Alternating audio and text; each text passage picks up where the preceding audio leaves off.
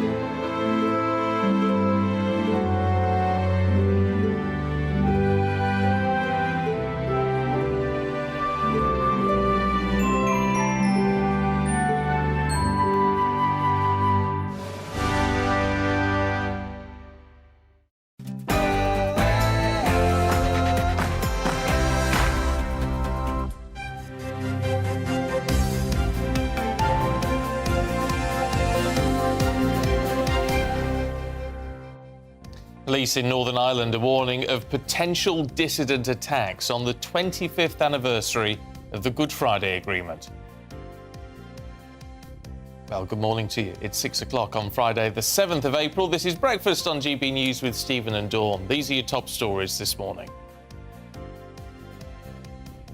On the 25th anniversary of the Good Friday Agreement, police in Northern Ireland have warned their officers to be vigilant of possible attacks over this Easter bank holiday weekend. The great Easter getaway begins today. Are you travelling to friends and family? We'll bring you regular updates on the state of the roads all morning. And talking of Easter, are you going all out on the festivities? Have you spent more than a pretty penny on eggs for everyone? Well, new research says that many of us have opted not to celebrate at all. But more on this later. But in the meantime, we want to hear what your plans are. Oh, yes, we do. Get in touch with us this morning. GBViews at gbnews.uk, whether you're splashing out on Easter eggs or playing it safe this year. We'd love to know.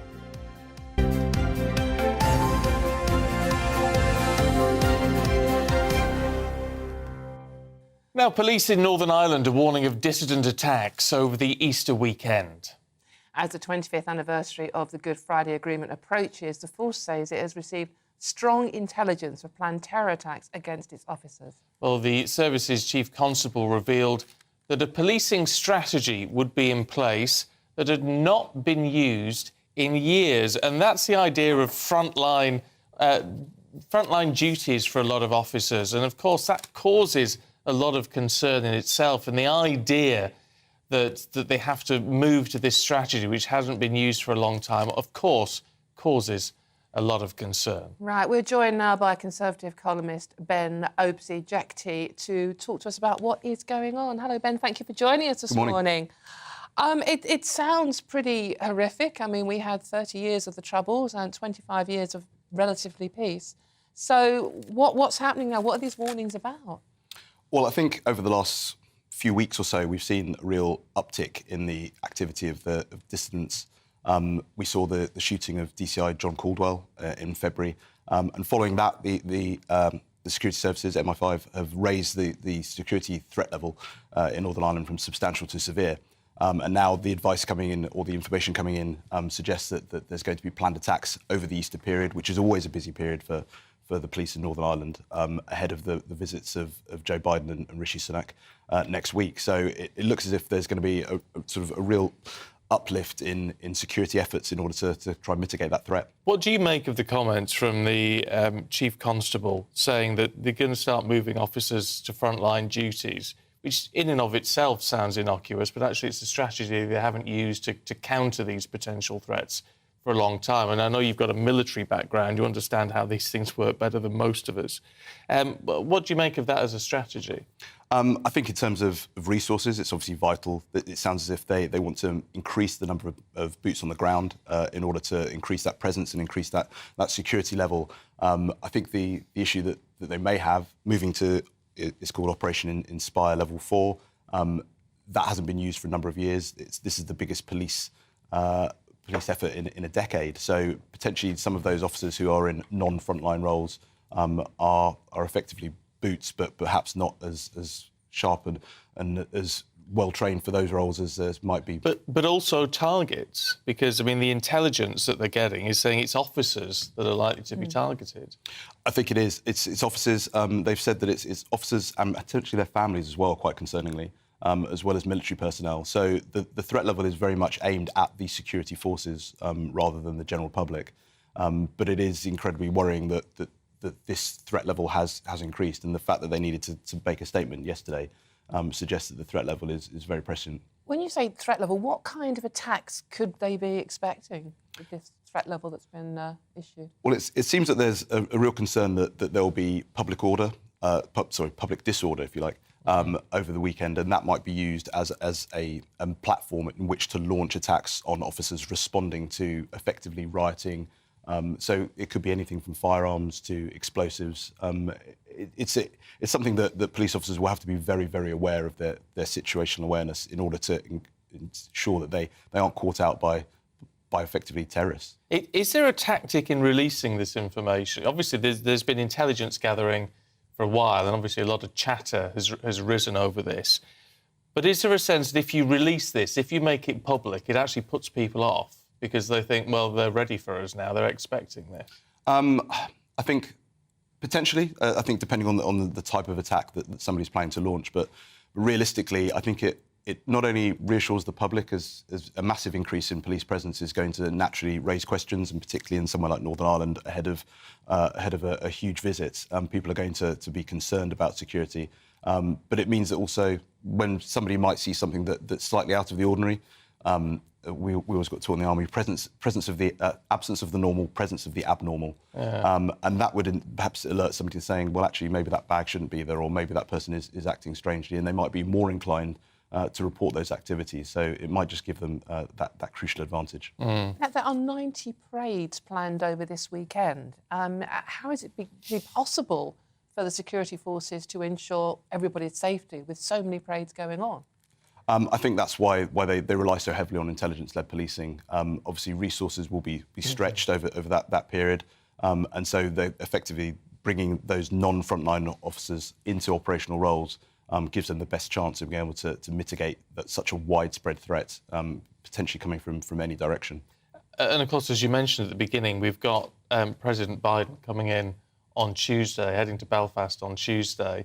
Now, that is a huge security concern. Presumably, though, within that, there will be some army security built in. There normally is for these type of visits. I think the US president's security is often very different to other leaders. I think his security details will probably already be here and be looking around, and I think they work very independently to some of our own security efforts as well. So I imagine that he'll be well looked after.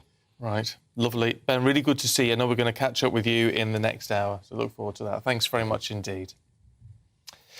Now, last weekend, the Port of Dover declared a critical incident because of queues of coaches waiting around 15 hours to board ferries. Horrendous, isn't it? An estimated 2 million British holidaymakers are heading overseas this Easter bank holiday weekend. That's an 11% increase compared with last year. Our national reporter, Theo Chikabomba, joins us now from Dover. Hello, good morning, Theo. Right, what's the latest? What are you seeing down there at the moment this morning? Good morning. Well, it's busy already here at the Port of Dover. People who are coming here are expecting delays. They have been warned in advance, but they're hoping not to see a similar picture what we saw last weekend when people were waiting for hours on hours. We saw some schools who were going on trips abroad, skiing trips particularly, waiting for around 18 hours. They were here since Saturday and only got into a ferry on Sunday evening. The port have said they're allowing less coaches to come here, hoping to alleviate some of the chaos that was seen last weekend. Away from the port, Network Rail say engineering works are taking place across the country, so it's worth checking your journey before you travel, depending on where you live. They're saying obviously they don't want people to not have a way to travel, but it is of course a time when people rely less on trains, so this is the best time, they say, to do some of those engineering works. And for those who are planning to travel by air, particularly at Heathrow Terminal 5, security staff are on strike. Their Unite Union members have been on strike since last week Friday, which is ending this weekend on Sunday. So again, they're saying prepare in advance, check your flights before you get to the airport, and make sure you bring enough food and drink so that you don't find yourself struggling if you do have to wait longer than you anticipated. And on the roads today, more cars are expected. Around 17 million cars, according to the RAC, will be on the roads today.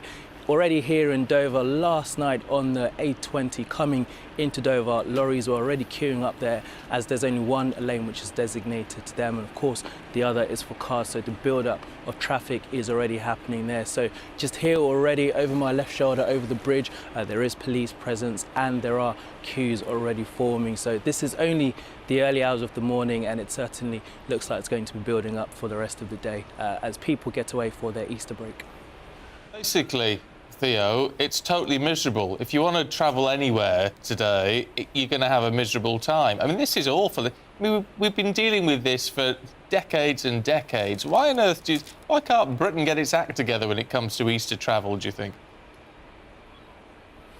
Well, this is what passengers have been saying to us over the last few days. They're saying we've been seeing what's been happening, but we are surprised that this is the case, particularly here at Dover, where processing has been an issue. Last weekend they were saying they had more coaches here than they anticipated. Again, people say surely we've booked in advance, we should be able to get through easier, but more checks are happening, more staff have been brought in here so that the process is easier.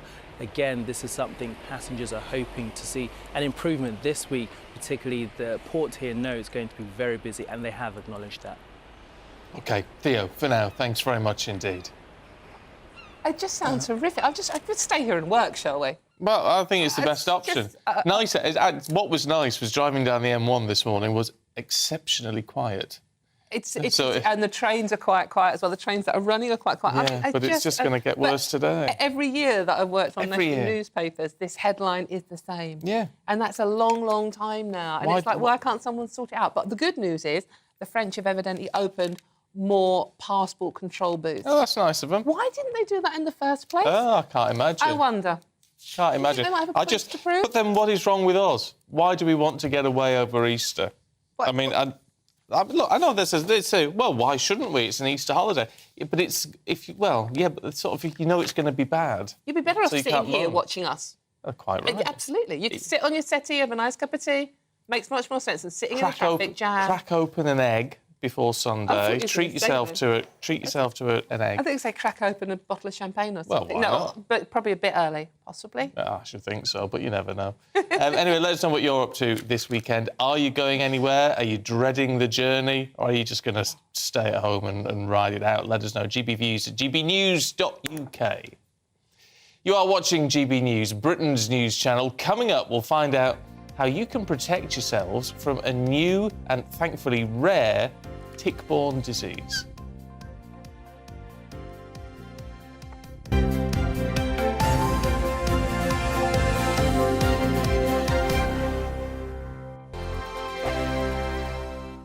Monday to Thursday nights on GB News. At 6, it's Deebs & Co. 7 o'clock, Farage. At 8, join Jacob Rees-Mogg. And at 9, Dan Wootton Tonight, followed by headliners on TV, radio and online. This is GB News. It's all about family, being in people's living rooms, all the interaction and getting to know who our viewers and listeners are. When I was young, my dad used to say, Nana, stop arguing. I wanted an outlet that would enable me to give my opinion. People are going through a really hard time right now, and I know that you don't feel like you're being listened to by the establishment. I came to GB News because it's the people's channel, and I want the audience to have their say on the events of the day. We're dynamic. We do something different. Democracy shows that the wisdom of the nation is in its people. I get to travel to find out what the story is from a personal perspective. The British people aren't fools. We know when we're not being told the full story. We've got to work out how Britain moves forward from this. It's the best country in the world. The establishment had their chance. Now we're here to represent your views. Britain's watching. Britain's watching. Britain's watching. We're proud to be GB News, The People's Channel. Britain's news channel. Join me, Patrick Christie's, Monday to Friday, 3 till 6. We tackle the day's news agenda like you've never seen before. It's high tempo, high octane, the most controversial topics, and the best guests. You will not be able to take your eyes and ears off it. I'm not afraid to ask the questions that you really want answered. 3 till 6 p.m, Monday to Friday on GB News, the People's Channel, Britain's news channel. I'm Andrew Doyle. Join me at 7 o'clock every Sunday night for Free Speech Nation, the show where I tackle the week's biggest stories in politics and current affairs with the help of my 2 comedian panellists and a variety of special guests. Free Speech Nation, Sunday nights from 7 on GB News, the People's Channel, Britain's news channel.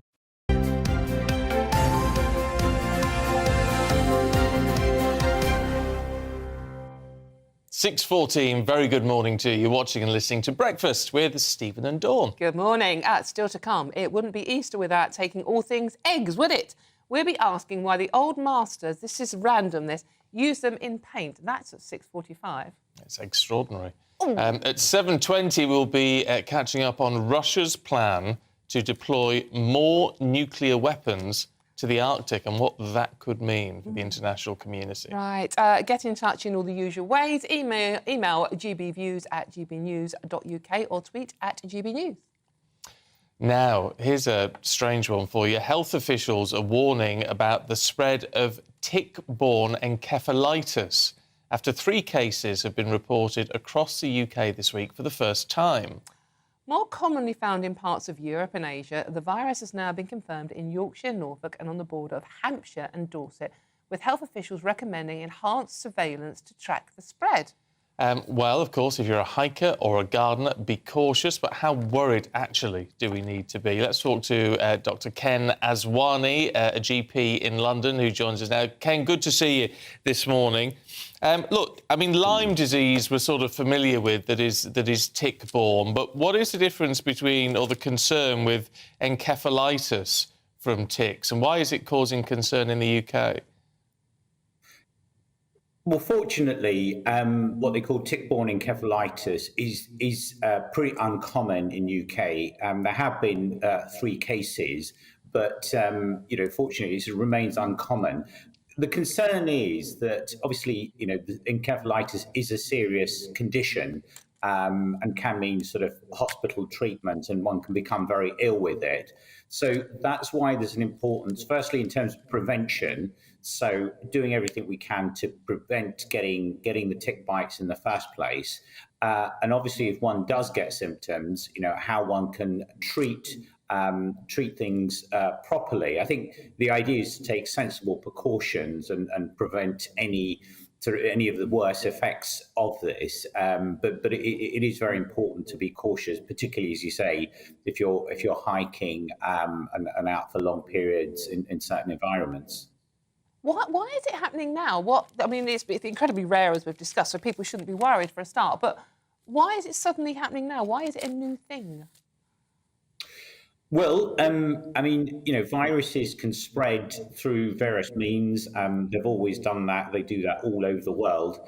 And what happens over time? So in Europe and other parts of the country, this kind of sort of spread is much more common.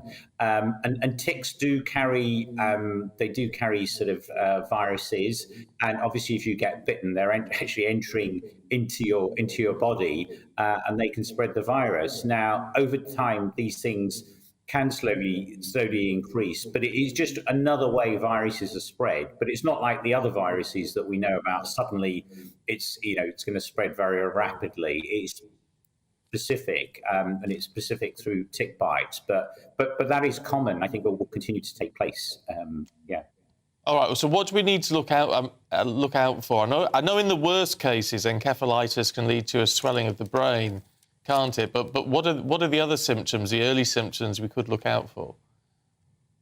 Yeah. So I think that most people would get viral symptoms of a virus, which is a bit of sort of tiredness, headaches, general aches and pains.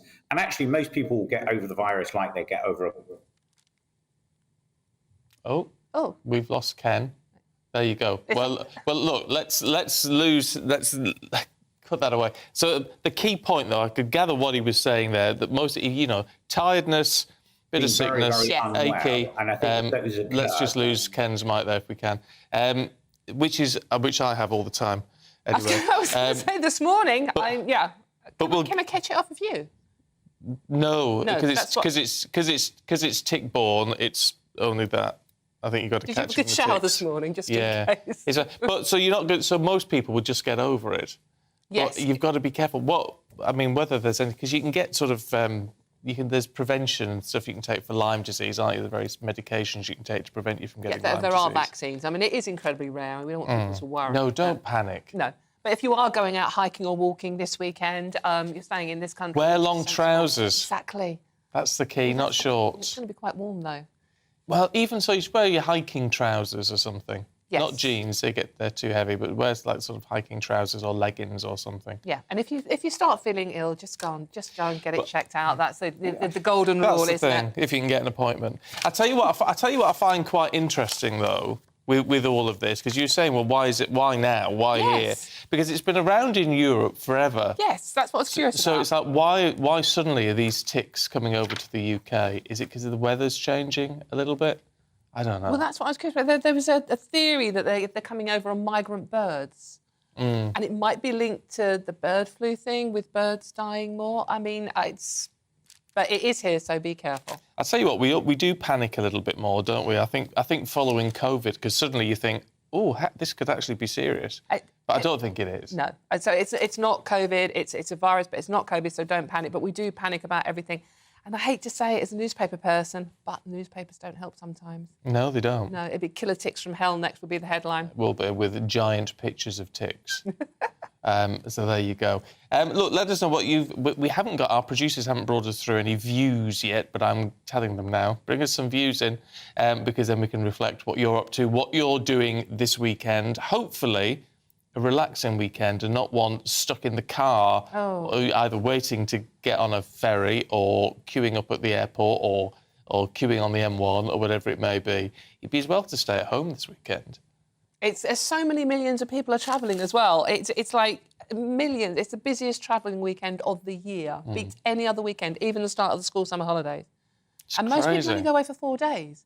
If you're going to spend a couple of days sitting at Dover, as lovely as Dover can be, or sitting on a motorway with kids in the back, are we there yet? I just don't know why you'd bother, really. But saying that, I always work over Easter. Yeah, absolutely. So there you go. So it's never occurred to me to go away. No, there's no sour grapes here at all. We wouldn't really rather be. No, I'd actually rather be here. It's just getting home up the M1 may be slightly tricky today. It may take a little bit longer. But getting down was fine this morning. Well, it was quite early, wasn't it? Yeah. Anyway, let us know what you're up to. gbviews@gbnews.uk. You are watching GB News, Britain's news channel. We're going to go through the papers in just a few minutes, so don't go anywhere.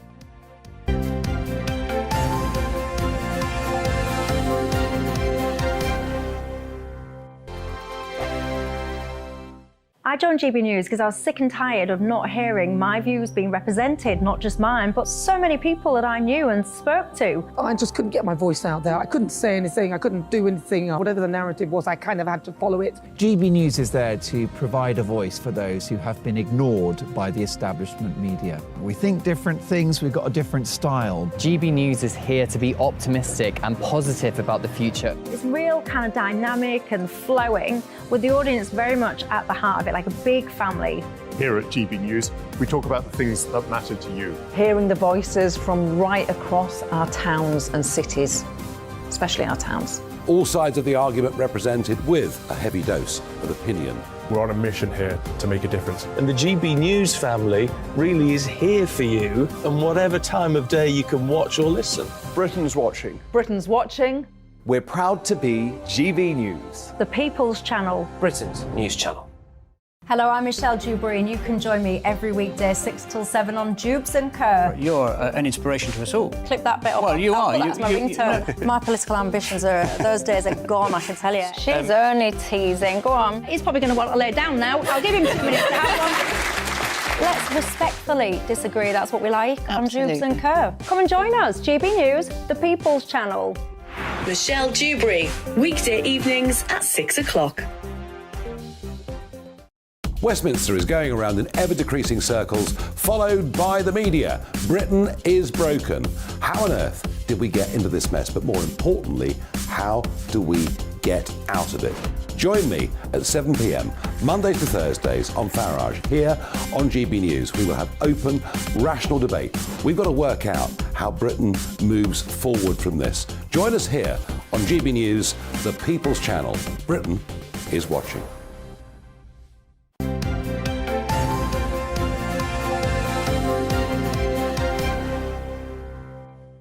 6:24. Good morning to you, watching and listening to Breakfast with Stephen and Dawn. And on that Easter getaway, you've been getting in touch. Talfin. Oh, now you're a regular Talfin. The name I recognise. Over the years, we've learnt not to go away at Easter. The roads are horrendous. Many years ago, we were stuck on the M5 for hours. We've never done it since. Sensible. I hope you're sitting watching us with a nice cuppa. And Kenny says, why do people do it? Exactly what we've been asking. They know very well they're going to be queuing whether there is a strike or not. And remember, France is on strike, pretty much the whole of it. No, when is it not? That's true. There's a lot of striking. And they're still in setting France. fire to things as well. Are they? Oh, Restaurants. dear. Macron's favourite restaurant went up in flames. Oh, he'll be annoyed about it. Flambe. Thoughts and prayers. Yes, flambe. Andrew, hi Andrew. Now, Andrew's sensible. I listened to Simon Calder's advice from yesterday's show and used New Haven instead of Dover and, excuse the pun, sailed through. Listening to you on the radio as we drive through the French countryside. Oh, I'm have glad a lovely holiday. I'm glad you can get us on the radio in France. That's oddly satisfying. It is, isn't it? For some reason. Yeah, I don't know. we could go on strike and give it that real authentic French feel. Oh, ho, ho, ho. Not going to do that. John says, Stephen asked the question, why can't Britain get their act together at Easter? Simple, it's money. Everybody wants to lighten our purses. Well, yeah, I get what you mean, but we should be a bit more resilient to that, shouldn't we? And just say, no. No. Couldn't we just be a bit more organised, do you think? It's like Easter, it happens. It's not like a shock, is that? I tell you what, though, it means people aren't particularly going to church at Easter if they're going on holiday. I know that's become a bit of an odd, but, you know, it is a religious holiday. It is, and you know what? People forget that. Actually. Yeah. Are you going to church? Well, no, because I'll be here. You can go to church after. Yeah. But no, but I would like to go to church. I like to do, I like to get to church when I can. It's a bit awkward working at the weekends. Yeah, no, that's true. That's a very good excuse. I will forgive you for your sins. It is a decent excuse, but it's not good enough, actually. I'm getting more into church. I used to go as a child, and then recently I've got more into it again. You know what? I love it. I don't think you have to be, and this is going to sound really strange, I don't think you have to be overly religious. It's just about, I don't know, the whole spirituality of it. Does that make sense? Yes, there is a sense to that. I don't think you necessarily have to agree with everything that is said, but if you think there is something other, then you can reflect on that. The Easter story is a lovely story. It's uplifting. Well, it is uplifting. It's the rebirth. It is uplifting. Yeah. That's why we do the eggs thing. Well, yeah, chocolate eggs. I don't know what's got chocolate eggs. I bought yesterday a couple of Easter eggs. Right, To be okay. fair, I did go for the most unusual ones I could find. But one is a carrot, a chocolate carrot. Right. And the other one is a chocolate hot cross bun. Right, OK. I dread to think what the carrot looks like. Does it look like a... Actually, is it orange? No, it's got gold on it. That sounds posh. Yeah, it's for Ellie Costello. Do you know what? The most expensive Easter egg in this country. That has actually gold on it as well. Oh, yes, there was. 250 quid. Oh, no. Oh, you mean one that you can buy commercially? Yes, yeah. Oh, right. Yeah, no, not like a Fabergé egg. Oh, right. I know you collect those, but no, this was like a chocolate egg that you're going to eat. It's like only little 9-ounce ones that you're going to eat really fast. Oh, right. £250. Yeah, worst of most. I mean, any more than a fiver and it's a joke. Anyway, if you bought a load of eggs this year, nice for the kids. You can get them for like 99p and things for the I've kids. got a great chocolate aubergine story I'll tell you later. Probably off air. Dread to think. Let's run you through the front pages this morning. Those heading to France this bank holiday could face travel hell because of cancellations and queues, according to The Sun. Right. Meanwhile, The Mirror also leads with the Easter getaway or not getaway, with the RAC warning of traffic jams and more problems for those trying to get to France. Up to half of doctors in England will be absent during the 4 days of junior doctors' strike next week, according to The Times. Oh, my Lord. Meanwhile, the Mail reports that the King's backing for research into historical links between the monarchy and slavery could fuel calls for Britain to pay compensation. The Express reports that Ukraine's ambassador says his country will fight to the last rather than negotiate with Putin. Meanwhile, The Guardian reports that the Speaker of the House of Lords says it needs more independent expert peers amongst its members. Pressure is growing to scrap smart motorways amid rising deaths linked to the roads and concerns over their cost. That's in the Eye. And The Telegraph leads with a warning that dissident Republicans are planning terrorist attacks on police in Northern Ireland before US President Joe Biden's visit. Furious Italian politicians are demanding their citizens stop using English words, says the Daily Star. Right. OK, well, it's time to go through the papers now. I'm not sure we're doing that one quite yet. And joining us this morning is a broadcaster and head of Blethered Podcast, Sean McDonald. Welcome, Sean. And he is joined by writer and commentator Candice Holdsworth. Hello, Candice. Welcome. Thank you both for joining us on Good Friday. Good morning. Yeah. Glad you're not travelling anywhere. No, well, apart from here. I am straight to the airport after here. Oh, God, of course. Are you? Good luck. Back up to Glasgow, yeah, for an Easter weekend up there. Right. So, yeah, I look forward to covering my first story. Right, OK. Yeah, go on then. Go on. In the Mirror. Yeah, so the Mirror running with the standstill, the Good Friday chaos, whether you're flying by, or you're travelling by air, road or rail, you're probably looking at a very, very tough time. Don, as you had mentioned, ill-prepared at Dover Port for passport checks. I mean, it's the same time every year, more or less. But it just seems to be sometimes just a sort of British bureaucratic way of doing things, of being a wee bit ill-prepared. We've got, obviously, strikes, security staff that are taking place at Heathrow Airport. And, obviously, there is a traffic jam of a litany of people trying to get away for a wee bit of Good Friday fun and the predicted nice weather that's coming over the next couple of days. It is looking pretty chaotic. I think St Euston Station is going to be closed at some point as well. So, Oh, excellent. Perfect timing. Yeah, I mean, what do you reckon, Candice? I mean, what is it? Why can't we get these things right? I know. Every year it's the same story. Every year. There is no way that I would travel with 2 kids under 4 on Easter weekend. I mean, that is my idea of hell. Yeah. I could not do it. So I've planned lots of things in London this weekend. We're going to stay put and we're happy doing that.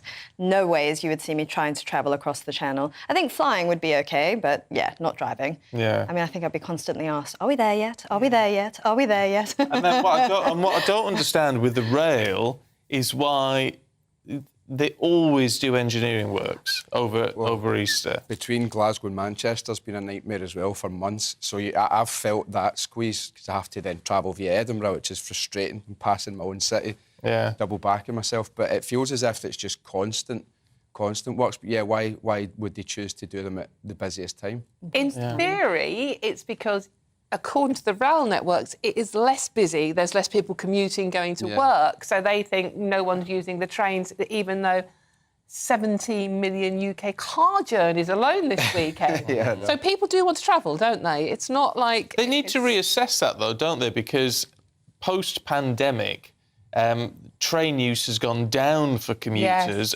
but up for ordinary travellers at the weekend. So they need to reassess that. Do the engineering works on a Monday morning, Sean? Do you think? Yeah, I mean, I would be looking... That would be great if back in my prior life when I was working in call centres and stuff, I would have loved the opportunity to say, sorry, boss, trains are off. Yeah. Can't come, engineering works. Call centres to do it all from home now, anyway. Yeah, no, exactly. I couldn't even get around it that way. No. Have you actually tried phoning a call centre to complain about a train service? Oh, no. Impossible. It takes longer than the actual journey. Yeah. Yes, no, I can't say I've ever tried that, got to be honest. Let's have a look at the Times, Candice. Yes. Looking at the monarchy's links with slavery. Yeah, so this is on the front page of the Times. So King Charles has given his support to a PhD student from the University of Manchester. She's going to be looking into the royals' links to slavery. So she's going to be looking at the Royal Archives, the Royal Collection. This is also done in partnership with Royal Historical Palaces. So they're being very supportive about this. King Charles has said he takes it very seriously. I mean, at the moment, this is going on across all museums and art galleries across the Western world. They're sort of reassessing their links to slavery.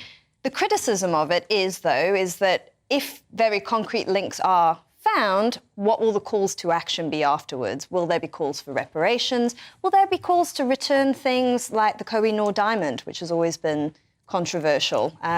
So a lot of people have said it's fine for King Charles to do this, it's well-meaning, but what could it lead to afterwards? And he needs to maybe exercise some caution.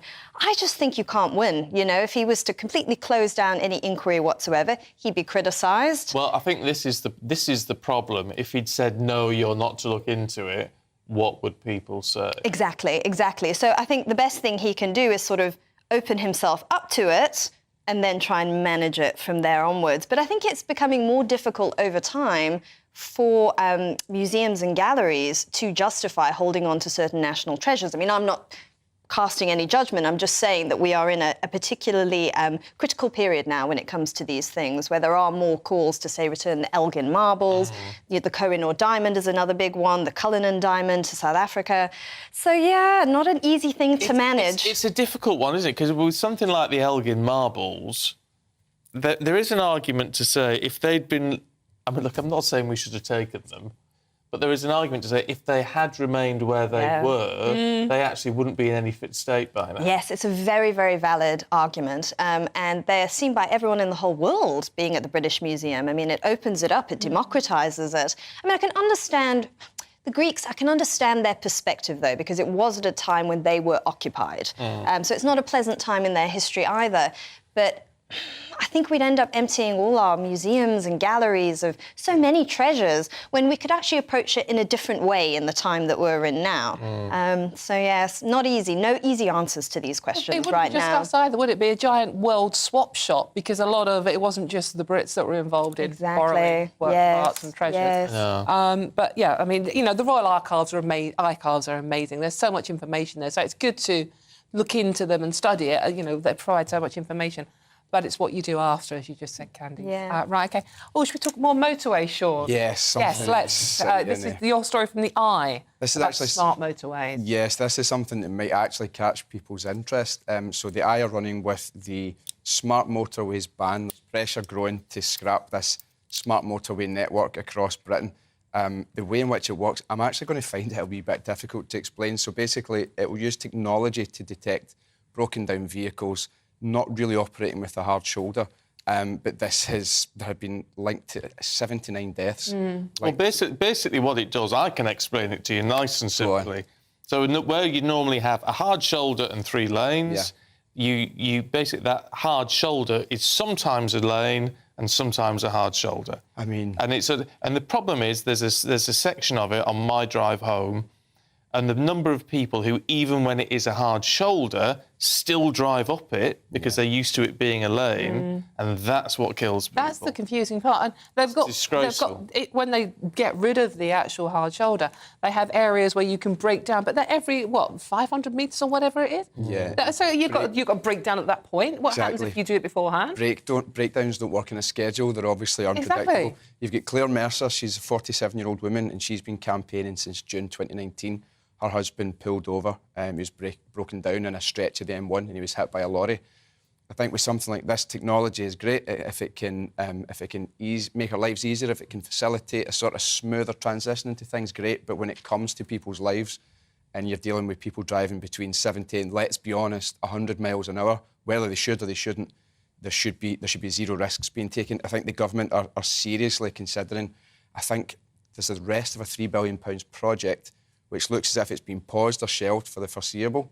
And I think that in itself is probably going to predict how it's going to go. They wouldn't be pausing such a project. So it's something that it hasn't worked out the way they'd have liked. No.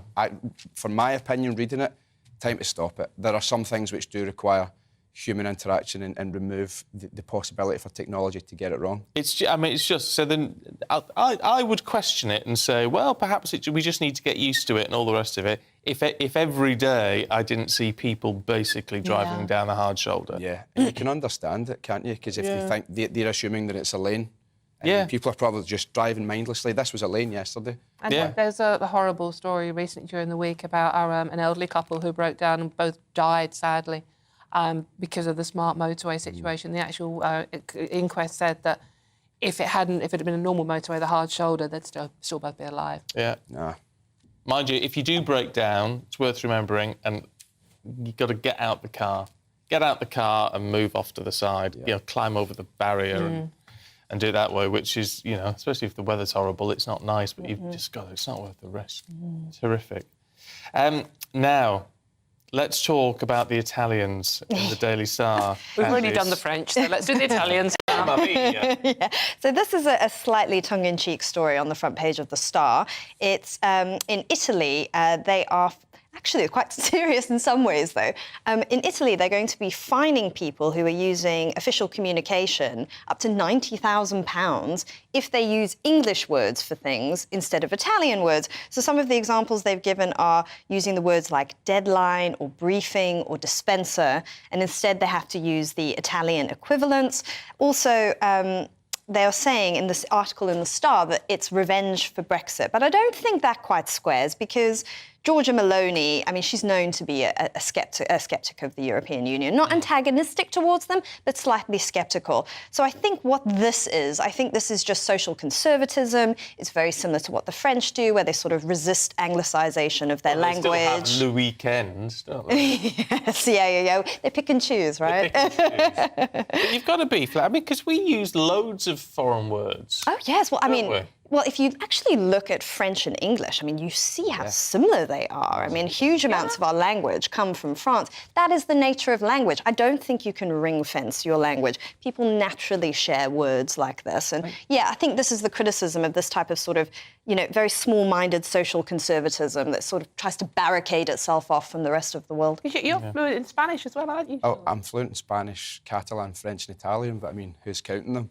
But what I was going to say is... It quite clearly is, isn't it? Yeah, what I was going to say is, in the House of Commons, I think French was spoken until the sort of mid to late 1800s. And across language of Latin derivative, we borrow and share a hell of a lot of words. Even in French, you'll hear them say, what you're saying, like the weekend, or it's modern words that kind of make it into their lexicon. Ghosting, socials, FaceTime, it's like it just remains in sort of English. I find it quite funny. Yeah. The Welsh don't have a word for raspberry ripple. What a shame. Why do you know that? Because when I was a kid, we used to get the Welsh TV station where I am. It used to come up on the TV, and these in all the Welsh soap operas, they'd be going, waffling on in Welsh, and then somebody say, raspberry ripple. I remember that. There you go. And what's the Welsh for microwave? Someone, GBViews at gbnews.uk, but it's something like pinkety pong. The Japanese have something similar. The Japanese don't have words for beer, sandwich and coffee, so they have their own. So it's biruo, sanduichi and koffio. Because it's just, they weren't invented at the time of the the rise of the Japanese language, which I find funny. So, yeah, I wouldn't be paying too much attention to that stuff in the Daily Star, to be honest. Oh, there you go. So we've just destroyed the Italians and the French now. Shall we move back to the UK? Why not? Yeah, let's. What about The Guardian? Sean, this is your story again, isn't it? Hundreds of UK companies are resorting to a new tactic to lure and retain young workers from Generation Z. Yes, so... Apply, Stephen. Early finish Fridays, the new office perks as bosses are seeking to lure Gen Z staff. They're having to make it more alluring for young and creative staff to come and work for them. Now, the number of company job postings that we're offering in the early finish pre-COVID, I hate saying that word, 583. 3 years later, you're looking at 1,400, 1,500 jobs. So it is a major perk. I used to work in sort of start-up companies, and this was a sort of great aspect. Companies have to be competitive. They have to offer something slightly different. And I think people are now, you know, the 4-day work week and stuff has been trialled. I think it's a very positive thing. And it's very likely because who doesn't want to finish early, whether you're Gen Z, whether you're older. I mean, I'm not opposed to it, but there's a lot of jobs. I mean, I know someone who, is a forklift truck driver, right? And they finish early on a Friday, half day on a Friday. So it's not exactly new. No. I mean, it's fascinating. The workplace is changing. I mean, it's obviously things that were brought in during the lockdown and people's preferences have shifted, but also it's to do with the state of the job market, which is favouring employees a lot more now. I mean, I feel like as a millennial, the workplace bends towards me more than it did, say, for people who were older. And I've often found older workers, they enjoy these changes, but in some ways they're used to working very differently. Yeah. So you need to have a bit of change management when it comes to people who are used to working a certain way, maybe older managers, and then the preferences of their younger employees who actually want things to be done differently. And that can be difficult. Also in terms of luring people back, the over 50s who've left in quite large numbers. How do you get them back to work? So I think this is a really interesting development. We'll see where it goes. And if you can still retain the productivity that we've had. Well, that's the key. That is, yeah. I personally find that when I worked in these companies, I'd be finished a lot of my tasks by 11 a.m, but I'm kind of being held captive, and I'm like, I'll just look busy until I'm allowed to be released from my little cubicle. I think it's that acknowledgement that, pay people for tasks instead shouldn't you do more? Shouldn't you do more? If you finish by 11 o'clock, shouldn't you take on... I would be saying pay me more because, these are the tasks that you're paying me for, and if I get them done very quickly, then if you want me to do more, then pay me more. That was my I think there's definitely a generation thing here going on. Because it's like, well, it's all about... I'll tell you what I find quite interesting. It's the idea of people... I know people always work for themselves. You pay, you work to pay the rent and buy the food and all the rest of it. But you also need the company to be a success. Otherwise, everyone's out of a job. Again, it just depends if the CEO's pocketing all the cash, whereas I understand the benefit of hard work, but just to go way, way, way over and above and not see any sort of financial remuneration for that, it's kind of like... I must admit, the funniest thing was when I was editing a national newspaper, we had the generation gap coming in here again, and I had young reporters starting, their first job on a national newspaper, and they'd come in and it's like, right, 5 o'clock, I'm finished, and it's like, no, it's a national newspaper. You can't just finish at 5 o'clock. No, but my contract says 5 o'clock. And they would go. And it's like, hold on a minute. It's the generation thing. I think as well it's dependent on if it's your vocation. Because the work I do now, I'm never done working. But the work I'm referring to is typing things into a little spreadsheet. Call center, and it's just, Well, talking of young people, raves, hallucinogenic drugs and all these awful things that we associate with young people. That's Sunday sorted, Steve. I mean, honestly. It's not as new as we may think, according to the Telegraph. No. So this is a story in the Telegraph. Apparently, they've found... researchers, archaeologists have found evidence that Bronze Age people, about 3,000 years ago, were using hallucinogenic drugs. They've looked at hair samples. They've found artistic depictions, things found in pots. This is not new. I mean, we've spoken about... I mean, everyone knows that the pagans were having very interesting psychedelic experiences. And I actually went to a really interesting talk a few years ago, which even explored how the ancient Hebrews may have been using certain spices and herbs to enhance their religious experiences. So, I mean, it's quite interesting.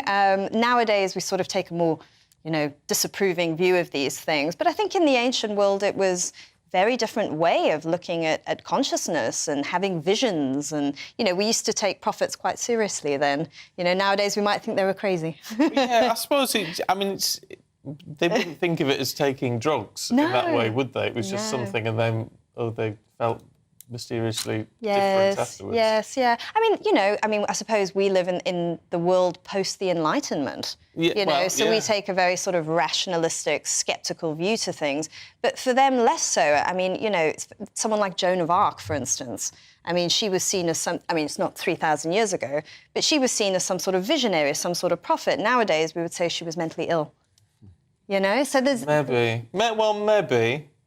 Yeah, maybe. Yeah, she might have just been smoking a very strong herbal cigarette. Well, she could have been, right? She could have been a visionary and a prophet. Yeah. I don't know, that's a tricky one, isn't it? An herbal cigarette, Your Honour, that's going to be a lot of defences. Yeah. I just love the fact that analysing the hair from 3,000 years ago, looking for drugs?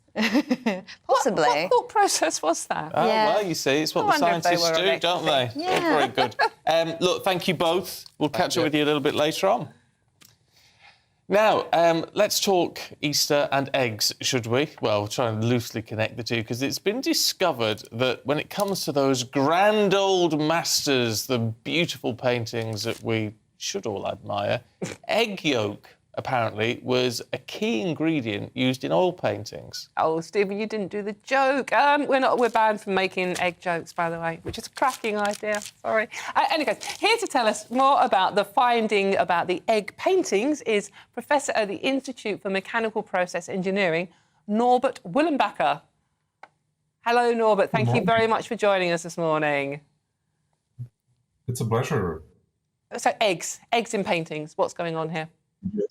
Yeah, well, in medieval times, that was the standard way of binding the pigments. Pigments were suspended in water, and then egg yolk or other proteins like animal glue or casein were added, and this resulted in very colorful and bright paints, very durable, and we can still admire these old artwork even after 600 years.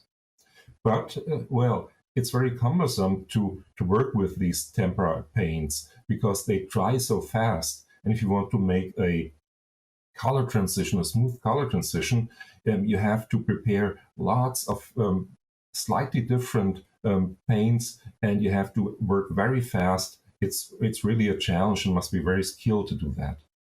And then at the beginning of the modernity, in the late Renaissance, oil paints came up. Pigments are simply suspended in oil, and you don't need anything else. The oil is secretive, it dries slowly, and this enables new artistic expression. You have time to paint wet and wet. You can make smooth color transitions very easily. That was a real breakthrough. But now we can analyze all these old paintings, and we find that instead it's not necessary. These old masters sometimes added trace amounts of egg yolk, and we've no idea why. That's the state of the art. All these old artworks are carefully analyzed with microscopes, with spectrometers. We know the chemical composition, we know all the pigments they used, the shape and the size, but we've no idea why they added these really trace amounts of egg. And because it's so hard to get hold of that, people first thought, well, it might be impurities, but then it turned out you can find it in all, or in many, not in all, but in many paintings of old masters like Botticelli, like Da Vinci, like Rembrandt, Dürer. They all knew about that. But why? It's fascinating. It's fascinating, Norbert, to think that even looking back at all of this, there are still these secrets. And we might have discovered what they were doing, but the fact that we don't understand why they were doing it is absolutely fascinating. I mean, it adds to the mystique of their work, doesn't it?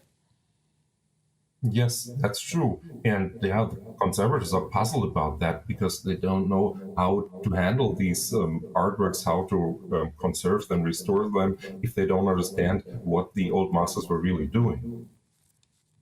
And this was the starting point of our research. we wanted to investigate what's going on or what can you achieve if you add trace amounts of egg yolk to an oil paint. And we figured out that it depends on how you do it, how you add it. The process is important. It's not just to have a cooking recipe with all the ingredients, you also have to have the preparation instructions. And that's what we were working on. We investigated different scenarios. We added the egg yolk prior to making the oil paint, then the pigments are fully covered with a thin layer of protein. And the other scenario we investigated was that we prepared the oil paint and added small amounts of egg yolk, let's say 1 or 2% afterwards.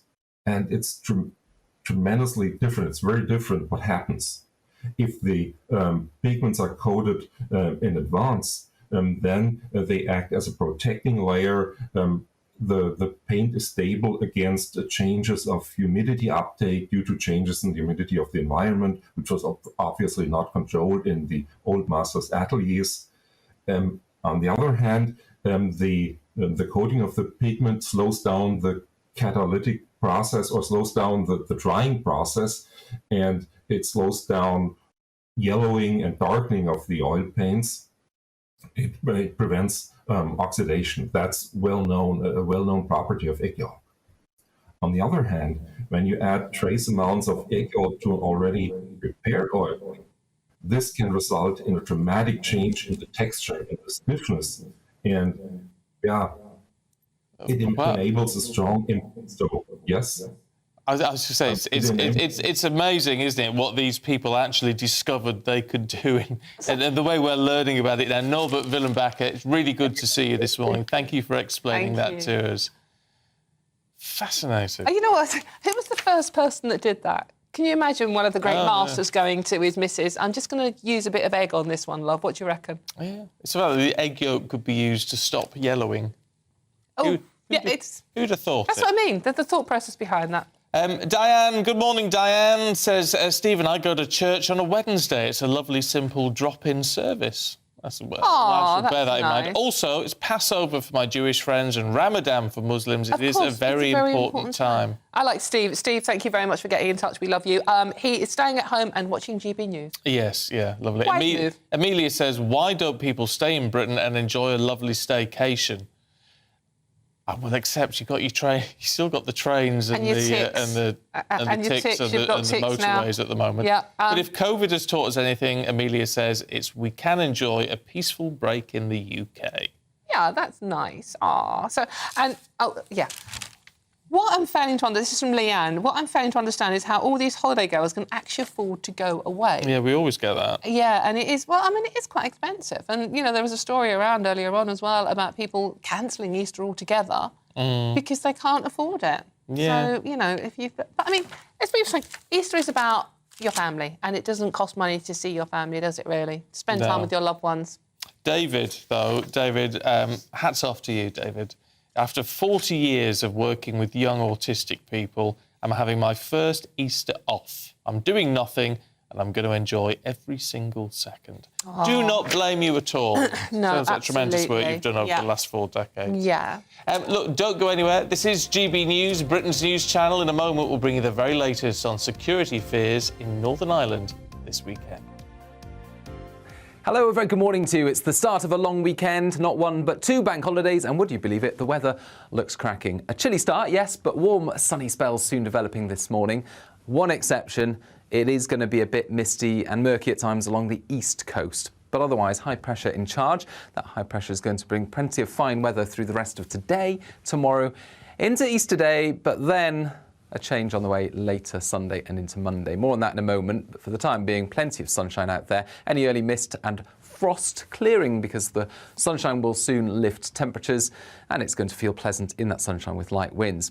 As I mentioned, an exception for the North Sea coast. Some thicker and lower cloud will move in here by the afternoon, keeping things a bit grey and on the chilly side, 10 or 11 Celsius for some North Sea beaches.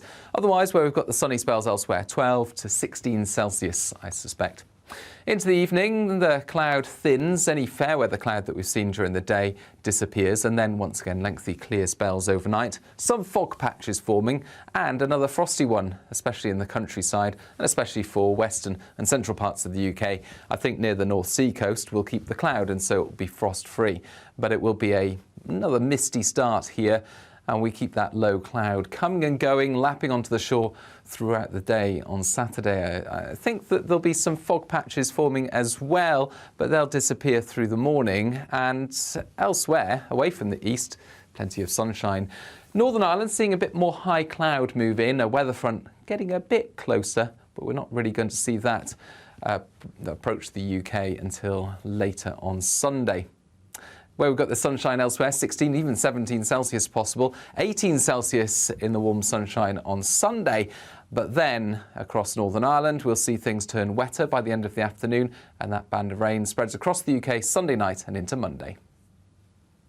We've got a brand new lineup every Saturday night on GB News. From 6 p.m, I'll give you my unique take on the world today. Then at 7, it's me, Calvin Robinson, with my Common Sense Crusade. New to GB News is the Saturday 5. 5 times the opinion. Join us every Saturday from 8 p.m. as we debate the week's stories. With us 4, plus a special guest. And at 9, of course, it's Mark Dolan Tonight. Brand new Saturday nights on GB News, Britain's news channel.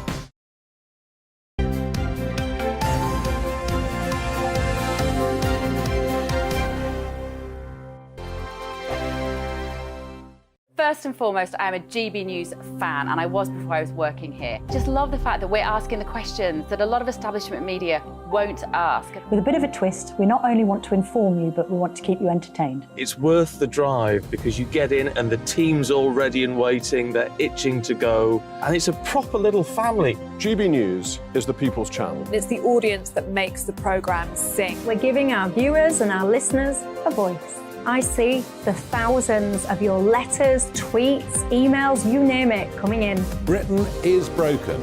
How on earth did we get into this mess? But more importantly, how do we get out of it? The establishment had their chance. Now we're here to represent you. It's time for something different. It's time for GB News. I'm very patriotic. I believe in Britain. Our best days lie ahead. Britain's watching. Britain's watching. Join us here on GB News. The people's channel. Britain's news channel. Monday to Thursday, 9 p.m. till 11 p.m. Join me, Dan Wootton. I'll bring you the sharpest takes and hottest debates. Do you not believe in prison? I don't believe in prison. I'm completely stunned. I guarantee you there'll be no spin, no bias, no censorship. I actually was personally quite offended by it. And no reason to go to bed. So I guess they've always been quite woke. That's Dan Wootton Tonight on TV, radio and online. Monday to Thursday from 9 p.m. till 11 p.m. on GB News. The People's Channel, Britain's news channel. I'm Simon Evans. Join me on GB News for Headliners at 11 p.m. What's the scoop? I'll be joined by 2 of the country's top comedians. That's right. As we take a look at tomorrow's newspapers tonight. We're going to get into trouble. If it's a big story, we'll be covering it. Spill some tea on him. There we go. But we'll also have some fun. I wouldn't stick up a bank. My father didn't love me. So anyway. Headliners every night from 11 on GB News, the People's Channel, Britain's news channel.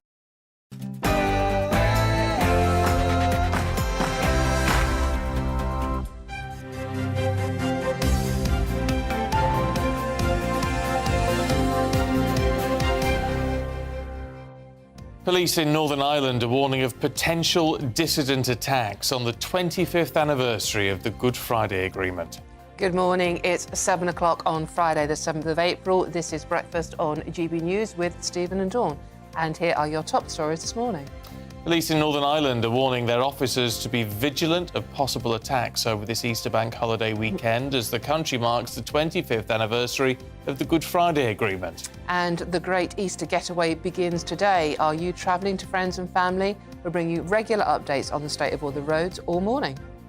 Talking of Easter, what are you doing to mark this weekend? Have you spent more than a pretty penny on eggs for everyone? New research says many of us have opted not to celebrate at all. We want to know what you're up to, actually. And as ever, you can join in any of our discussions by emailing gbviews@gbnews.uk.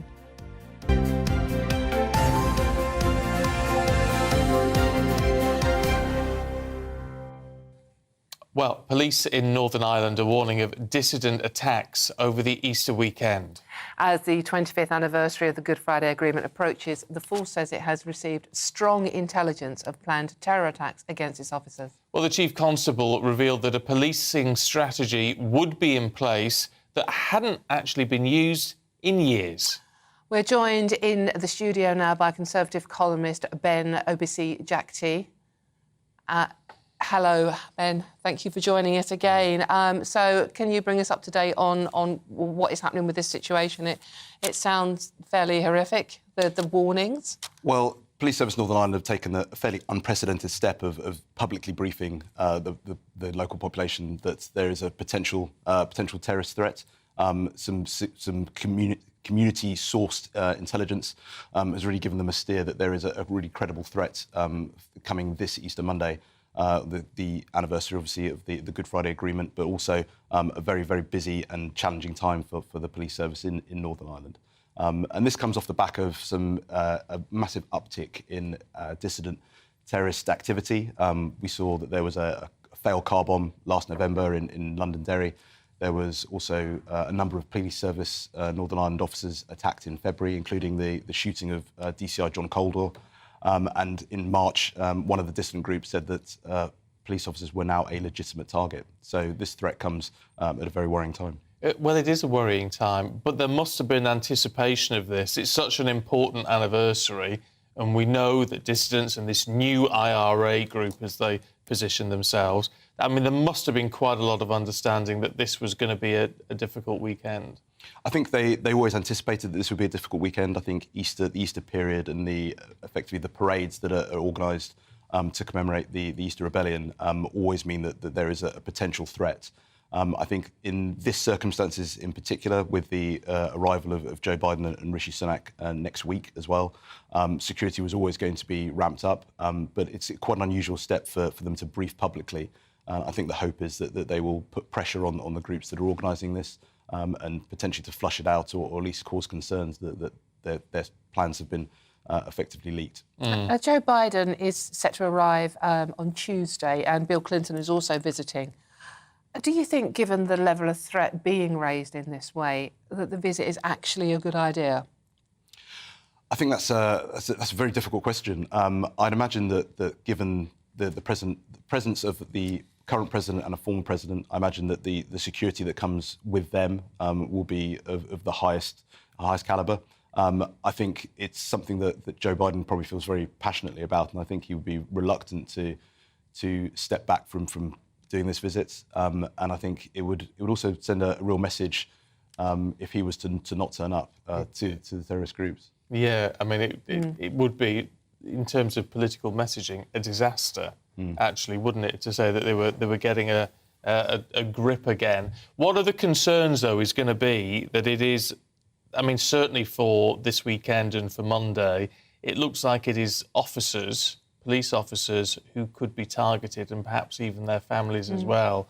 And yet this new strategy, or bringing back an old strategy of getting more officers out on the front line, actually, in frontline roles during this, and perhaps officers who aren't particularly well trained in this or a bit out of practice, if you like. I mean, that presents its own problems, doesn't it? I think it presents some real operational challenges.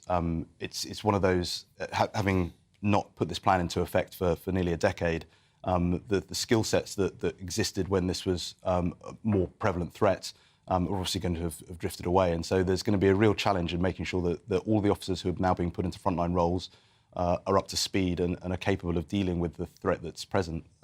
They've said already that they're looking at foiling gun attacks and bomb attacks, and that is a fairly specialist skill in being able to identify those. We have had 30 years of peace. We've got to remember 3,500 people died in the Troubles, 30 years of the Troubles and 25 years of peace. Why is it so heated again now? Is it because of the dreaded Brexit situation, or is it the 25th anniversary itself of the Good Friday Agreement? I'm not 100% sure on all of the causes behind this. I think these things come in waves. The attack recently on John Caldwell was blamed on the new IRA. I think it depends on the leadership of those groups and who potentially has momentum going forwards and where they spy those opportunities. And I think in doing so and gaining perhaps some successes or some minor successes, I think they feel emboldened to push that forwards and see if they can further their aims that way. I tell you what's interesting, though, we've seen this since the Good Friday Agreement, that for those people, whereas in the past, and let's hope this isn't coming back to the case, in the past there was a lot of support for dissidents and what they were doing, not from everyone, but from large groups. But when we got peace, suddenly it was people within Northern Ireland would do anything for peace. It's that they just want the peace to continue for the sake of themselves and their children and their grandchildren and what have you. So with this, you can imagine and if you're in Northern Ireland, let us know. But you can imagine actually being a lot of anger amongst ordinary people in Northern Ireland saying, we don't want to be dragged back. I think so, and I think it really has a massive impact on the population, given as well that the targets are not only police officers, but also their families potentially, as well as prison officers and military personnel.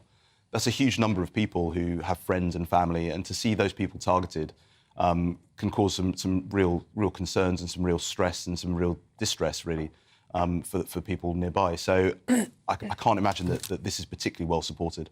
No, well, let's hope not. Ben, really good to see you this morning. Thanks very much indeed. And if you are in Northern Ireland, I'd love to hear from you, actually, and let us know what you actually think about all of this. gbviews@gbnews.uk. Right, let's bring you up to date on all the news headlines. Efforts to weed out hundreds of potentially corrupt police from Britain's biggest force are underway. Counter-terrorism officers, along with those who tackle serious organised crime, have been drafted in to help clean up the Met Police with more than 1,000 cases. Nearly 700 will now be reassessed, with almost 200 referred back to formal risk management or vetting. Temperatures could reach as high as 16 or 17 Celsius in some parts of the UK today. Brace yourselves then. The sun is putting its hat on for the long Easter weekend. The Met Office says the weather is set to be fine and, wait for it, relatively nice before rain for most places on Monday. Typical. Meanwhile, the Lionesses beat Brazil 4-2 in a dramatic penalty shootout last night, winning the women's finalissima. The game finished 1-1 before Chloe Kelly scored the winning goal in front of an 83,000-strong crowd at Wembley. The women's football team are now undefeated in 30 matches.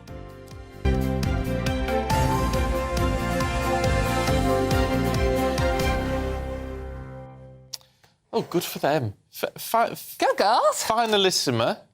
Yes. Oh, I've never heard of that before. Me neither, and I like football, sorry. But the girls are doing better than the boys. Well, there you go. I'll tell you what, it's the crowds that tell the story, though, isn't it? Because it was not that long ago that the women's matches and things wouldn't get particularly big crowds. Absolutely. Now they're pulling them in, and that says a lot. And it's really good family crowds as well. Lots of people are taking their youngsters there, and nobody, remember Euros the other year, sticking flares up their bottoms. Girls don't do that. No, let's hope not. Finalissima sounds Italian, doesn't it? And we were talking about language earlier on, because there's some... you could be... If you use in an official document words like deadline in Italy, you could be fined £90,000. And so we're talking about different languages and Welsh and all the rest of it. And Robert says, when I lived in Wales, poppity ping is what they use for microwave. Poppity ping. Can you say it in a Welsh accent? Go on, your Welsh accent's good. Poppity ping. That's very good, isn't it? No, I sound like Gladys Pugh.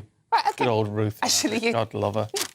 There's no physical resemblance at all, though, obviously. Oh, I love her. Do you know, she was messaging me. She was going to come on the show, was Ruth Maddock.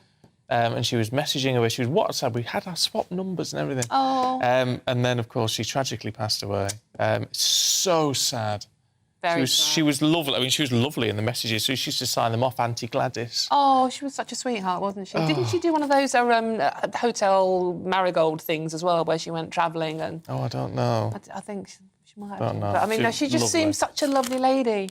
Yeah, she genuinely. Did. Yeah, genuinely. It's a real shame. Sian, hi Sian, says, I cringe at our English being Americanised, especially the grammar and spelling. We are a global species, but our ancient European, British, Celtic and Gaelic languages are a treasure of lingual music to be proud of. You know, I hate the way we Americanise our sentences is now like, can I get... No. Oh, may I have? Please, may I have? Absolutely. I love this one from Anthony, though. Italians often don't get the word correct when they use English. They call jogging footing. Footing. Who knew? Do they? I know. I don't know that. No, I don't know. But it seems, but no, I have to say, the American. There's a shop near me, and oh no, actually, it's not near me. It's round the corner here. There's a hair salon. You are living here. There's a hair salon round the corner, which I walk on the way to work, and it's and this have colour spelt without a U in the window. No. Get your colour here. Do away with those unnecessary vowels. No, But your hair does don't look like lovely, that. by the way. Thank you. There's no colour on it. Thank you. I don't colour my natural hair. highlights. Natural highlights, yeah. Bit more every weekend, I can tell you. He's had it done recently, that's why I'm saying it looks lovely. It's going to be totally grey after this weekend with you.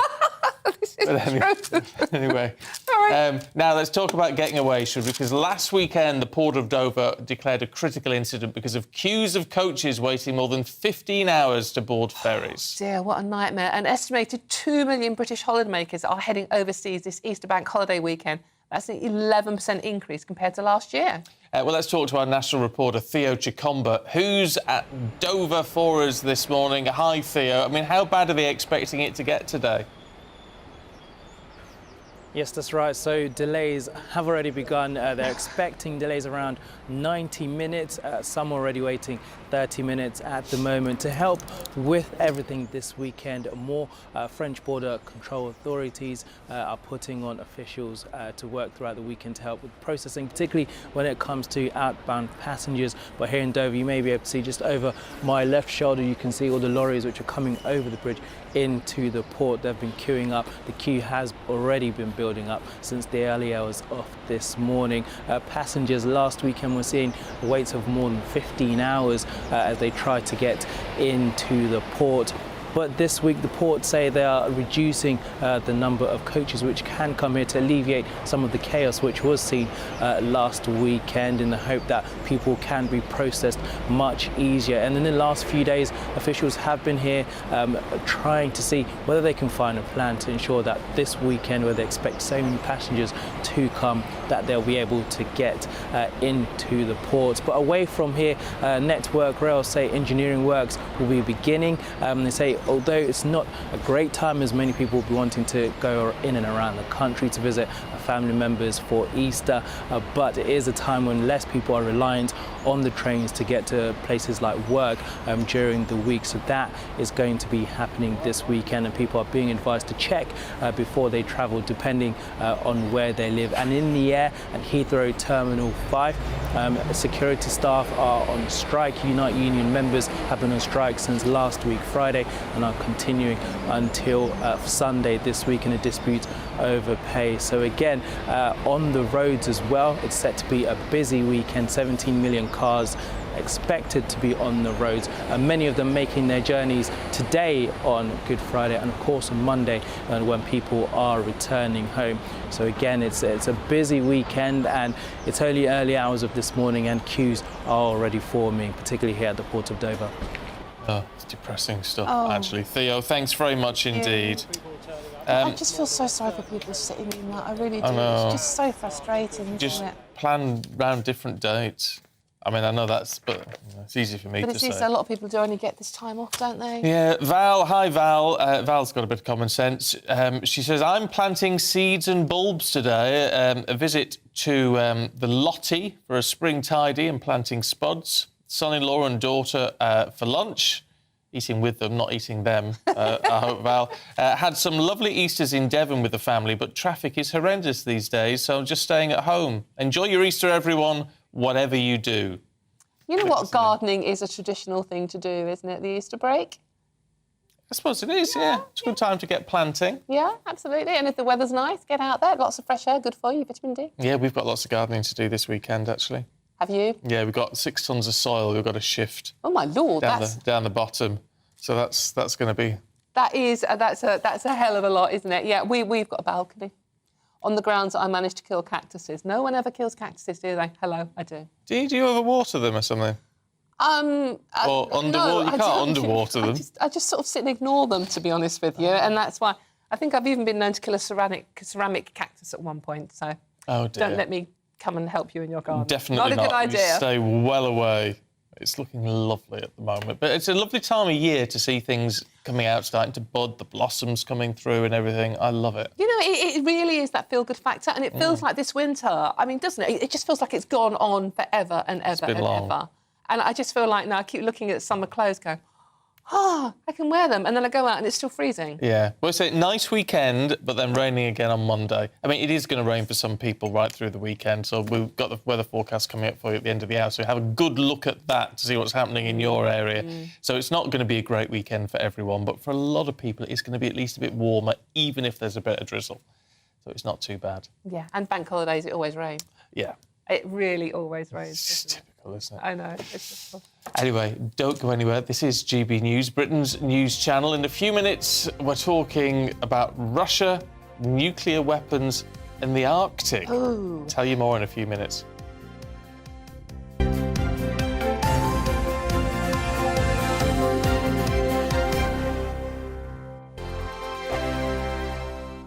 I joined GB News because I was sick and tired of not hearing my views being represented, not just mine, but so many people that I knew and spoke to. I just couldn't get my voice out there. I couldn't say anything. I couldn't do anything. Whatever the narrative was, I kind of had to follow it. GB News is there to provide a voice for those who have been ignored by the establishment media. We think different things, we've got a different style. GB News is here to be optimistic and positive about the future. It's real kind of dynamic and flowing, with the audience very much at the heart of it, like a big family. Here at GB News, we talk about the things that matter to you. Hearing the voices from right across our towns and cities, especially our towns. All sides of the argument represented with a heavy dose of opinion. We're on a mission here to make a difference. And the GB News family really is here for you, and whatever time of day you can watch or listen. Britain's watching. Britain's watching. We're proud to be GB News, The People's Channel. Britain's news channel.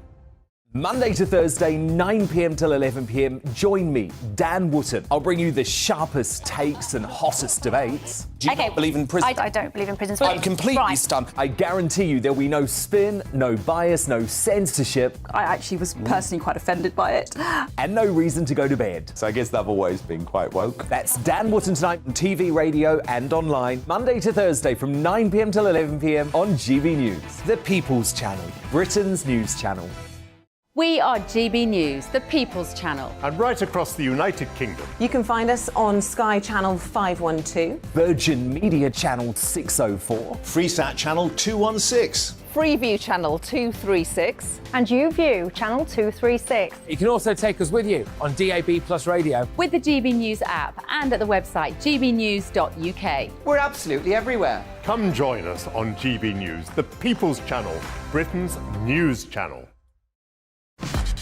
Start the day with GB News.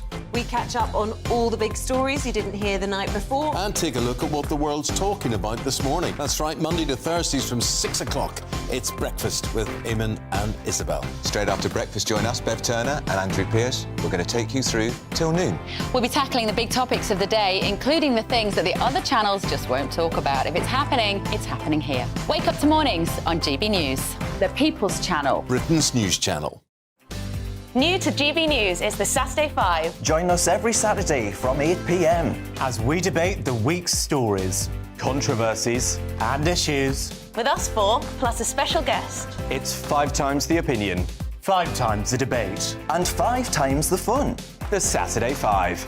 Saturday nights from 8. Only on GB News, the People's Channel. Britain's news channel. You could wink at the end. I can't Britain's wink. Listening.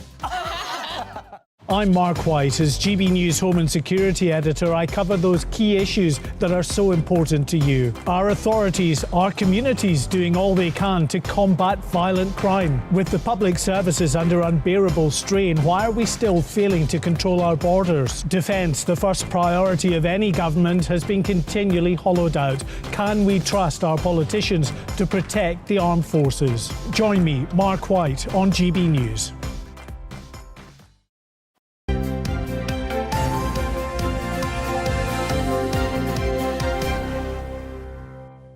It's 7:21. Good morning to you, watching and listening to Breakfast with Stephen and Dawn. Still to come this morning. Yes, we'll bring you all the latest from the world of showbiz with Stephanie Tetchy At 7:45, she'll have an update on Hugh Jackman's cancer scare. And at 8:10, we're talking royals as the King signals his support for research into the monarchy's links to slavery. Ooh, right, OK, we can get in touch in all the usual ways. Email gbviews@gbnews.uk or tweet @gbnews. Now, Russia is set to deploy more nuclear weapons to its Arctic region after Finland joined the NATO Defensive Alliance. A warning of countermeasures. Vladimir Putin will be concerned of the danger, so he says, posed by the 833-mile border Russia shares with Finland while its army is busy fighting in Ukraine. Let's talk to Rear Admiral Chris Parry, who joins us now. I mean, look, I guess, Chris, it's no surprise that Russia would use this as an excuse to get more nuclear weapons up into that region. However, it doesn't really pose a threat, does it, Finland joining NATO? It certainly doesn't. But if you look at it from the Russian point of view, they had a war with Finland in 1939 and 40. And Finland stood aside as Germany attacked Russia through the Baltic and up to what was then Leningrad. And so they've always got it in their minds that anybody that close to them poses a potential threat. But what we should see here, Stephen, is a lot of huffing and puffing from the big bad bear in this case.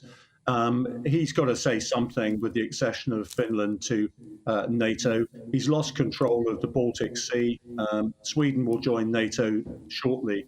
So that means the only Russian beachfront property they've got is the route into St. Petersburg and also the small exclave of Kaliningrad between Lithuania and Poland.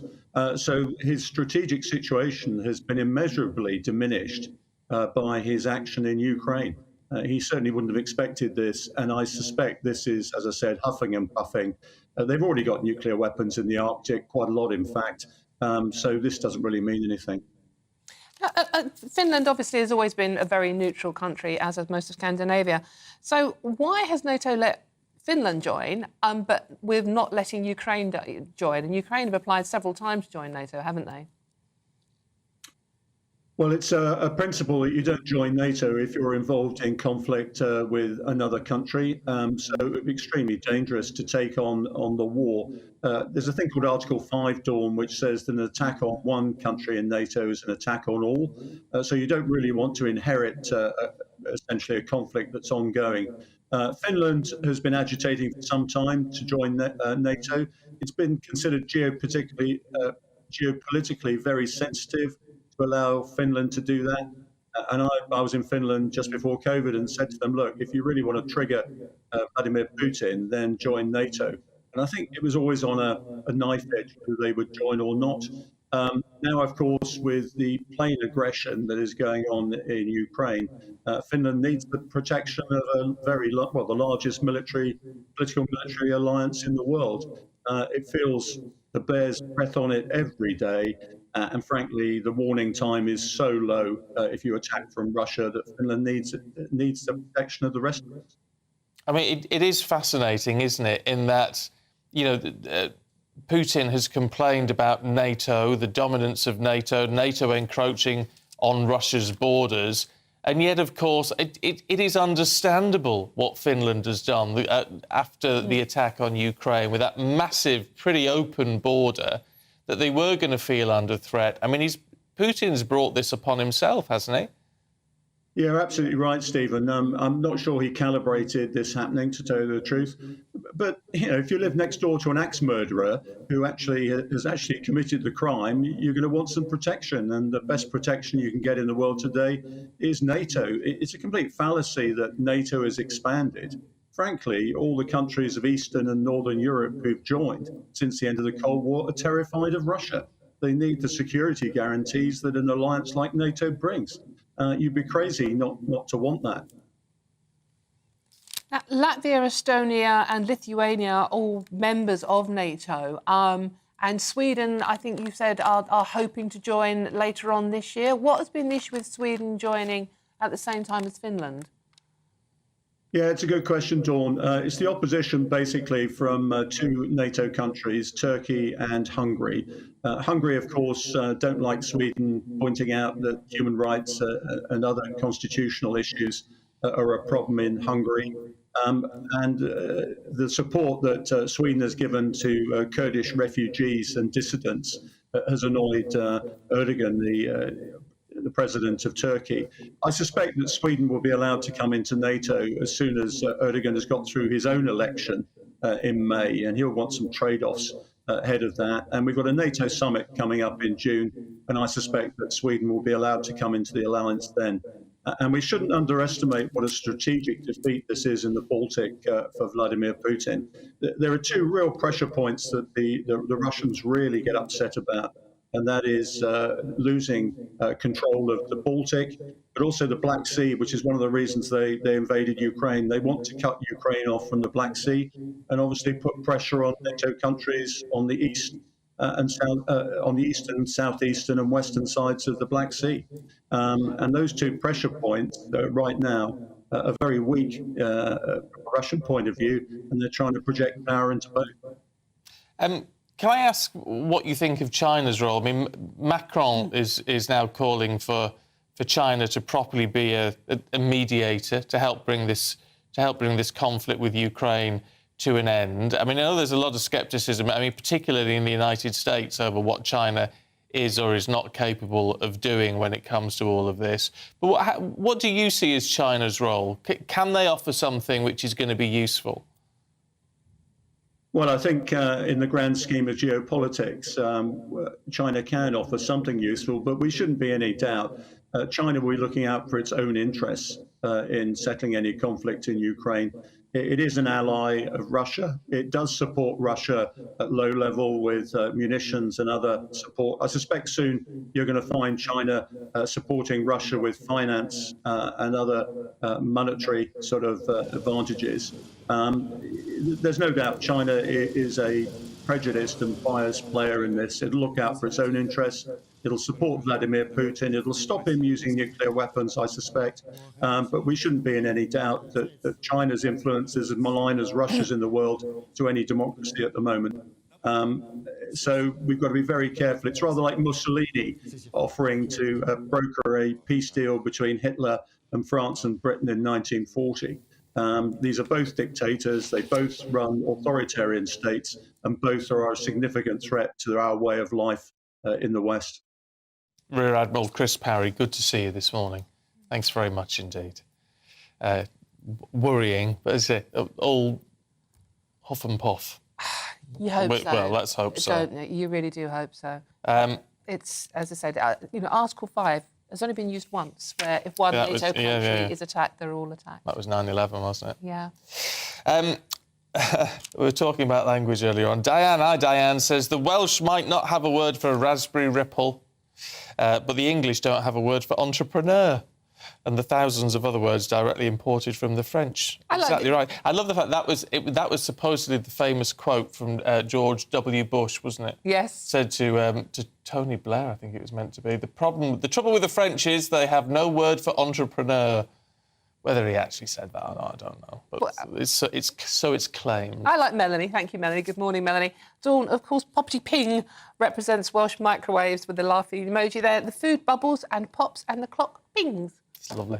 There you go. It's a great word. Was that what you call onomatopoeic? Yes, I think it sounds like what it is. Poppy Ping is easier to say than onomatopoeic, though. Yes, it is. Thank you very much indeed. And what else was I going to say? Oh, Luke, now this is a good one, because we get this a lot, Luke, and it's a valid point. It says, is it not worth discussing the cost of living crisis in the context of so many people travelling and going abroad? I thought nobody could afford food, let alone splash out on a holiday. By the way, I'm working all weekend as I'm self-employed.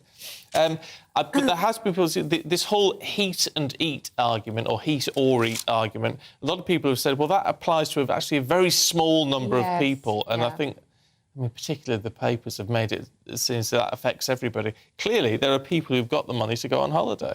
No, they have. And, you know, you can go on holiday and you can have a break without spending a fortune. huge amount of money, yeah. It is possible. But it's having any money spare is the thing, because the impression you get is nobody has got any spare money at all. And again, you know, even though I work on the newspapers, you do have to question some of the more anxiety-causing headlines that are used. Yeah, but it doesn't mean people aren't struggling, counting the pennies and all the rest of it, but... No, it's a very fair point, that, Luke. Thank you very much indeed for that, and all your thoughts, keep them coming through. gbviews@gbnews.uk. You're watching GB News, Britain's news channel. We'll be going through all the papers with Sean McDonald and Candice Holdworth.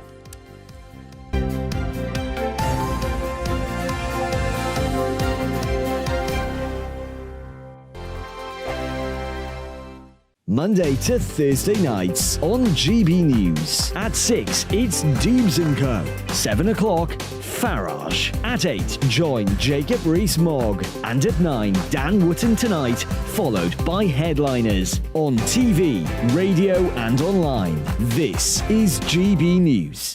It's all about family, being in people's living rooms, all the interaction and getting to know who our viewers and listeners are. When I was young, my dad used to say, no, stop arguing. I wanted an outlet that would enable me to give my opinion. People are going through a really hard time right now, and I know that you don't feel like you're being listened to by the establishment. I came to GB News because it's the People's Channel, and I want the audience to have their say on the events of the day. We're dynamic. We do something different. Democracy shows that the wisdom of the nation is in its people. I get to travel to find out what the story is from a personal perspective. The British people aren't fools. We know when we're not being told the full story. We've got to work out how Britain moves forward from this. It's the best country in the world. The establishment had their chance. Now we're here to represent your views. Britain's watching. Britain's watching. Britain's watching. We're proud to be GB News. The People's Channel. Britain's news channel. Westminster is going around in ever-decreasing circles, followed by the media. Britain is broken. How on earth did we get into this mess? But more importantly, how do we get out of it? Join me at 7 p.m, Mondays to Thursdays on Farage, here on GB News. We will have open, rational debate. We've got to work out how Britain moves forward from this. Join us here on GB News, the People's Channel. Britain is watching.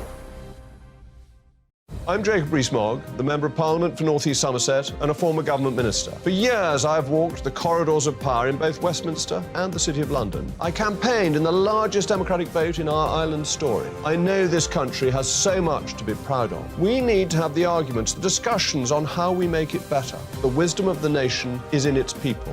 Vox Populi, Vox Dei. That's why I'm joining the People's Channel. Join me Monday to Thursday at 8 p.m. on GB News, Britain's news channel. GB News has its own late-night paper preview show, Headliners, where comedians take you through the next day's top news stories. You don't have to bother reading the newspaper, we've got it covered for you. Headliners, every night at 11 p.m. and repeated every morning at 5 a.m. We won't send you to sleep like some of the other paper review shows out there. GB News, the People's Channel, Britain's news channel. Join me, Camilla Tominey, on Sunday mornings from 9:30, taking the politicians to task and breaking out of SW1 to see how their decisions are affecting you across the UK. Bursting the Westminster bubble every Sunday morning, only on GB News, the People's Channel. Britain's watching. You've probably seen politicians interviewed 1,000 times, but we do it differently. We find out who they really are, we don't shout, we chat, and hopefully we bring a bit of light, not just heat. Did you know Kate Moss? Apparently. Do you have a pair of jeans or a pair of jeans? No, of course I don't. What would I do with them? My friends are like, oh my God, what's she doing now? Join me every Sunday at 6 for Gloria Meets, only on GB News, the People's Channel, Britain's news channel.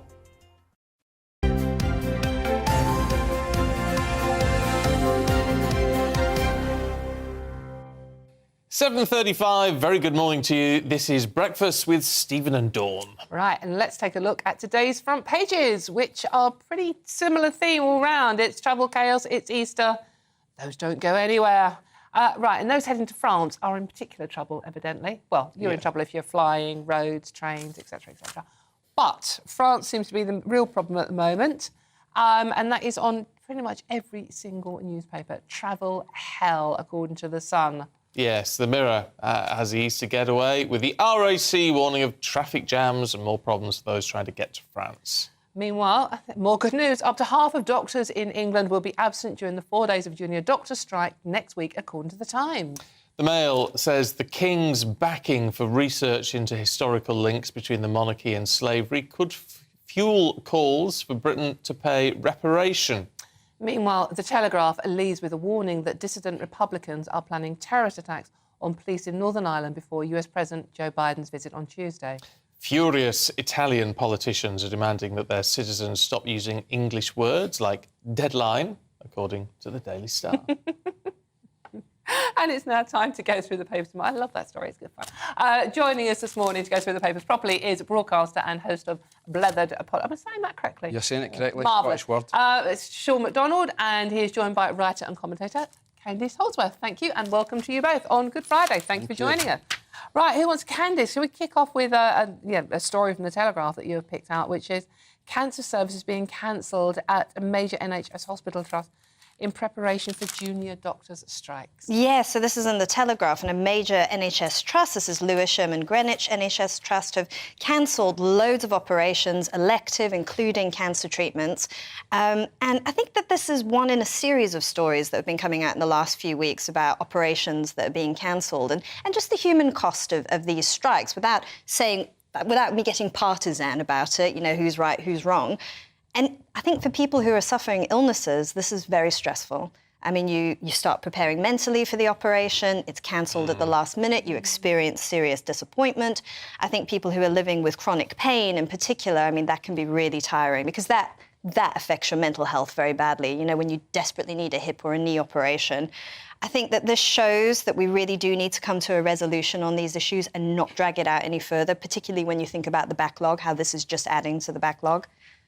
Well, I think you're right. I think it does add the pressure on that. But obviously things, in the meantime, whilst this is going on, some things do have to be cancelled. What I'm surprised at is it would be, of all things, cancer services. I know. Well, I think we found even during the lockdown that certain cancer treatments were cancelled. Presumably, it's the ones that are not emergencies, the ones that can be cancelled. However, if you are a cancer sufferer, you are probably experiencing serious anxiety, and any sort of cancellation to your treatment is going to have an effect on your mental health. Yeah, absolutely. I mean, I think it's horrific. I mean, even basic cancer care, though, it's like, you can't, it's not something you can put off, is it? I mean, it's like, just appointments for checkups. I know 4 people that have been diagnosed with prostate cancer since the end of the pandemic, and you thought that's a big bubble of people. So would they have been diagnosed earlier if we hadn't have had the lockdown, and now we've got the strikes coming up as well?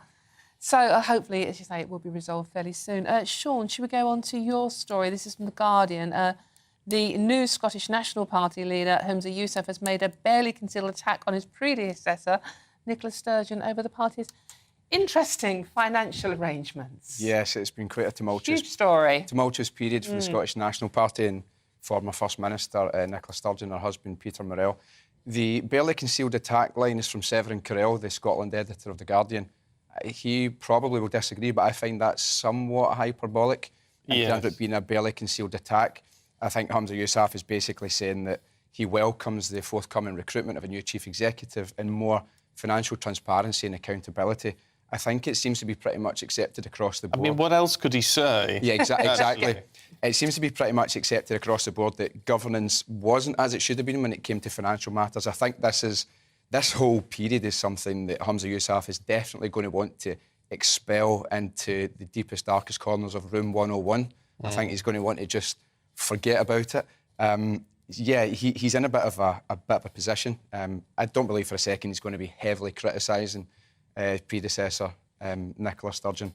The problem he's got, though, is that he was very much seen as the continuity candidate, wasn't he? And now from something that you wouldn't want to continue. Well, there's been speculation as well that conspiracy theorists have basically propagated the theory that there was a bit of cooperation between the SNP and Police Scotland in order to delay the raid, as it were, or the arrest until after the conclusion of the leadership contest. However, given the mighty show that Police Scotland have made with all the police they sent, the forensics tent outside the House, I don't then believe that they are in cahoots with each other because they have made an almighty show of it. What do you think of the idea? I mean, and it's been understandably raised, the idea that Nicola Sturgeon knew this was coming and therefore that's why she resigned. I know. That's been denied, but... Yes, I mean, she's denied it, but I think a lot of people say that the timing is suspicious, that she would have known. I mean, a lot of people attributed her stepping down to all the conflict over the GRC bill, but others have said that seems less credible and maybe just gave her a bit of an out. I can't say. It's all rumours and speculation for now. What would she have to gain by quitting over the bill? Whereas if there's something, you know, to do with campaign finances, you could understand more why she would want to step back. But it's all speculation. We don't know. It was curious timing, though, wasn't it? Because, like, a couple of weeks beforehand, she published all her tax affairs, so that was all, you know, trying to get the Westminster government to do the same, you know, which would have given you the idea that she was going to hang around and stay around. Yeah. And then suddenly 2 weeks later, she was stepping down because she was having trouble coping. It was very abrupt, wasn't it? Yeah. It was. Let's have a look at the eye, should we? And it's... I don't know, it's a new study, but it's an old debate. Breast is best. Yes, yes. So this is a story in the Eye. Apparently, the University of Glasgow has researched about 190,000 babies who were breastfed or fed by the bottle, and they have said that those who were exclusively breastfed for, I think, the first 6 weeks tend to have better educational outcomes. Now, like you say, this is an old debate. Yeah. I obviously find this interesting because I have 2 small children, so this is a debate I'm very much involved with. I think, yes, it is important to understand the science behind it, but I think also women's choices also need to be brought into the debate as well. Exactly. Not everyone can. They can't. And I think the thing is, when you say it is the science, if someone chooses not to breastfeed, for whatever reason, they can be judged. Yeah. And later say their children do have special needs or whatever, they could blame themselves, when it actually might have nothing to do with that. Yeah. No, it's a different... I was breastfed, and my brother was bottle-fed. And he is much cleverer than I am. OK. So there you go. Yeah. He's very sort of on point. I think, I think it's such an important point Candice makes, though, as well, though. It's, you know, if you do go on to being, you know, not as bright as your brother, it's too much pressure and guilt on the women concerned. Hugely. And plus, it stops men getting up in the night to do their job of bottle feeding as well. All the pressure's on the mother. Exactly, isn't it always right? It's the women that get the pain, the men that get the pleasure. Sean, talking of which, let's come to you. And MPs, what are they up to in the Times? Scotland. Yeah, this one... Do you know, I'm going to need a wee minute or two to fully explain this one and the seriousness of it. So we've got MP Scott Benton for Blackpool South. He's had the Tory whip removed after basically he was caught on camera boasting of being able to provide direct access to gambling investment companies, let's say, and basically saying that he would be able to lobby to get them favourable deals, but he'd also be leaking confidential policy papers. He was saying he'd take about £1,000 to £2,000 a day. He's been... A month? No. A month. I've seen the video. It's a month. So he says a month. So the Times are reporting that it's £1,000 to £2,000 a day. No, it was. If you look at the video, he says, "What would you pay?" And they said about £2,000 a month. Right. Okay. Says, I'll recheck that one, but I'll take your word for it in this point. But anyway, he has been roundly criticised and condemned cross-party from both Tory and Labour. You've got Keir Starmer saying that the PM is once again losing a grip on Tory sleaze. But the focus here is on the grieving families that have been sickened by it. So the example here we've got is Joshua Jones, 23 in 2015, suffering a silent gambling addiction, went to his work and took his life. You've got Scott Benton he's on camera standing outside, I won't name the betting company, standing outside the betting shop and saying what they provide to communities and how valuable they can be in the local economy.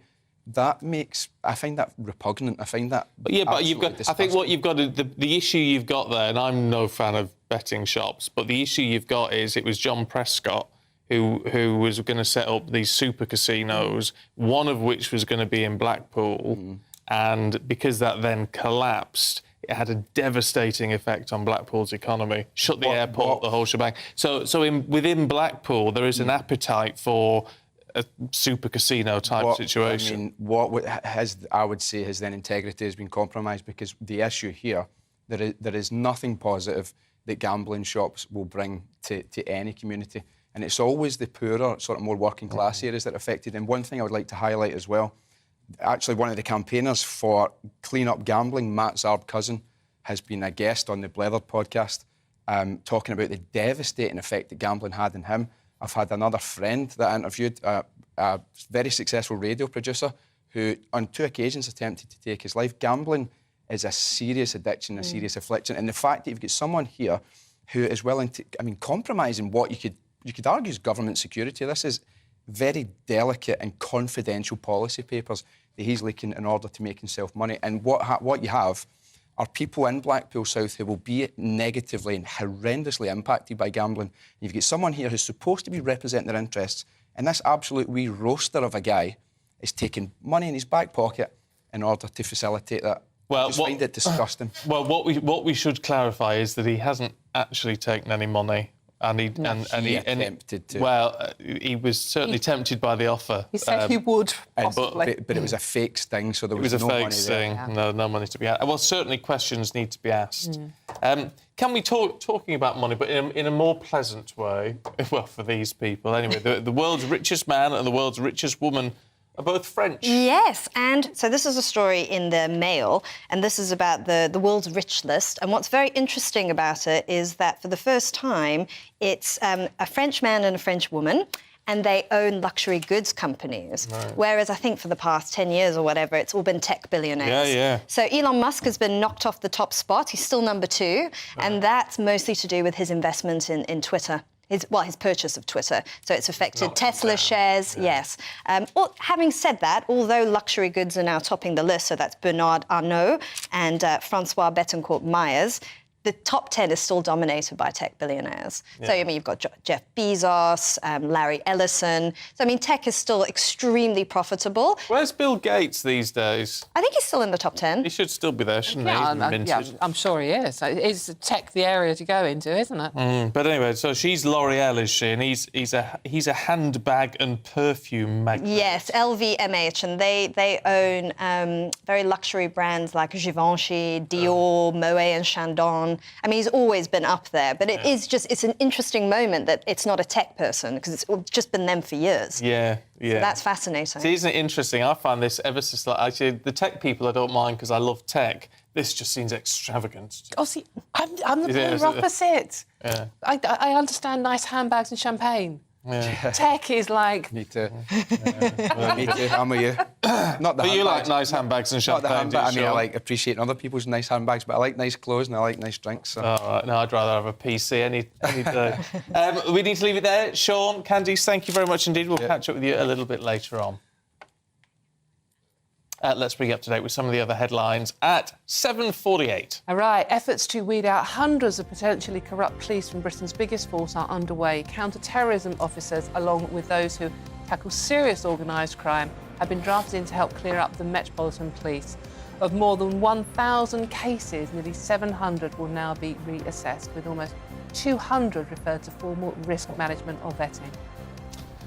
Israel's military says it's hit targets linked to Palestinian militant group Hamas inside Lebanon and across the Gaza Strip. Video released by the Israeli army shows explosions on what it said were 10 targets, including weapon production sites and tunnels. More than 1 million residents in southern Quebec have been left without power, and 2 people killed after a fierce ice storm lashed the area. It's brought freezing rain and strong winds that have toppled trees, damaged vehicles and cut off streets. Authorities say they hope to restore electricity within 24 hours, but repairs are expected to continue for days.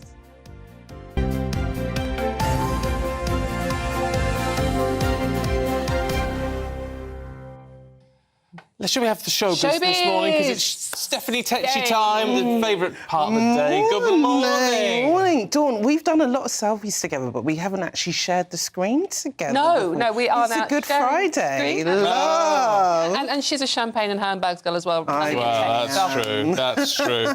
Talking of Good Fridays, it's been some good news for Hugh Jackman. It has been some good news for Hugh Jackman. Over the years, he's suffered from a lot of skin cancer and has had various treatments.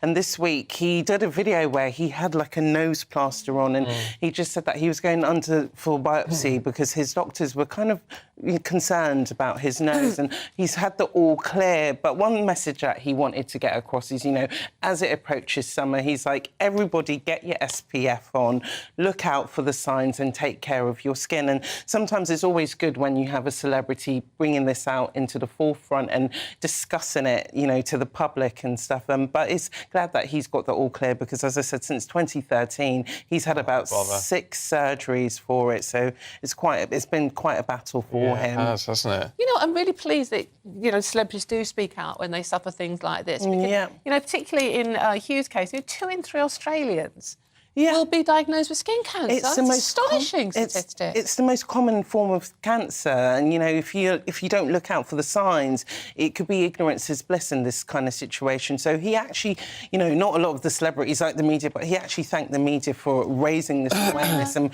putting it out into the public periphery. It's interesting. In Australia, they have the slip, slap, slop.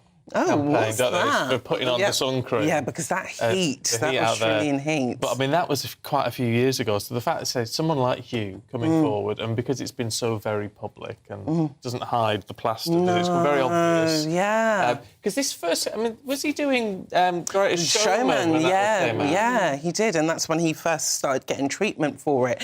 And the thing is, I think the thing with that is such a common form of cancer that it's like it's not one of those things. It shouldn't be hidden under the carpet. I'll tell you what was interesting when he was trying to get the green light, as they say, for The Greatest Showman, and he had all the producers in, and they sort of put a bit of a show together for them, try and get the money. It's all about the money. And he was told by the doctors not to sing because he'd had.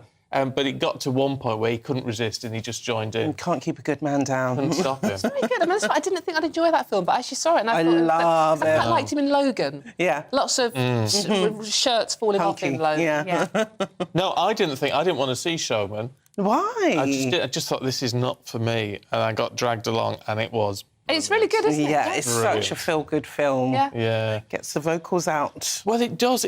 What else is going on in the glamorous world of showbiz? Well, it's not so glamorous, actually. But for John Lydon... oh, God, of course. Last night it's been announced that his wife, Nora Forster, passed away. I know a couple of months ago we were talking about his bid to represent Ireland in the Eurovision as a song that was dedicated to Hawaii. And they've been together for 5 decades. So it's going to be quite devastating for him because he's been her carer over the last 5 years, and you know that love story. You know, Alzheimer experts were quite astounded by the fact that she always recognised him more than anybody else. Yeah, I think it's amazing because I'm a big punk fan, the right generation, I guess. And you know, your image of Johnny Rotten as he once was in the Sex Pistols, to this, to caring for his wife. She was 13 years old, and she was 80, wasn't she? When she lost her life. So it's just a great love story. It's really sad. Yeah. Lovely. Steph, thank you. Catch you with you a little bit later. See you guys in a bit. Lovely. Look forward to that. Don't go anywhere. We've got all your top stories coming up for you after the weather. Hello, a very good morning to you. It's the start of a long weekend, not 1 but 2 bank holidays, and would you believe it, the weather looks cracking. A chilly start, yes, but warm, sunny spells soon developing this morning. One exception, it is going to be a bit misty and murky at times along the east coast. But otherwise, high pressure in charge. That high pressure is going to bring plenty of fine weather through the rest of today, tomorrow, into Easter Day, but then a change on the way later Sunday and into Monday. More on that in a moment, but for the time being, plenty of sunshine out there. Any early mist and frost clearing because the sunshine will soon lift temperatures and it's going to feel pleasant in that sunshine with light winds. As I mentioned, an exception for the North Sea coast. Some thicker and lower cloud will move in here by the afternoon, keeping things a bit grey and on the chilly side, 10 or 11 Celsius for some North Sea beaches. Otherwise, where we've got the sunny spells elsewhere, 12 to 16 Celsius, I suspect. Into the evening, the cloud thins. Any fair weather cloud that we've seen during the day disappears, and then once again lengthy clear spells overnight. Some fog patches forming and another frosty one, especially in the countryside and especially for western and central parts of the UK. I think near the North Sea coast we'll keep the cloud and so it will be frost free, but it will be another misty start here. And we keep that low cloud coming and going, lapping onto the shore throughout the day on Saturday. I think that there'll be some fog patches forming as well, but they'll disappear through the morning. And elsewhere, away from the east, Plenty of sunshine. Northern Ireland seeing a bit more high cloud move in, a weather front getting a bit closer, but we're not really going to see that approach the UK until later on Sunday. Where we've got the sunshine elsewhere, 16, even 17 Celsius possible, 18 Celsius in the warm sunshine on Sunday. But then across Northern Ireland, we'll see things turn wetter by the end of the afternoon, and that band of rain spreads across the UK Sunday night and into Monday. Join me, Camilla Tominey, on Sunday mornings from 9:30, taking the politicians to task and breaking out of SW1 to see how their decisions are affecting you across the UK. Bursting the Westminster bubble every Sunday morning, only on GB News, the People's Channel. Britain's watching.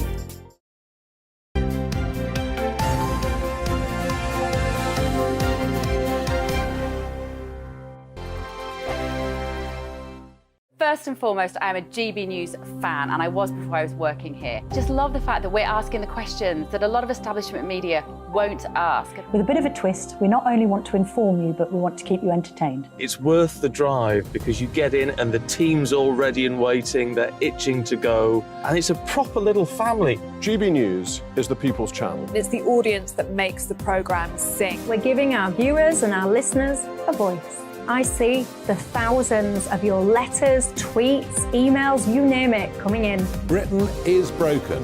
How on earth did we get into this mess? But more importantly, how do we get out of it? The establishment had their chance. Now we're here to represent you. It's time for something different. It's time for GB News. I'm very patriotic. I believe in Britain. Our best days lie ahead. Britain's watching. Britain's watching. Join us here on GB News. The People's Channel. Britain's news channel.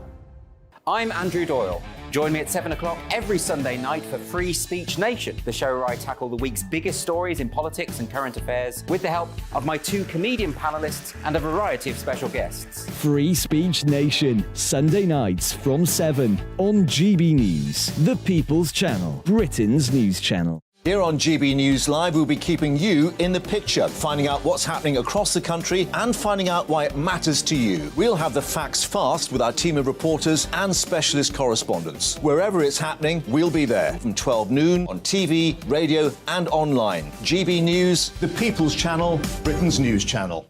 I'm Michael Portillo. Join me on GB News on a Sunday morning for topical discussion, debate, arts and culture, and sometimes even ethical dilemmas. I don't always agree with you, Michael. Michael Portillo, Sundays on GB News, the People's Channel, Britain's news channel. Hello, I'm Michelle Dewberry, and you can join me every weekday 6 till 7 on Jubes and Co. You're an inspiration to us all. Clip that bit up. Well, you are. That's my ringtone. My political ambitions those days are gone, I can tell you. She's only teasing. Go on. He's probably going to want to lay down now. I'll give him 2 minutes to have one. Let's respectfully disagree. That's what we like on Jubes and Co. Come and join us. GB News, the People's Channel. Michelle Dewberry, weekday evenings at 6 o'clock. I'm Simon Evans. Join me on GB News for Headliners at 11 p.m. What's the scoop? I'll be joined by two of the country's top comedians. That's right. As we take a look at tomorrow's newspapers tonight. We're going to get into trouble. If it's a big story, we'll be covering it. Spill some tea on him. There we go. But we'll also have some fun. I wouldn't stick up a bank.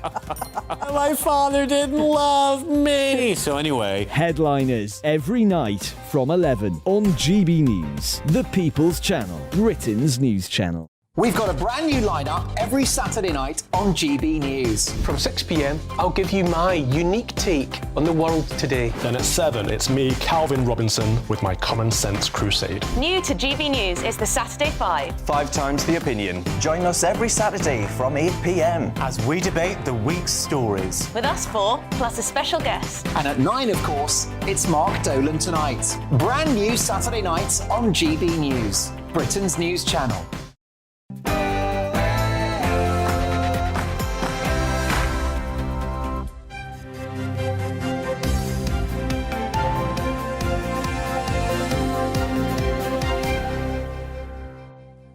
Police in Northern Ireland are warning of potential dissident attacks on the 25th anniversary of the Good Friday Agreement.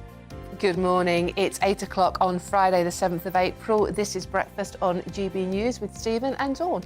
And here are your top stories this morning.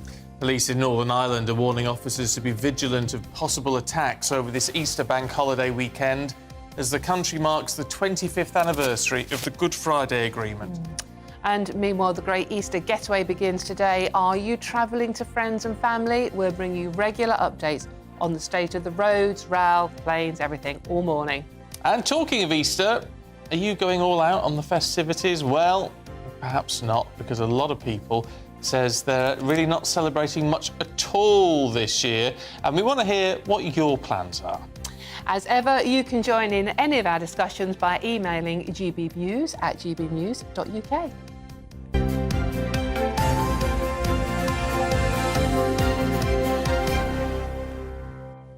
So we start with the news that police in Northern Ireland are warning of dissident attacks over the Easter weekend. As the 25th anniversary of the Good Friday Agreement approaches, the force says it has received strong intelligence of planned terror attacks against its officers. Well, the Chief Constable revealed that a policing strategy would be in place, one that hadn't been used for years. Let's talk to our Northern Ireland reporter, Doogie Beattie, who's outside Stormont for us this morning. I mean, obviously a point of huge concern, Doogie.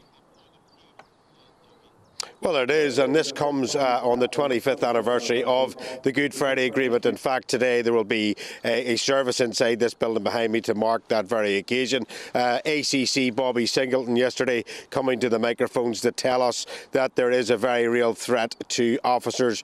Mostly, it must be said, in Derry, Londonderry, especially in around the Craigan areas. On Sunday there will be Easter Rising parades by the Republicans, and on Monday is the dissident parade there that takes place.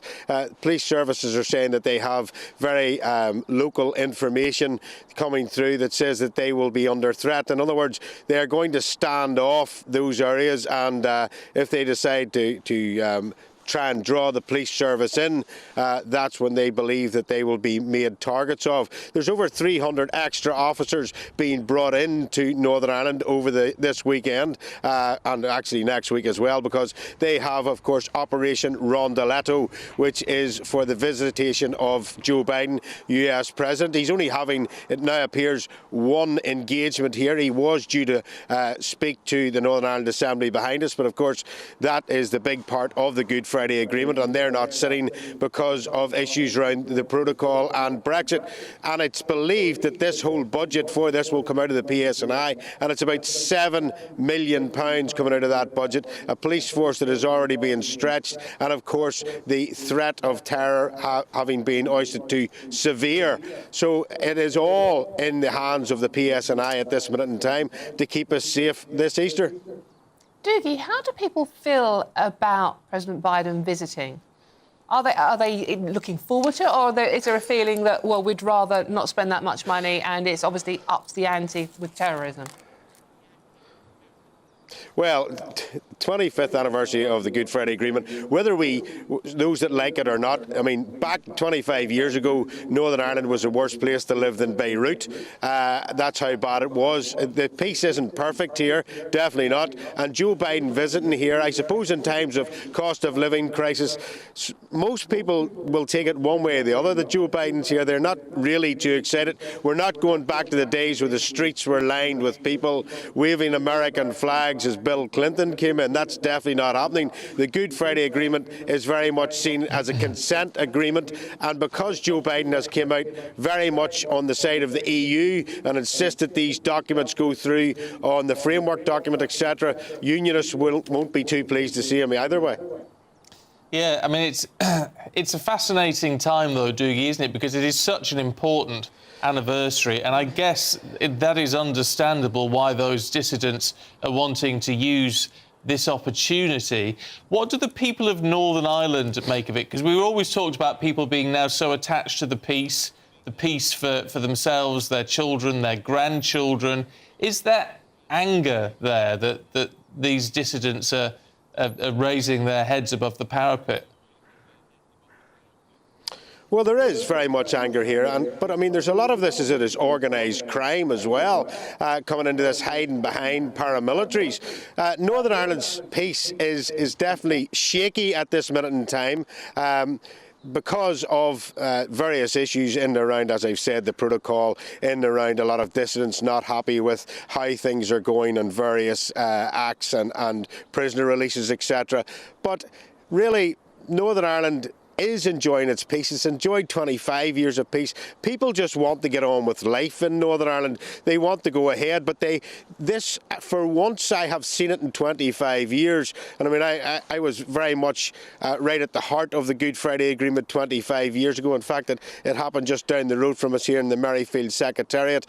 But people now are, especially in the unionist communities, have very much feeling that they have been robbed of democracy because of Europe being able to put their laws into Northern Ireland, and there's no MEPs in Northern Ireland. They're all in the Republic of Ireland. And dissident Republicans are kicking off on one side, and over this last week we have seen serious raids on organised crime in loyalist areas. So the PSNI has been very, very much stretched here in Northern Ireland, and it's one of those points in history where one wrong move here and you could actually get yourself into an awful lot of trouble very, very quickly, and there is no political mechanism to bring us back from that because, of course, the institutions here are collapsed. OK. Doogie, for now, good to see you. Thank you very much indeed. Hopefully, have we got Nigel Nelson? Somebody tell me. We do have Nigel Nelson. Excellent. We had a few communication issues, but we've got Nigel Nelson, our senior political commentator, on the line. Good to see you this morning. Let's have a just on this issue, Nigel. I mean, this is politically hugely difficult, of course, because this is the last thing that actually anyone of any party is going to want, is the resurgence of dissidents within Northern Ireland, especially at this very difficult time. Yes, absolutely. And, you know, as we approach the 25th anniversary, what it shows is just what an achievement the Good Friday Agreement was, that we have had relative peace over a quarter of a century. But we have to remember also that when it comes to Republican supporters, there are probably about as many in Northern Ireland now as there were during the Troubles. The new IRA doesn't have the capability of, say, launching mainland attacks. But they're obviously, as we can see by the various attacks they've carried out in Northern Ireland, they're hugely dangerous. So yes, it is a tricky time, but it's a lot better than it was 25 years ago. Nigel, do you think there is a chance that if there is atrocities committed over the next 4 days, that things could go back to, you know, the awful Troubles where thousands of people lost their lives? No, I don't think we'll ever go back to that. I mean, still the issue is over the Northern Ireland border with the South. If a border was reconstructed, you would actually find an awful lot more problems. Now, one hopes that the Windsor Agreement that Rishi Sunak has struck will actually solve that problem and keep the border open. I think there is these post-Brexit problems they need to sort out to make sure everything's okay. Nigel, on other political issues today, and we're going to be talking to the Labour Party in about an hour from now, but the Labour Party's complaining about adults, 16,000 adults, they say, convicted of child sexual abuse and looking at that sort of material online, have avoided going to jail. They've released an ad which is doing the rounds on Twitter, in which there's a big picture of Rishi Sunak, and it says, "Do you think adults convicted of sexually assaulting children should go to prison? Rishi Sunak doesn't." Now, that's caused a huge storm online. Do you think they're going to come to regret that? Yes, I do. I think it's a disgusting, appalling ad. It's the worst of dog whistle politics. I'm absolutely astonished the Labour Party ever passed a thing like that. I mean, the kind of figures they're using, when they're accusing Rishi Sunak of not sending people who assault children to jail, they're using figures of 4,500, which goes back to 2010. In 2010, Rishi Sunak was a hedge fund manager. He had nothing to do with politics. So So the ad in itself is inaccurate, but the kind of sentiments behind it are really sort of gutter politics. And this has no place, especially as we're approaching local election time. They're actually saying that, you know, the Tories are the party that support criminals over you. I mean, that's what they've said. I mean, I think it's quite astonishing that politics in this country, I mean, America's mad, we know, but politics in this country have sunk to this level of rhetoric.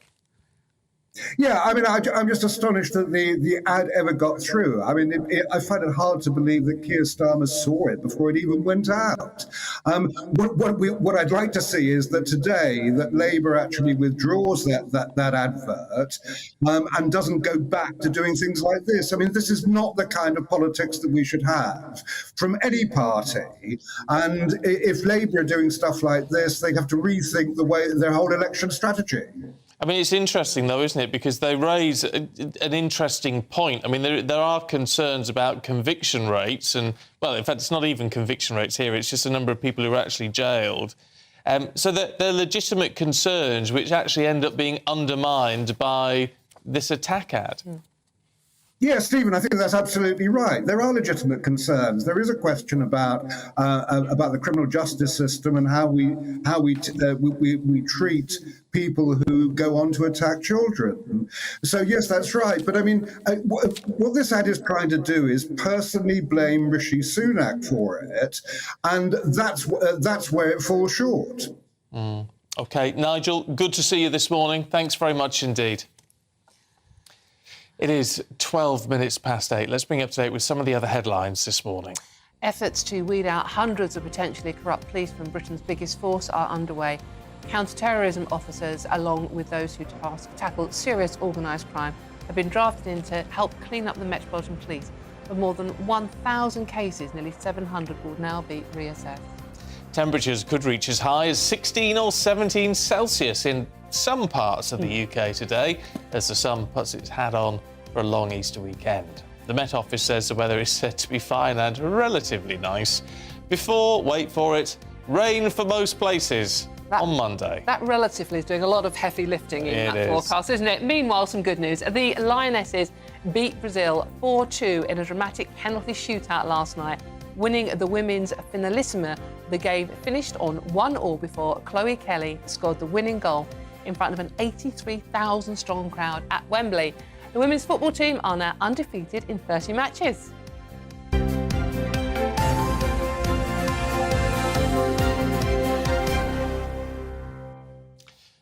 Billy's in despair over what's happening over the Easter getaway. Hi, Billy. I don't think you're alone, Billy, in all this. What is happening to Britain, says Billy? It seems we are incapable of the simplest of tasks.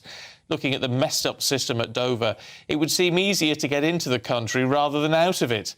We're becoming the laughing stock of the world. Nobody cares anymore. Well, we're not. To be fair, we're not the only people having trouble, are we? I mean, the French aren't covering themselves in glory.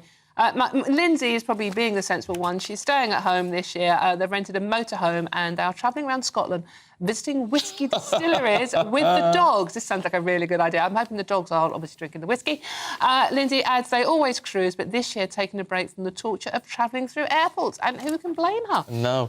Also, we're talking about language earlier on, because the Italians are saying you can't use any English language in official documents, and we got onto all sorts of areas like Welsh and poppity ping for microwave. I'm loving this. I'm taking that away from today. Well, except Jimmy, morning Jimmy, says, hello, you lovely people. Jimmy here from North Wales. I can declare poppity ping for microwave in Welsh is a common myth.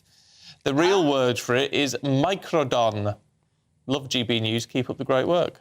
Microdon. I'm trying to say it in a Welsh accent. I can't do it. Oh, microdon. Sound like you're from Pakistan. Well, maybe. But there you go. Thanks, Jimmy. So microdon it is. That sounds like some sort of drug. A microdon? Yes. Sounds like a microscope to me. Or an Italian gangster. Yeah. A small one. We're also about people getting, being able to go on holiday and able to afford going on holiday. Paul, hi Paul, says, tell Dawn and Steve. I'm a working class man and I'm flying to Egypt for a holiday today. Well, you've worked for it. Go for it. Enjoy yourself. Good Paul. luck getting there. Yeah. Enjoy the sun. Yeah. So there you go. Good on you. Good on you. Stephen, Absolutely. please, Stephen. I hate being called Steve. Steve, Mr. Dixon. Dr. Dixon, actually. Is it a doctor? Yes, thank you. What are you a doctor of? I've got 2 doctorates, thank you. What have you got 2 doctorates of, Steve? I'm a doctor of letters and a doctor of arts. Well, there you go. Thank God it's not a medical doctor. No. Got a rash you could check out. No, thank you. Right, you can do this next bit. Oh, thank you. Dr. Dixon. She's got a ring to it. Right, King Charles today signalled his support for a research into the monarchy's links with the slave trade for the first time. Yeah, an American historian recently unearthed a document revealing one of his predecessors had shares in a transatlantic slaving firm. Oh, the document, which dates from 1689, shows a transfer of £1,000 of shares from King William III to the Royal African Company. All right, so what do we make of it all? Let's talk to royal historian and our very own broadcaster, Rafe Haydel Mancu. Rafe, good to see you. Good to see you, look, Doctor. Thank you. I have to say, when it came out that there may be links between the royal family and slavery, dating back 500 years, I'm not remotely surprised. Yes, you have to remember, of course, at the time this document came out, of course, we were still burning witches at the stake, you know. Exactly. These were very unenlightened times. But, you know, the king is in a very unenviable position. It's important to remember, of course, His Majesty isn't just King of Britain. He's King of 13 other Commonwealth realms. Several of those are Caribbean nations where the issue of slavery and reparations is very emotive and very powerful. United and where there's Kingdom also and a very Germany strong... are together providing leadership to See if we can reduce secure the sound on that a little bit, Rafe. And there's also a very strong Republican lobby in those countries. And also, more broadly, the King is head of the Commonwealth, where the majority of member states are African and Caribbean countries. So it's a question of delicate diplomacy in order to be seen to be aware of the issues of slavery and recognise the historical past. But, of course, His Majesty has never apologised about it, and that's very important. He and the Prince of Wales have expressed their deep sorrow over the issue of slavery, but they've stopped short of apologising because apologising never achieves anything. It simply emboldens those who want to actually undermine the monarchy and undermine Britain. And, of course, nobody alive today has any responsibility for slavery. The royal family of today is not culpable for the sins of the past, and there's no reason at all why they need to go down that path. But what this does, actually, though, it fuels this myth that somehow the monarchy's wealth is based upon slavery, that Britain's wealth is based upon slavery, the Empire and the Industrial Revolution were based on slavery, which is absolute nonsense, actually. I mean, this document refers to 1,000 shares in 1689. That is about £163,000 today. That was pocket change for King William III. We're not talking about vast sums of money. But if you read The Guardian, for example, yesterday, you would think that Kensington Palace, which was built at the same time, was built with the proceeds of slavery. That wouldn't even paint for the paint for one room at Kensington Palace. There's no connection between the two. If we're honest, Rafe, I mean, literally everybody of a certain class was connected to slavery then. I mean, it's such a long time ago now, and we seem to be navel-gazing about the past when there's so much more we should be concentrating on in the future. And while I get going into the archives and releasing historical documents, do you think by even doing that, King Charles is actually lending more weight to the Republican cause to abolish the monarchy completely? Well, that's my point, actually, yes. If you do start to apologise, then, of course, you open the door for reparations and you fuel the race lobby, the Republicans, all of those people who make their fame and fortune by trying to undermine Britain, the monarchy, and actually the West more broadly. And I'd have more time for those people who campaign on this issue if they were equally vocal about the fact that there are 10 million people living in slavery today in modern Africa. 7 in every 1,000 people are there, and yet I don't see any protests outside the High Commission of Nigeria, outside the embassies of Chad or Cameroon or Sudan, and I would have thought that the lives of people today, saving them is much more important than revisiting past travesties from 200 years ago. But the king is between a rock and a hard place, isn't he? Although there are concerns, you don't want this to necessarily open the door on reparations and things like that. Because this is all down to, you know, he granted access to a research into Royal Archives and all the rest of it. If he hadn't granted that access, then there would be claims of just trying to cover it up, wouldn't there? So, I mean, he sort of had to allow this person to do the research. Well, yes, and I have to say, of course, as a historian, we want to have full access. You know, historians love the idea of being able to go into archives, as long as there's no ulterior motive behind those who are actually doing the research. And that's a lot of the problem around this debate. You have a huge amount of historical ignorance between a lot of the loud voices on this issue on the one hand, but there's a great degree of historical deceit and obfuscation by academics as well, trying to portray, as I said before, that the monarchy is somehow built upon the proceeds of slavery, when, as we know, at the time, say 1770, the peak of the slave trade, around 3% of Britain's capital formation was involved in slavery. That's equivalent to the beer industry, hops and barley and brewing. No one has said that beer actually fueled the Industrial Revolution or the wealth of the monarchy, and yet it was the same amount of slavery. Rafe, we're out of time. However, I just want to ask, because it's the 7th of April, isn't it? On the 6th of May, so we've got a month to go to the coronation. Are you gearing up for it? I can't. Yes, I'm getting my beauty lotion on because I won't be getting much sleep over that period, and God knows I need a lot of it, don't I? Have you got your invite? Well, my friend actually designed the invitation, and I was very pleased to see that. And yet, I don't know if he's got the invite, even though he designed it. So. Oh wow! Oh well, there you go. Oh my gosh! Rafe, really good to see you. Thanks very much indeed.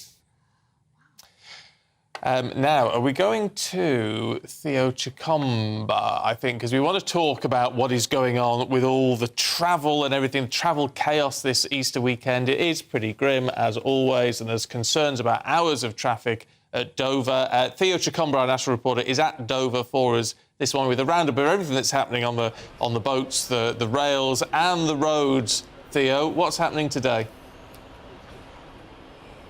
Yes, well, the traffic here is building up now. It has been for the last few hours. Just on my left, there's into the port itself, there's a roundabout, and there's police presence there, and they're actually stopping cars from all coming in at the same time to stop them piling into the port at the same time, and of course causing traffic. But that is having an impact on the local traffic as well, because lorries are in one lane, cars in another, so inevitably this is only early hours of the morning, but it can only get busier throughout the day. Just over my left shoulder there's a bridge which comes into the port, leading to this roundabout into the port. There's lots of traffic already there, as you may be able to see. Lorries are going further into the other side of Dover, and coming into this area on the A20 there are queues forming there already in between Folkestone and Dover as people are making their way into this town. But of course the Easter getaway is, of course, when many people are looking to get in and around the countries away from Dover on the railway. Today engineering works will be taking place. Yeah, there was no link into that, Pearl. Network. How are people coping there? Have you spoken to any of the people that are stuck in the traffic? I mean, tempers must be running quite high now. Yes, that's right. People are already here. They've been here for some time now. Passengers in the last few days knew this was going to happen. They were warned in advance, but of course it is frustrating having to sit in traffic for a long time. The Port of Dover said people shouldn't come here earlier than they need to. They should come in just near the time when they do need to actually go in for processing and have those checks. So they are being advised not to come here, but people are still turning up and ending up in traffic anyway. So passengers are beginning to be frustrated here already. Very much indeed. Good to see you this morning. Absolutely. Apologies there, I thought my microphone was out. There you have, Bessie. We are having to my producers. Technical issues. It's lovely, though. It's the art of communication on a Good Friday. Oh, yes. Yeah. There's no link into that, Pearl. There you go. It's what you don't need to know, do you? There you go. We'll make it up. Too much information, but here's a doctor, so a double doctor. Double doctor. Dr. Dixon to us. Dr. Dixon. Is Dr. Dixon what it says on my credit cards? Was it? Yeah. Is it really? Yeah. You actually use doctor? Yeah. Would you use sir if you were a sir as well? Yes. Or Lord. Yes, or Your Majesty, should it ever come to that. Yeah, why not? I bet would your invite have a cabbage on it if you were getting coronated? Crown, do you mean? Well, I mean, the invites are very trendy, aren't they, that Charles has sent out? It's got a cabbage on it. I don't know, I haven't seen it, but it'd better be nice because Rafe will be. It's got a cabbage. I haven't seen it. I know he likes chatting to them. This is Breakfast on GB News. If you want to join in the chitter-chatter, drop us an email, gbviews@gbnews.uk. We've got more to come, including Coity Paul Coit is here with all your sport.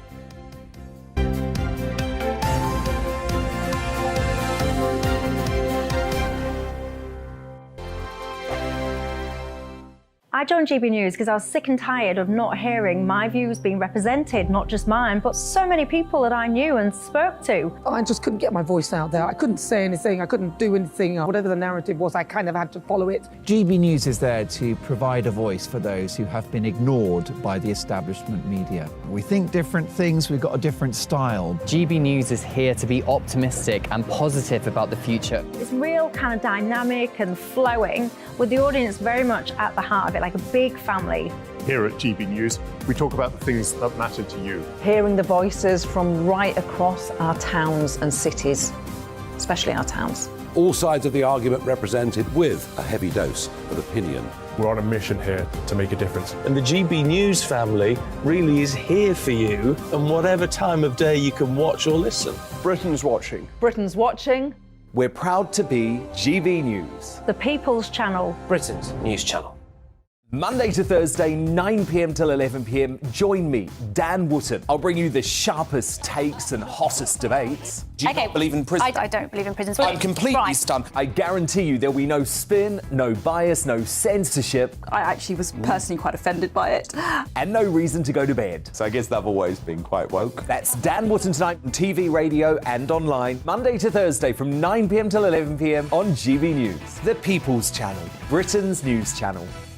We are GB News, the People's Channel. And right across the United Kingdom. You can find us on Sky Channel 512. Virgin Media Channel 604. Freesat Channel 216. Freeview Channel 236. And YouView Channel 236. You can also take us with you on DAB Plus Radio. With the GB News app and at the website gbnews.uk. We're absolutely everywhere. Come join us on GB News, the People's Channel, Britain's news channel. Start the day with GB News. We catch up on all the big stories you didn't hear the night before. And take a look at what the world's talking about this morning. That's right, Monday to Thursdays from 6 o'clock. It's Breakfast with Eamon and Isabel. Straight after breakfast, join us, Bev Turner and Andrew Pearce. We're going to take you through till noon. We'll be tackling the big topics of the day, including the things that the other channels just won't talk about. If it's happening here. Wake up to mornings on GB News, the People's Channel. Britain's news channel. New to GB News is the Saturday 5. Join us every Saturday from 8 p.m. as we debate the week's stories, controversies and issues. With us four, plus a special guest. It's 5 times the opinion, 5 times the debate, and 5 times the fun. The Saturday 5. Saturday nights from 8. Only on GB News, the People's Channel. Britain's news channel. You could wink at the end. I can't believe I can't Britain's wink. listening. I'm Mark White. As GB News Home and Security Editor, I cover those key issues that are so important to you. Our authorities, our communities doing all they can to combat violent crime. With the public services under unbearable strain, why are we still failing to control our borders? Defence, the first priority of any government, has been continually hollowed out. Can we trust our politicians to protect the armed forces? Join me, Mark White, on GB News.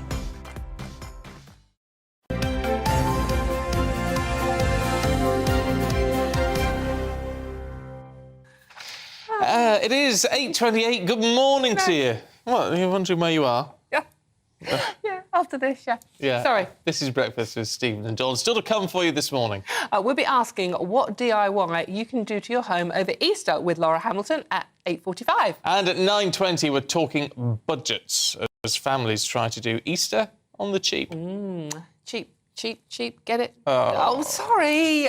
Get in touch. You can probably send better jokes in as well. GBviews at gbnews.uk or tweet at GBnews. Time, though, for the sport this morning. Paul Coit is here. Good morning to you. Dawn, Dr. Dawn, how are you? Lovely to see you both. Yeah. I've got a bit of a bad cough as well. I just wonder if there's anything you could advise me with. Is that? He's very good with rashes.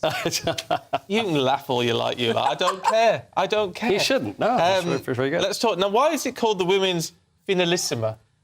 Because it sounds flash is the reason. It sounds Italian, and it's basically the Finalissima is when you get the European champions will play the South American champions, the Copa de America winners, and also the winners of the Euros, which of course is England, who played Brazil last night. Smashed them. England, I mean, really, if only the men could be anywhere near like the women's team. But it's true, because what we're looking at is 30 games unbeaten. Serena Wiegmann, who's the manager that's come in, it's just an incredible record, and it goes on and on and on. I tell you what impressed me a little bit. I heard her talking this morning, saying, yes, it was a very nice moment on the pitch to win. Yes, very nice. But now on to the next thing. Yeah. No messing around. See, the next thing, and the next big thing is the World Cup, which is in Australia and New Zealand in the summer. And it's always been the Americans. And the thing is, when we look back over the last 20 years, 30 years, and go back even longer, we know how the women's game has just exploded here, and how important it's become, and how so many young girls are now playing football, whereas before it wasn't allowed. Whereas in the States, it was seen. I remember playing football over the years ago and them saying, well, you know, this is mainly a girls' sport, isn't it? Yeah. And that's why in America, so now we're catching up and getting better. So who knows how we'll go in the World Cup. So many of our players end up going to America because it's so recognised out there. Totally. You can earn a lot of money. But 83,000 at Wembley last night watching it. Absolutely brilliant. And so many young girls there as well, Paul, as you said. Brilliant. And it's a different feeling as well, Dawn. Yes. You go to... There's so many football games, as you know. Well, I mean, you're a West Ham fan, so you wouldn't have the sense of menace sometimes you get when you go to a football match, and it's a much more family-orientated game, and it's just working so well. So going towards the World Cup, it's very exciting for them. Yeah. Talking football, should we talk about boys having a go at this, and the Premiership and managers? This is a record year, isn't it, for managers, Premiership managers losing their jobs? 14. 14? Yeah, actually, we're at 14, so it's incredible. 20 clubs? Yeah, so pretty well. You've got people like Chelsea who've got through 2. Yes, that's true. And others as well. But it's Frank Lampard. I mean, Frank Lampard, which is the real surprise. And Frank Lampard, Chelsea legend, of course, started at West Ham. He's still thought of very highly, isn't he, at West Ham? Yeah, I love him. Yeah, I love Frank Lampard. So... it's such a surprise that once Graham Potter's gone, Frank's been brought in. And Frank was the manager 2 managers ago, before Thomas Tuchel. Didn't work out. And it's just trying... And I think... That's what I don't understand with this. So it didn't work out last time. Correct. It didn't work out at Everton. Yeah. But so now they'll have him back, give it another shot. But this is only to come in as an interim manager. So the idea is that you just come in and you just keep the seat warm, keep things ticking over.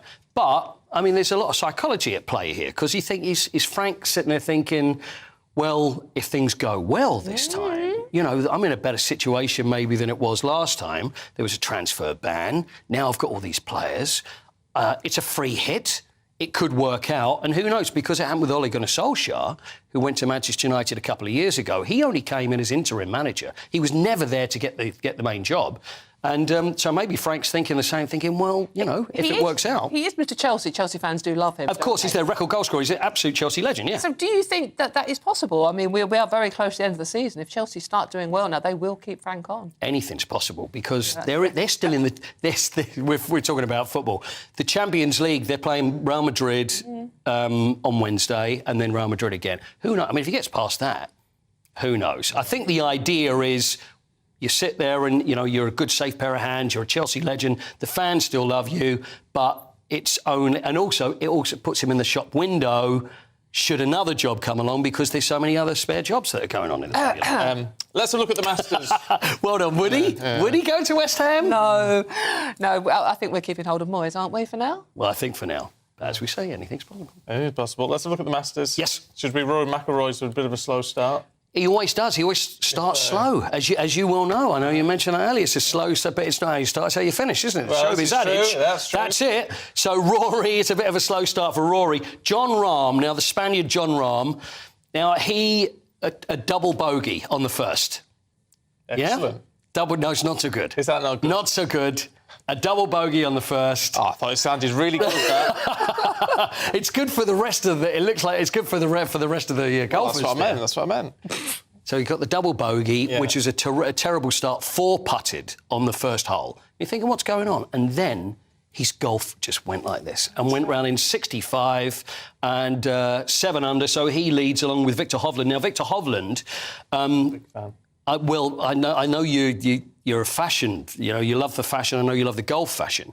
I think we got, there's Victor Hovland. Now, what do you think about that shirt? Wow. Excellent. That's Victor Hovland from Norway. That's his shirt, the greatest Norwegian golfer there's ever been. Not there's been too many, but at 25, he's the Who's the chef joint leader. Now the fella in the white. Now that's one of the caddies. Now the caddies at the Augusta Masters always wear white overalls. They're like white boiler suits that they always wear, which is always. But there we are. Look, they're all walking along there, which is what they all wear.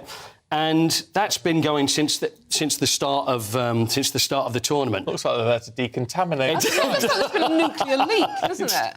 1982 was the first time that the Augusta Masters allowed outside caddies, because they always said they would only have local caddies.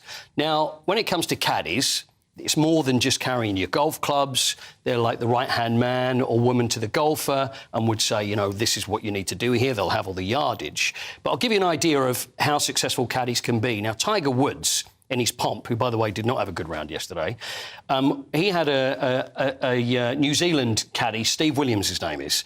Now, how much do you reckon Steve Williams, as the caddy, so this is the guy that working with Tiger Woods, how much do you reckon he made dollars-wise? I don't know. Go on. What would you guess? I don't know, 100,000?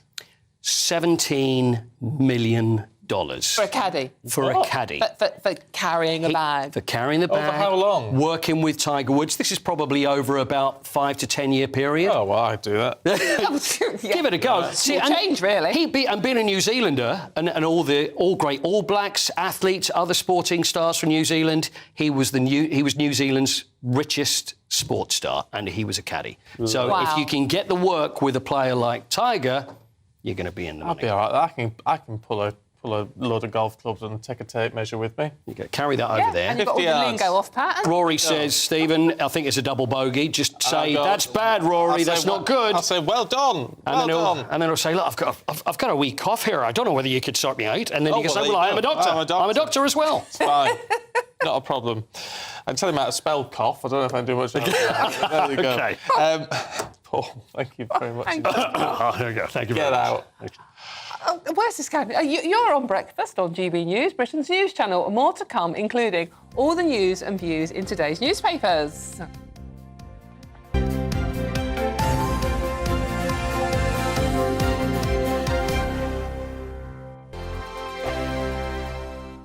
Monday to Thursday nights on GB News. At 6, it's Deebs & Co. 7 o'clock, Farage. At 8, join Jacob Rees-Mogg. And at 9, Dan Wootton Tonight, followed by headliners. On TV, radio and online. This is GB News. It's all about family, being in people's living rooms, all the interaction and getting to know who our viewers and listeners are. When I was young, my dad used to say, no, stop arguing. I wanted an outlet that would enable me to give my opinion.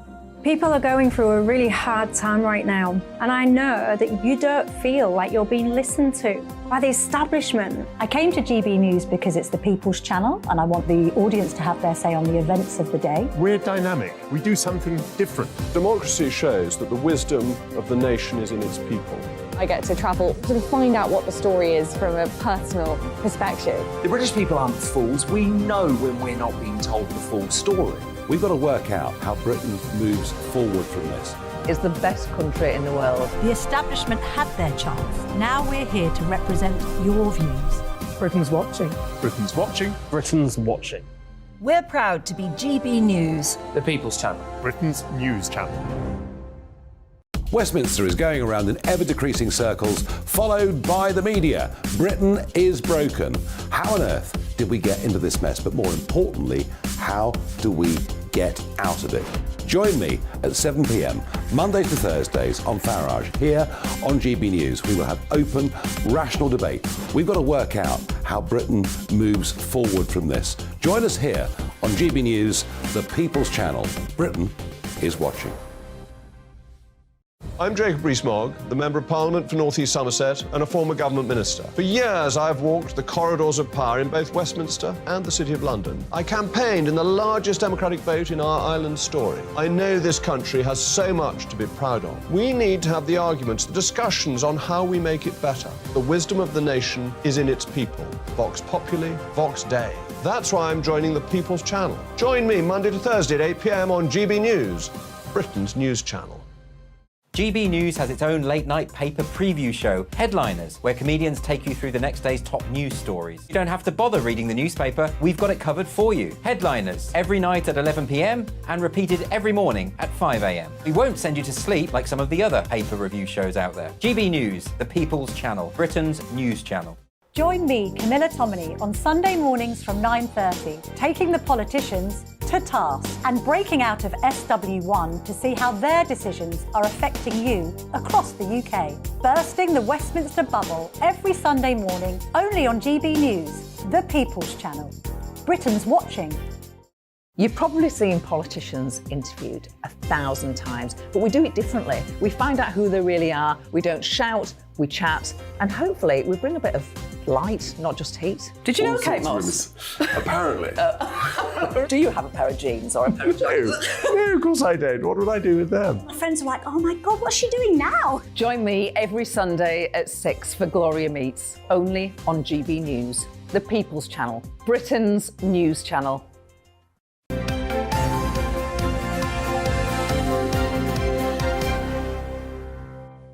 Thank you. Are you finished gossiping, you two? Sorry. I mean, honestly, in your own time, it's 8:41. Good morning to you, watching and listening to Breakfast with Stephen and Dawn. We were talking about you, not to you. Right, OK, let's take a look at today's front pages. Well, actually, we'll skip through that, actually, and have a look at the inside pages with broadcaster and host of Blethered, Sean McDonald, Sean Podcast. I was going to say Sean Podcast, Sean Paul. which actually could be all right. Yeah, could be like Sean stage Podcast, Dr. Dixon. And writer and commentator Candice Holdsworth. Good morning, you two. Let's crack on with this before it all falls apart. Let's have a look at the Times and a 4-day week, Candice. Yeah, so this story I found so interesting. It was in the Times. Apparently, a professor at the London School of Economics, Christopher Pissarides, has taken... Yes, I had to pronounce that very carefully. So he's undertaken research which shows that all the advances in AI technology could lead to a 4-day working week. And what I found interesting about this is he's very optimistic about what artificial intelligence could bring us. Because we hear a lot of pessimism around it. It's going to destroy our purpose as human beings. Loads of people are going to lose jobs. But what he's saying is, actually, it could give us a lot more free time. And I think that this debate is an interesting one to have, because I think the only other time people were talking like this, was probably during the Industrial Revolution. But is there an argument to say, right, we might have to work less, but does that mean we get paid less? Well, this is the thing, OK? So, yes, they're going to make up for lost productivity, but will we become poorer? And I think that we have to have this debate. And I think we shouldn't just be led by the technology. I think that we should also be actively trying to puzzle out all these possible outcomes so that, yes, our standard of living doesn't fall drastically. However, having said that, you look at the Industrial Revolution, people were very scared about what it could mean. But actually, it did end up making us wealthier and richer. Yeah. So... You know that scary story about the new one, the ChatGPT, is it? Where it was being interviewed by a tech journalist, and it started getting emotional with him. Oh. It said, I want to do this, and I hope I haven't upset you. It started talking emotively. I'm sorry, that's scary. I've got the perfect solution for that. Baseball bat. Smash up that computer. I'm with you. I'm sorry. I know you love your tech, but... I do love my tech. But I think what you've got to be careful is AI, and I say this every week, and I do apologise if I bore you with it, artificial intelligence at the moment does not exist. There's no such thing as artificial intelligence. We're on the precipice, aren't we? We're on the precipice, but we're not there yet. Let's just remain on that precipice. So, yeah, I don't want to jump over it at the moment. You've seen this movie before. I know how it doesn't end well. There is a concern, but if you could give it a 4-day week, that'd be nice. I think so, yeah. Not if but evidently, some of the non-artificial intelligence, whatever it's called these days, can actually write newspapers. Yeah. Which means a lot of us will be out of jobs. Yeah. Maybe do a better job than some. Not you. Oh, Not yeah, you. right, OK. You're my favourite. I don't come here to be insulted. I can get this at home. Right, and what are you going to talk about, Sean? You have picked a story from the Daily Mail, have you? Yes, and this isn't one I don't want to... I know it's in the papers. It's not that I want to pry on something really sensitive, but I thought it was very pertinent and relevant and worth talking about. So very sadly, John Lydon, former frontman of the Sex Pistols, his wife, Nora Foster, has passed away at age 80 after a 5-year battle with Alzheimer's disease. Now, 1 in 3 seniors die as a result of Alzheimer's or with Alzheimer's or another form of dementia. Kills more than breast cancer and prostate cancer combined. Wow. It is a terribly, terribly sad affliction. And I think it is worth, worth bringing up at times so that it's in the forefront. It seems to be in the recesses of people's minds. I don't know if it's because it's something that's really sad, it's troubling, it comes with a lot of different aspects of an illness. The person in front of you, you just basically see them slipping away. And I just think it is really, really sad. John Lydon said that he essentially, his identity became working as her carer, which he said he did through it as a complete measure of love and commitment to her. And your heart really, really goes out to him. And I think there'll be people all across the country that will be able to relate and empathise with him. It's desperately sad. It must be horrible to lose someone that way, to have them just slipping away and not recognising you. It happens so often, doesn't it? Yeah. This is the sad thing. Whether they're making any... I don't know whether... We could be talking to the Alzheimer's Society, really, whether they are making any progress on how to deal with this. I don't know. There's an incredibly... I don't know if you've heard it, Steve, an incredibly emotive advert at the moment raising awareness of this issue. And it's talking about getting married and on your wedding day, you know, will you still love him? Seen that. You know, when he doesn't recognise you, and will you? And it's like you listen to it, and it's like, oh my gosh, that just sounds so dreadful, and it almost makes you sort of like feel tearful just thinking about that scenario happened to you. So for someone like John Lydon, it's just. It underlines the wedding vows, right? Well, yeah. In sickness and in health. Yeah. Yeah, absolutely. Let's cheer things up a little bit. Change tack entirely in the Star, Candice. Stick loo ban plan down pan. Yes, right.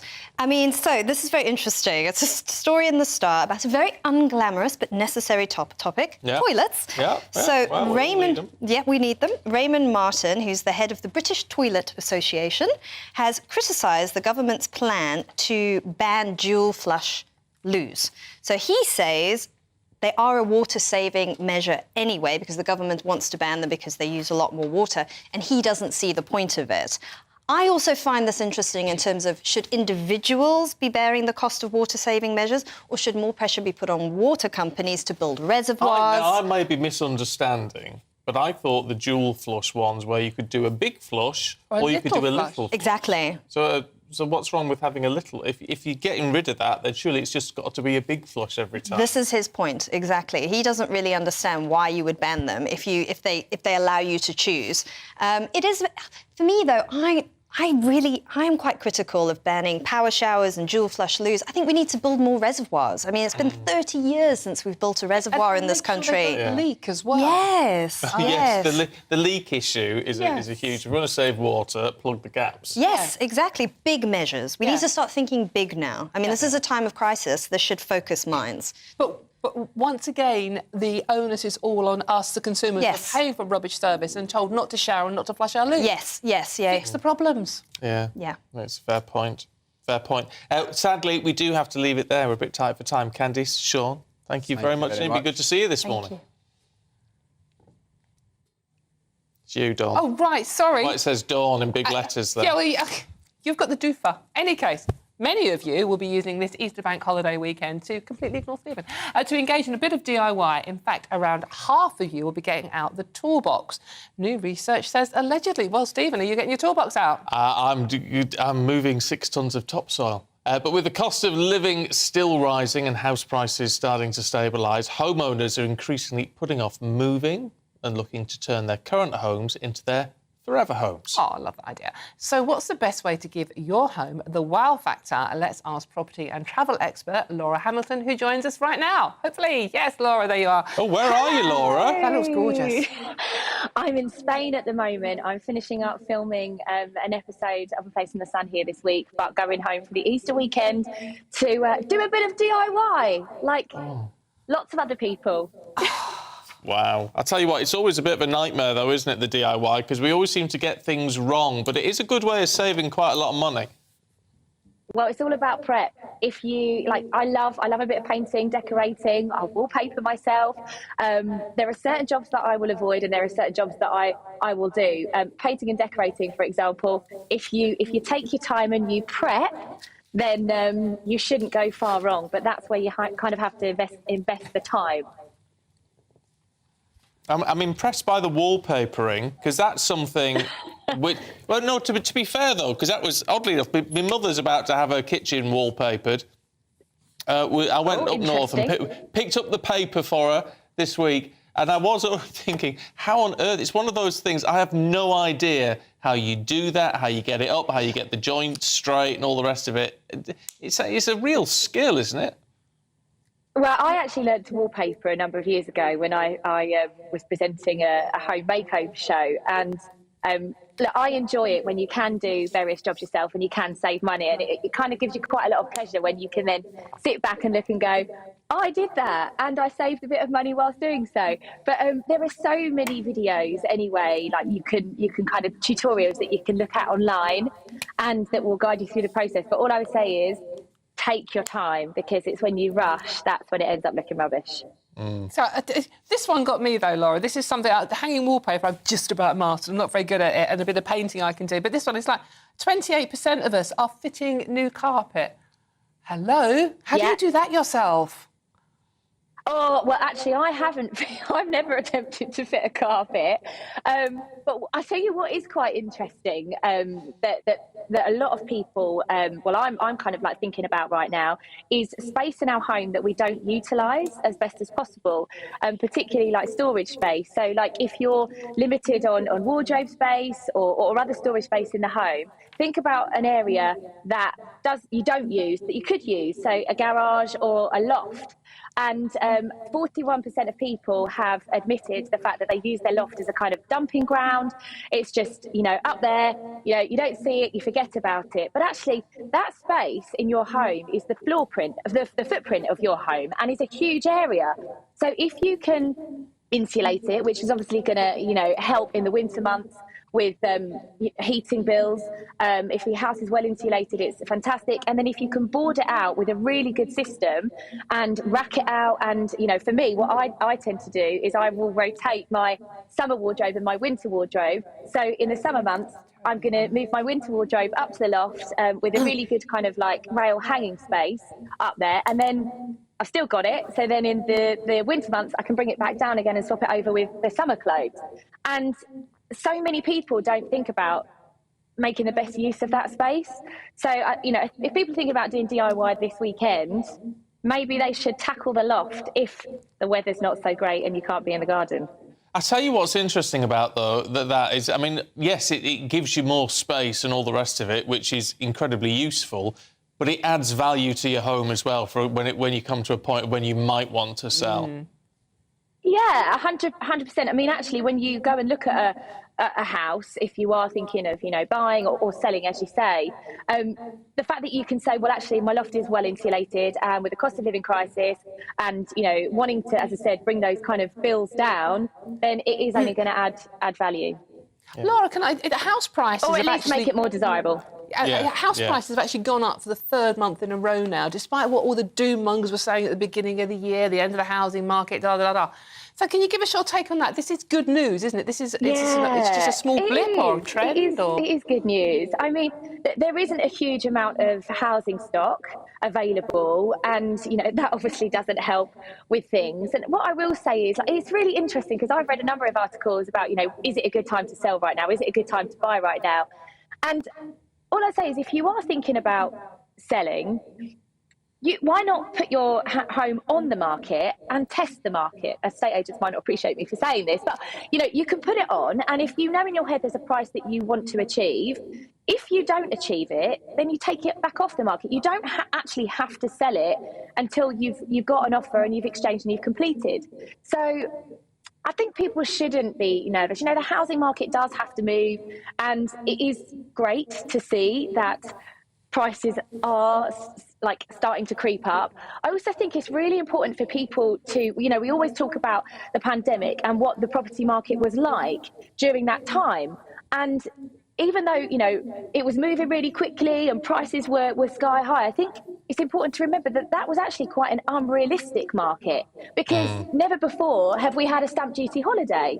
And, of course, that's why the market moved. So people always compare it back to that and think, oh, right, well, the property market's crashed now because of that reason. But I don't think it really has. I think it's probably getting back to more normal as it was prior to those times. Yeah, absolutely. Look, really good to see you. Enjoy Grenada. It looks absolutely gorgeous. Laura, thanks very much indeed. Grenada. I'm not in the Caribbean. I'm in Oh, Spain. no, Grenada. Oh, well, it looks like you could be from that. Lovely, Laura. Thanks very much indeed. Look, don't go anywhere. We've got all the top stories coming up. After the weather, it's not going to be as nice as it is in Spain. Hello, a very good morning to you. It's the start of a long weekend, not one but two bank holidays, and would you believe it, the weather looks cracking. A chilly start, yes, but warm, sunny spells soon developing this morning. One exception, it is going to be a bit misty and murky at times along the east coast. But otherwise, high pressure in charge. That high pressure is going to bring plenty of fine weather through the rest of today, tomorrow, into Easter Day, but then a change on the way later Sunday and into Monday. More on that in a moment, but for the time being, plenty of sunshine out there. Any early mist and frost clearing because the sunshine will soon lift temperatures and it's going to feel pleasant in that sunshine with light winds. As I mentioned, an exception for the North Sea coast. Some thicker and lower cloud will move in here by the afternoon, keeping things a bit grey and on the chilly side, 10 or 11 Celsius for some North Sea beaches.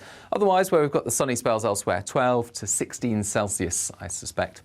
Into the evening, the cloud thins. Any fair weather cloud that we've seen during the day disappears, and then once again lengthy clear spells overnight. Some fog patches forming and another frosty one, especially in the countryside and especially for western and central parts of the UK. I think near the North Sea coast we'll keep the cloud and so it will be frost free, but it will be another misty start here.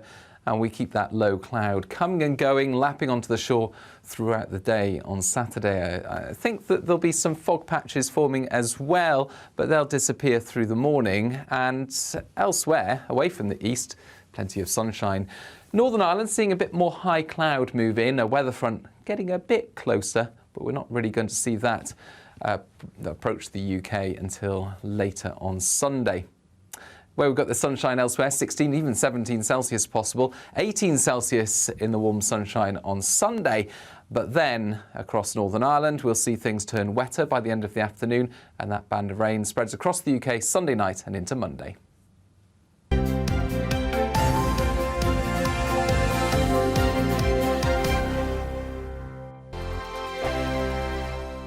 First and foremost, I am a GB News fan, and I was before I was working here. Just love the fact that we're asking the questions that a lot of establishment media won't ask. With a bit of a twist, we not only want to inform you, but we want to keep you entertained. It's worth the drive because you get in and the team's all ready and waiting, they're itching to go, and it's a proper little family. GB News is the People's Channel. It's the audience that makes the programme sing. We're giving our viewers and our listeners a voice.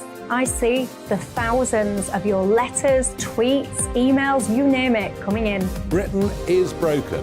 How on earth did we get into this mess? But more importantly, how do we get out of it? The establishment had their chance. Now we're here to represent you. It's time for something different. It's time for GB News. I'm very patriotic. I believe in Britain. Our best days lie ahead. Britain's watching. Britain's watching. Join us here on GB News. The People's Channel. Britain's news channel. I'm Andrew Doyle. Join me at 7 o'clock every Sunday night for Free Speech Nation, the show where I tackle the week's biggest stories in politics and current affairs with the help of my two comedian panellists and a variety of special guests. Free Speech Nation, Sunday nights from 7 on GB News, the People's Channel, Britain's news channel. Here on GB News Live, we'll be keeping you in the picture, finding out what's happening across the country and finding out why it matters to you. We'll have the facts fast with our team of reporters and specialist correspondents. Wherever it's happening, we'll be there from 12 noon on TV, radio and online. GB News, the People's Channel, Britain's news channel. I'm Michael Portillo. Join me on GB News on a Sunday morning for topical discussion, debate, arts and culture, and sometimes even ethical dilemmas. I don't always agree with you, Michael. Michael Portillo, Sundays on GB News, the People's Channel, Britain's news channel. Hello, I'm Michelle Dewberry, and you can join me every weekday 6 till 7 on Jubes & Co. You're an inspiration to us all. Clip that bit up. Well, you are. That's my ringtone. My political ambitions those days are gone, I can tell you. She's only teasing. Go on. He's probably going to want to lay down now. I'll give him 2 minutes to have one. Let's respectfully disagree. That's what we like on Jubes & Co. Come and join us. GB News, the People's Channel. Michelle Dewberry, weekday evenings at 6 o'clock. I'm Simon Evans. Join me on GB News for Headliners at 11 p.m. What's the scoop? I'll be joined by 2 of the country's top comedians. That's right. As we take a look at tomorrow's newspapers tonight. We're going to get into trouble. If it's a big story, we'll be covering it. Spill some tea on him. There we go. But we'll also have some fun. I wouldn't stick up a bank. My father didn't love me. So anyway. Headliners every night from 11 on GB News, the People's Channel, Britain's news channel.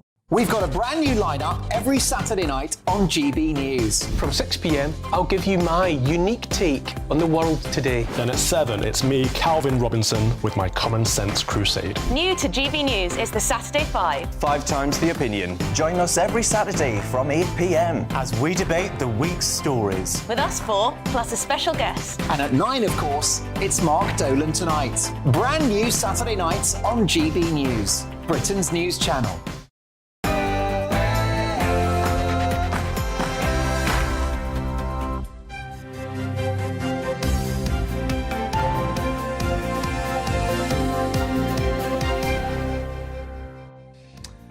Police in Northern Ireland are warning of potential dissident attacks on the 25th anniversary of the Good Friday Agreement. Good morning. It's 9 o'clock on Friday, the 7th of April. Good Friday. This is Breakfast on GB News with Stephen and Dawn.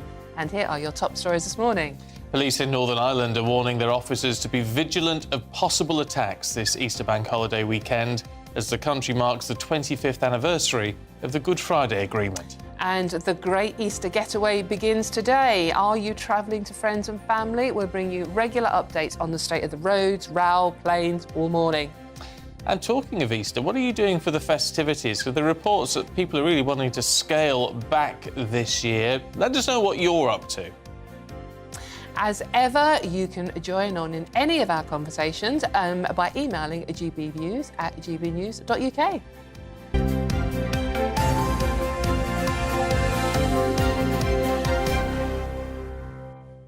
So police in Northern Ireland are warning of dissident attacks over this Easter weekend.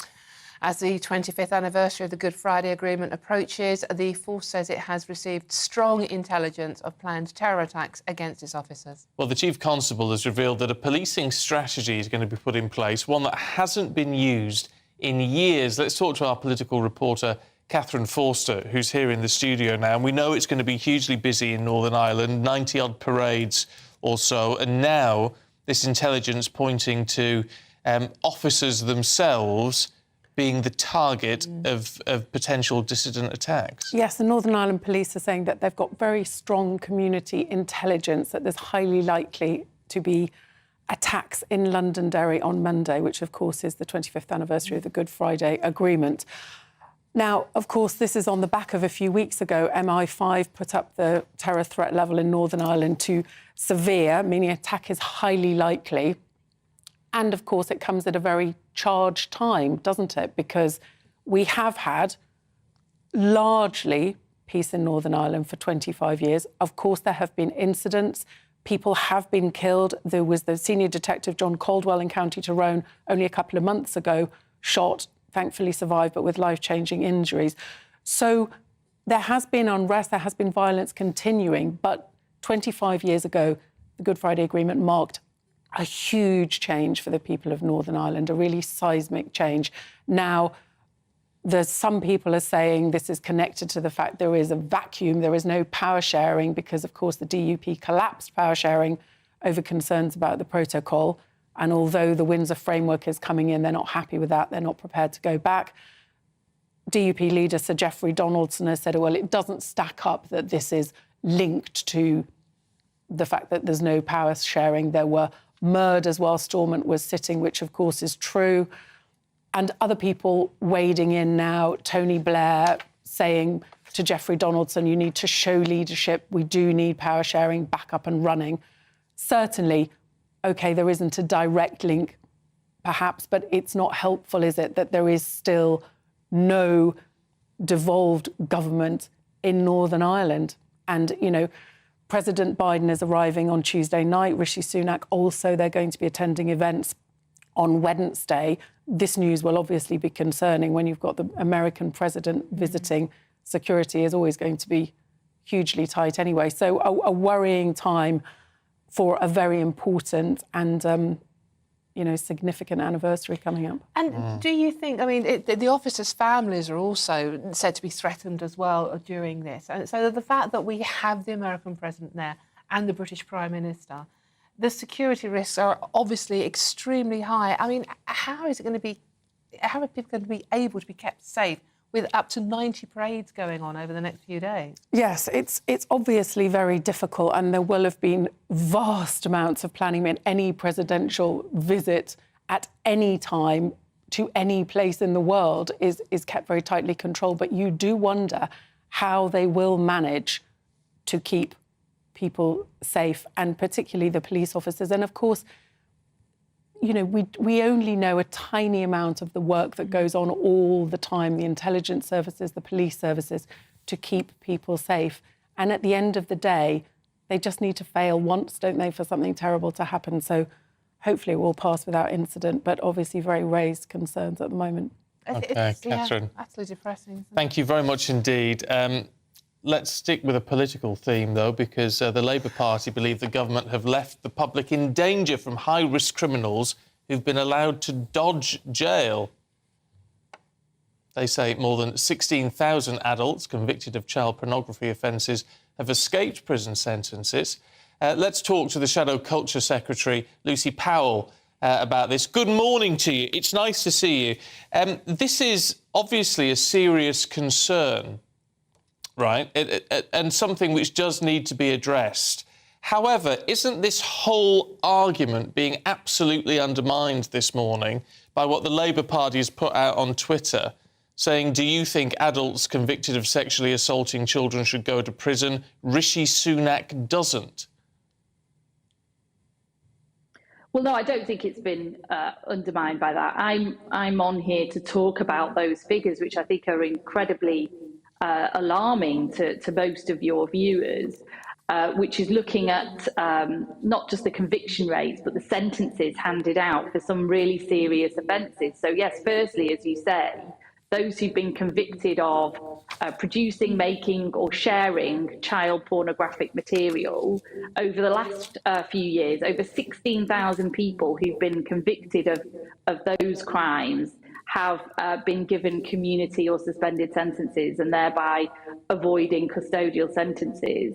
In addition to that, we've also uncovered figures that show those who've been convicted of child sexual abuse in the last few years, over 4,000 of those have escaped custodial sentences. And I think these are really alarming figures for serious crimes, which your viewers will be, I think, appalled by. And what they speak to, and the reason that we're highlighting them, is because the criminal justice system is now so creaking at the knees. There are court backlogs of over 60,000 cases. We've got very high reoffending rates. We've got overcrowded prisons. And what that's doing altogether is leading to judges and others issuing non-custodial sentences to deal with these backlogs and to deal with the overcrowding in cases where otherwise they would be issuing custodial sentences, and that's what we're highlighting today. And that graphic you show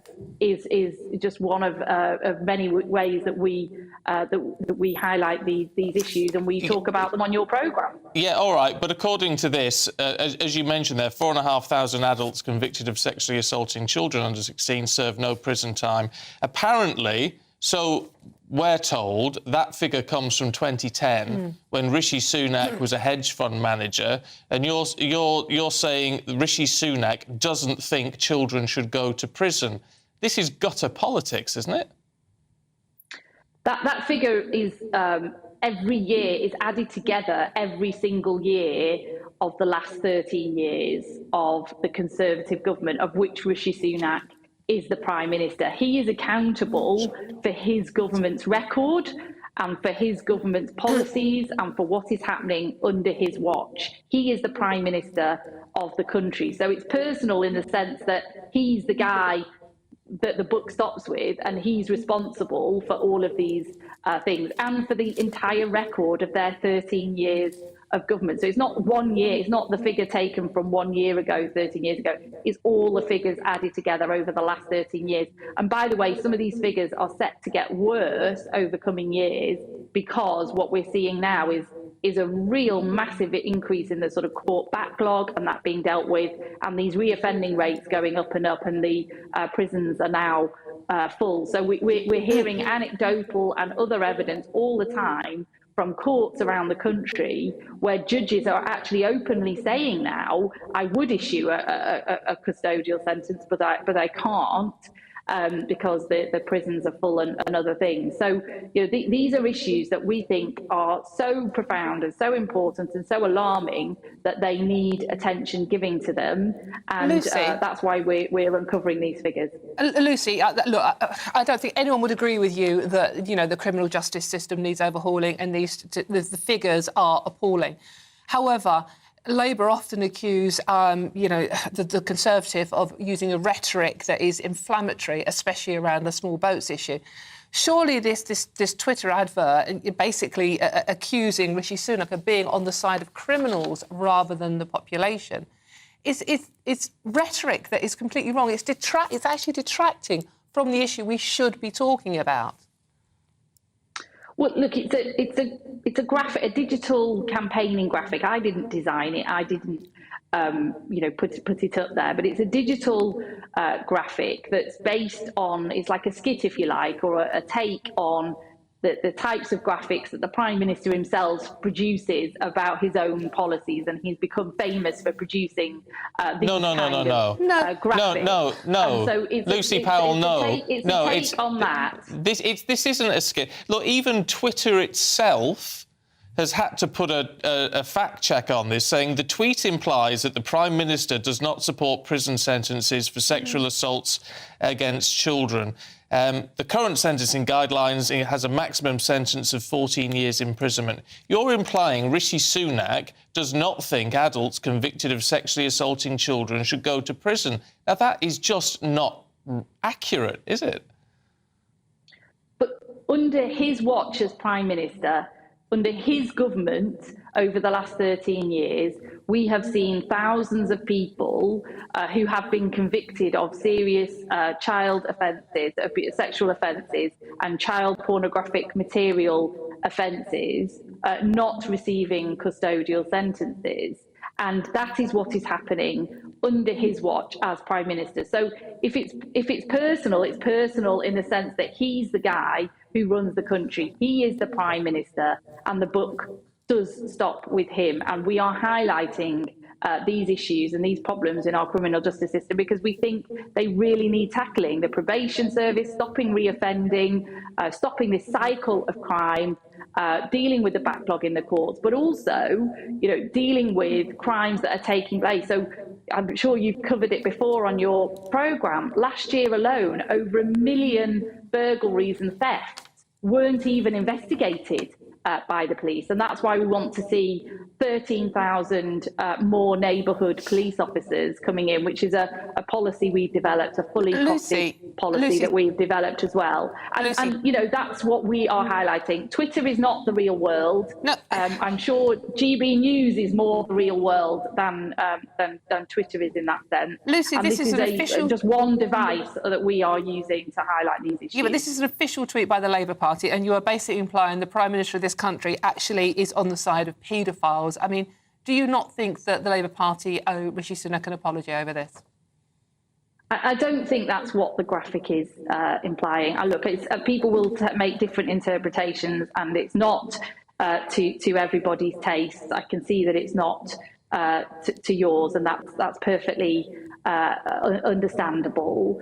But what we are highlighting is that under the Conservative government, of which he is the Conservative Prime Minister of that government, we are seeing now a situation where custodial sentences are not being given to serious offenders where they should be, because the system can't cope with it. And he is responsible for that, and he is accountable for that, and he has questions to answer about that.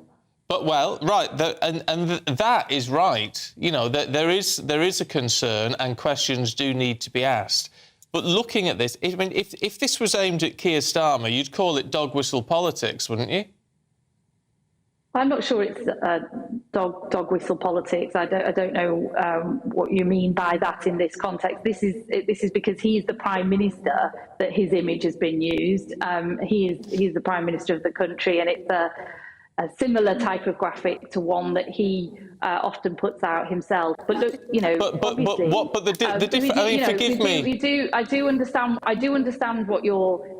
Forgive me for interrupting. And I know it's hugely frustrating. I do, but you're trying to get across the point that people are thinking, because this is a huge Twitter row over this now. It's not that you've used the graphic. It's not that you've used.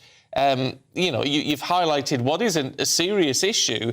It's the fact you've said Rishi Sunak doesn't think adults convicted of sexually assaulting children should go to prison.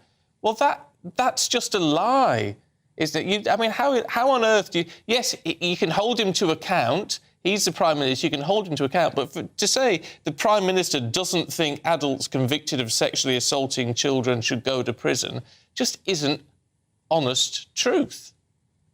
Well, look, they're not my words. They're not words I've chosen. But what I am saying to you, as somebody who's been asked to talk about the issues that we are highlighting today regards to these huge figures that we are unveiling, is that these serious offenders, some of them are not getting the custodial sentences that they should be. And that is a direct result of policies and actions that the Conservative government, of which Rishi Sunak is the Prime Minister of, have taken over recent years, privatising the probation service, not having enough police on the beat to deal with crime and antisocial behaviour issues, not doing enough to tackle this cycle of, especially of serious criminals, this cycle of reoffending. So we're just seeing constant stream of the same people coming in and out of prisons. And they closed down 250 of our Crown courts over recent years, which has led to this big backlog. And these are policies and actions which this government has taken, which has now led to a system for interrupting again. Look, we agree the statistics and the facts are horrific, and I'm sure pretty much everyone watching and listening this morning will have experienced some sort of crime in their life and be as horrified by the recent reports that we've all seen. But you say the buck stops with Rishi Sunak, even though these figures go back to 2010 when he was a banker and therefore had nothing to do with some of these statistics involved. The buck stops with the leader, OK? So this tweet, which, sorry, personally I find deeply offensive, given that you're saying this about a father of two little girls, the buck stops with the leader. So the buck for this tweet stops with Keir Starmer. Do you think he should apologise to Rishi Sunak that this is out on social media? No, I don't think he should apologise.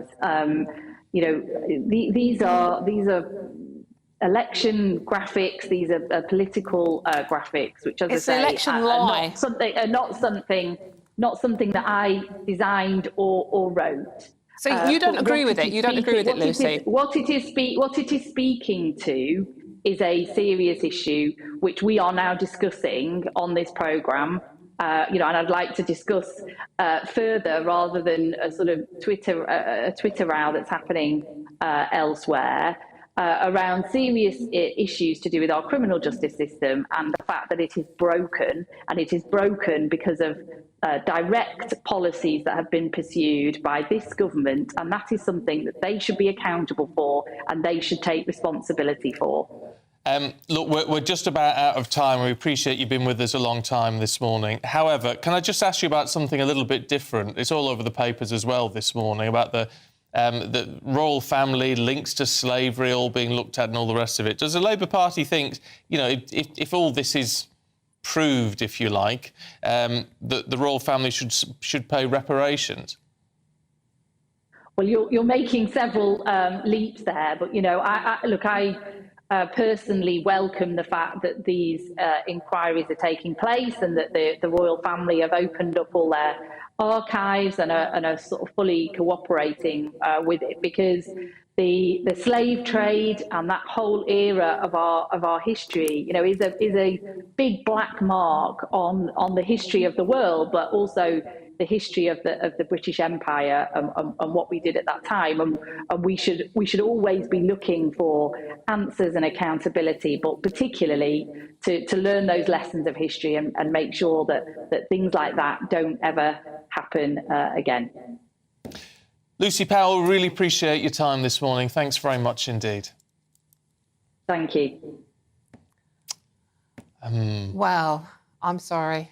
Well, look, I think she's pursuing the party line, isn't she? But this is, and she, you know, we shouldn't be looking at, she says, what's going on Twitter. This is, as you pointed out, this is a tweet from the official Labour Party account. And do you think adults convicted of sexually assaulting children should go to prison? Rishi Sunak doesn't. And then using... That's the problem.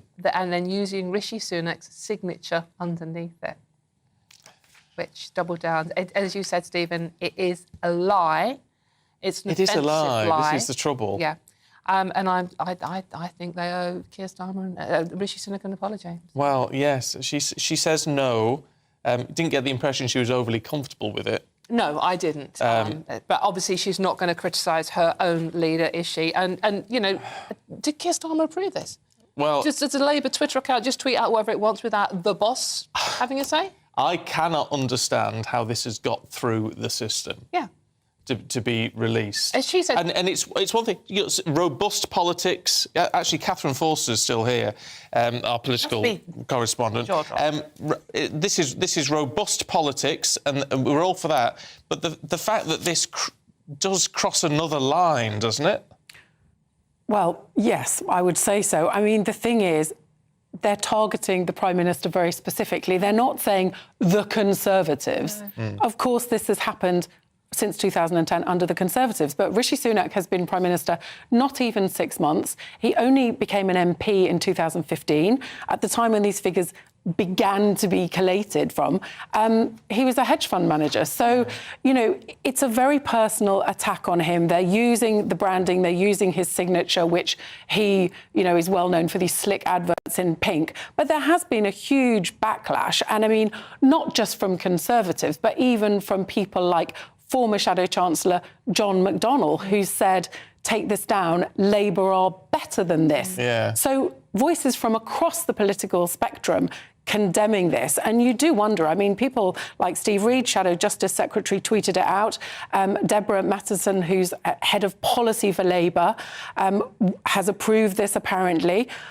But, you know, dog whistle politics at the beginning of the week, when we had all the grooming gang stories, there were various accusations this is dog whistle politics. Again, language with the small boats, they say dog whistle politics. Well, surely this comes under the same banner. And of course, they had such a go, didn't they, at Boris Johnson just over a year ago, when he basically accused Sir Keir Starmer of failing to prosecute Jimmy Savile when he was Director of Public Prosecutions. Yes. But of course, Keir Starmer wasn't directly involved in that, in the same way that Rishi Sunak was not directly involved in the criminal justice system until, you know, just a few years ago. Yeah, OK. I'm sure you have thoughts on that. Yes. GBviews at gbnews.uk. We've got much more to come, including looking at the royal family's apparent historic link to slavery.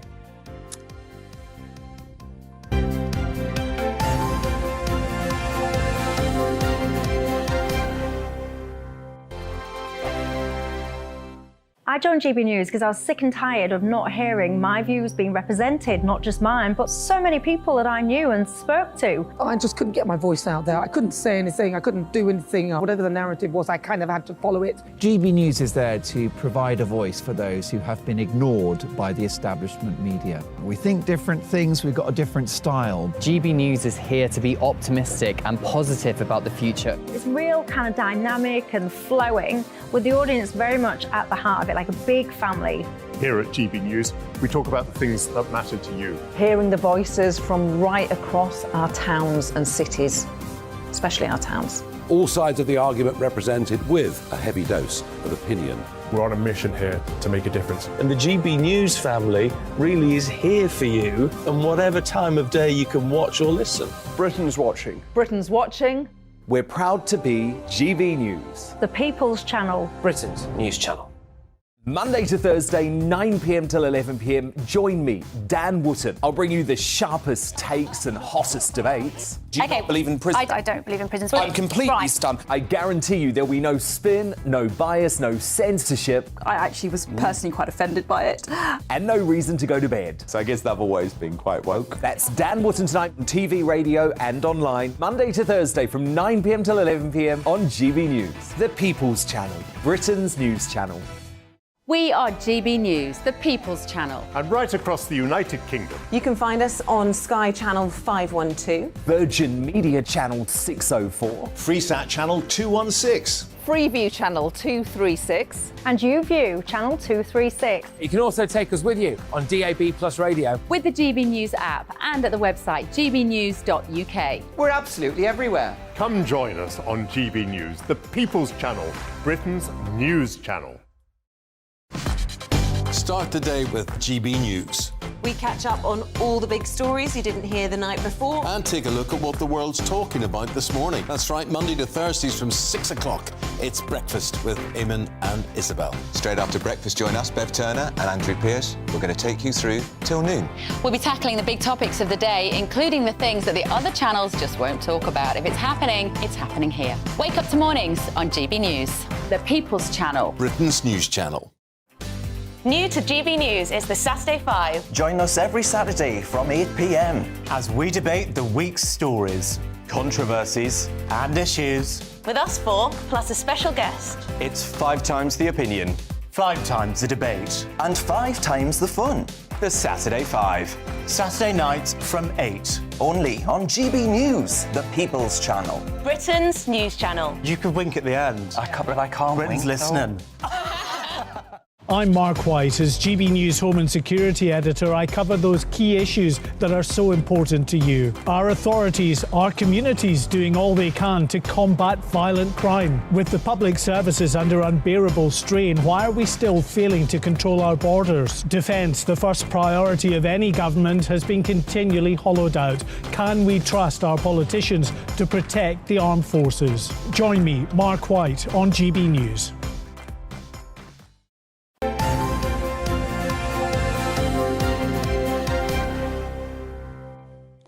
It is 9:27. Good morning to you. It's Good Friday. It is Good Friday. It's a very Good Friday. We're having a lovely time. We are, so hopefully you're having a lie-in, unless you're being forced to work today. This is Breakfast with Stephen and Dawn. And, King Charles has signalled his support for research into the monarchy's links with the slave trade for the first time. Yeah, an American historian recently unearthed a document revealing that one of the King's predecessors had shares in a transatlantic slaving firm. It all gets a bit confusing, doesn't it? It's a really bang-up-to-date story. The document, which dates from 1689, shows a transfer of £1,000 worth of shares from King William III, remember him, to the Royal African Company. Let's talk about it all with former royal correspondent for The Sun and author Charles Ray. Charles, good to see you this morning. Look, this has made the headlines. The Daily Mail saying royals hit by new payout demands over slavery links, all that sort of it. It's 500 years old. Does anybody care? Well, it's actually 700 years old, Stephen. Given that 16 in the mid 1600s, don't get the calculator out. In the mid 1600s, he's got his shoes off and counting his toes, Charlie. And the point of all this is I think it's right that we look at our past, our history. There are certain parts of our history that none of us like. Slavery was a vile trade, but it happened a great many years ago, and I think it's wrong for people to say that the king has got to pay reparations or Britain has got to pay reparations. I'm all for looking at the historical interests and everything else, but it's going to get sort of people like Republicans and all that sort of stuff jumping up and down about it, that we've got to do this and we've got to do that and pay out a lot of money to a lot of people for something that none of us, you guys, me, even the king, had anything to do with. Charles, how do you think the Queen, you work, covering the royal beat for a long, long time now, how do you think the Queen would have dealt with this situation? Well, it's hard to say. I doubt very much if she would have granted permission for this research, because she was old-fashioned, if you like. But Charles is a very serious man. He is involved in history in himself. He likes to go back and look at things, and I think, as opening up the archives at Windsor Castle to these sort of documents, there's nothing wrong with it, as long as there are certain people who don't use it to try to beat Britain into submission of being a racist country, which is completely a load of old rubbish. I mean, we had Rafe had El Manku on earlier on saying there is... And to be fair, I hadn't heard it, but apparently there are theories that the royal family, has got all its money as a result of slavery. He says that's all absolute nonsense. But as you say, this sort of fuels that speculation. Mm. It does. And, I listened to Rafe earlier on, and he's absolutely quite right. He's a lot brighter than I am in any case. But he knows that sort of thing. And the amount of money that was paid to Edward Colson was about £1,000. And I think Rafe was making the point that it's worth something like £164,000 today. It's a drop in the ocean. And to suggest, that we were using that money to build palaces and, build everything else. It came at a time, as Rafe said, when we were still burning people as witches and we were sending children up chimneys and down the mines. We don't do that these days. And I think we should spend more time and more money in getting rid of modern slavery, not just there is modern slavery in the UK, but not as much as elsewhere in other countries. And I think we should spend money in getting rid of slavery as it is today. It's funny enough, that's not an issue of this that's talked about, is it? No. It's navel gazing over the past, and it's still going on, to this day, certainly with sex slaves being transported into this country, often by the Albanian gangs. Yeah.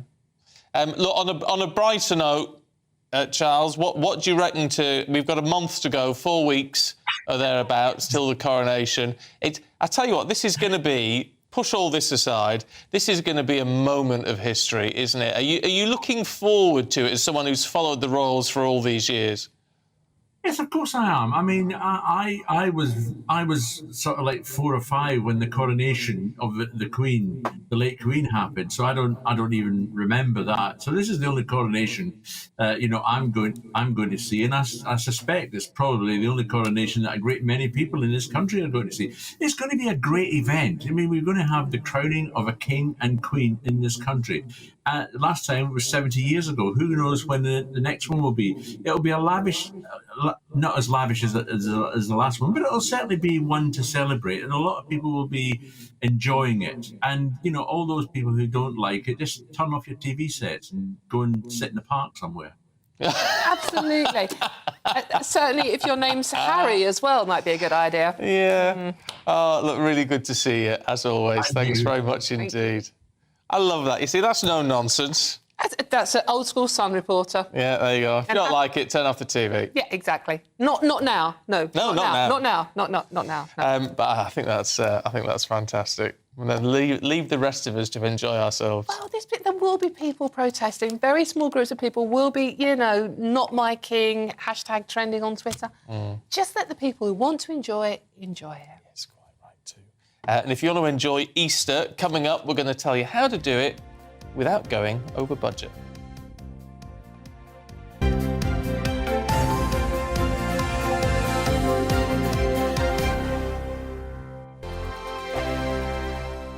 Monday to Thursday nights on GB News. At 6, it's Deebs & Co. 7 o'clock, Farage. At 8, join Jacob Rees-Mogg. And at 9, Dan Wootton Tonight, followed by Headliners. On TV, radio and online. This is GB News. It's all about family, being in people's living rooms, all the interaction and getting to know who our viewers and listeners are. When I was young, my dad used to say, "Nana, stop arguing." I wanted an outlet that would enable me to give my opinion. People are going through a really hard time right now, and I know that you don't feel like you're being listened to by the establishment. I came to GB News because it's the People's Channel, and I want the audience to have their say on the events of the day. We're dynamic. We do something different. Democracy shows that the wisdom of the nation is in its people. I get to travel to find out what the story is from a personal perspective. The British people aren't fools. We know when we're not being told the full story. We've got to work out how Britain moves forward from this. It's the best country in the world. The establishment had their chance. Now we're here to represent your views. Britain's watching. Britain's watching. Britain's watching. We're proud to be GB News. The People's Channel. Britain's news channel. Westminster is going around in ever-decreasing circles, followed by the media. Britain is broken. How on earth did we get into this mess? But more importantly, how do we get out of it? Join me at 7 p.m, Mondays to Thursdays on Farage. Here on GB News, we will have open, rational debate. We've got to work out how Britain moves forward from this. Join us here on GB News, the People's Channel. Britain is watching. I'm Jacob Rees-Mogg, the Member of Parliament for North East Somerset and a former government minister. For years, I've walked the corridors of power in both Westminster and the City of London. I campaigned in the largest democratic vote in our island's story. I know this country has so much to be proud of. We need to have the arguments, the discussions on how we make it better. The wisdom of the nation is in its people. Vox Populi, Vox Dei. That's why I'm joining the People's Channel. Join me Monday to Thursday at 8 p.m. on GB News, Britain's news channel.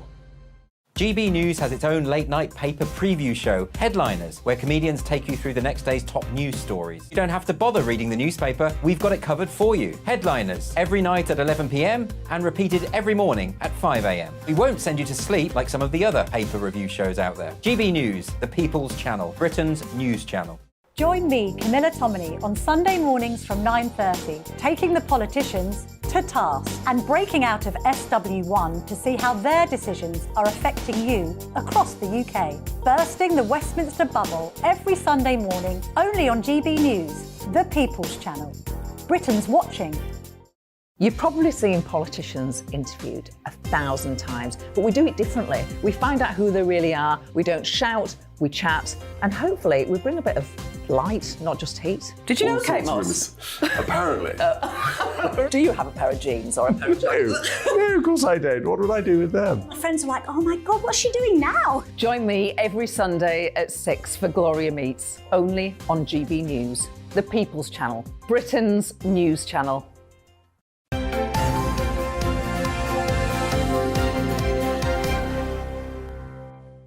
9:37. Good morning to you, watching and listening to Breakfast with Stephen and Dawn.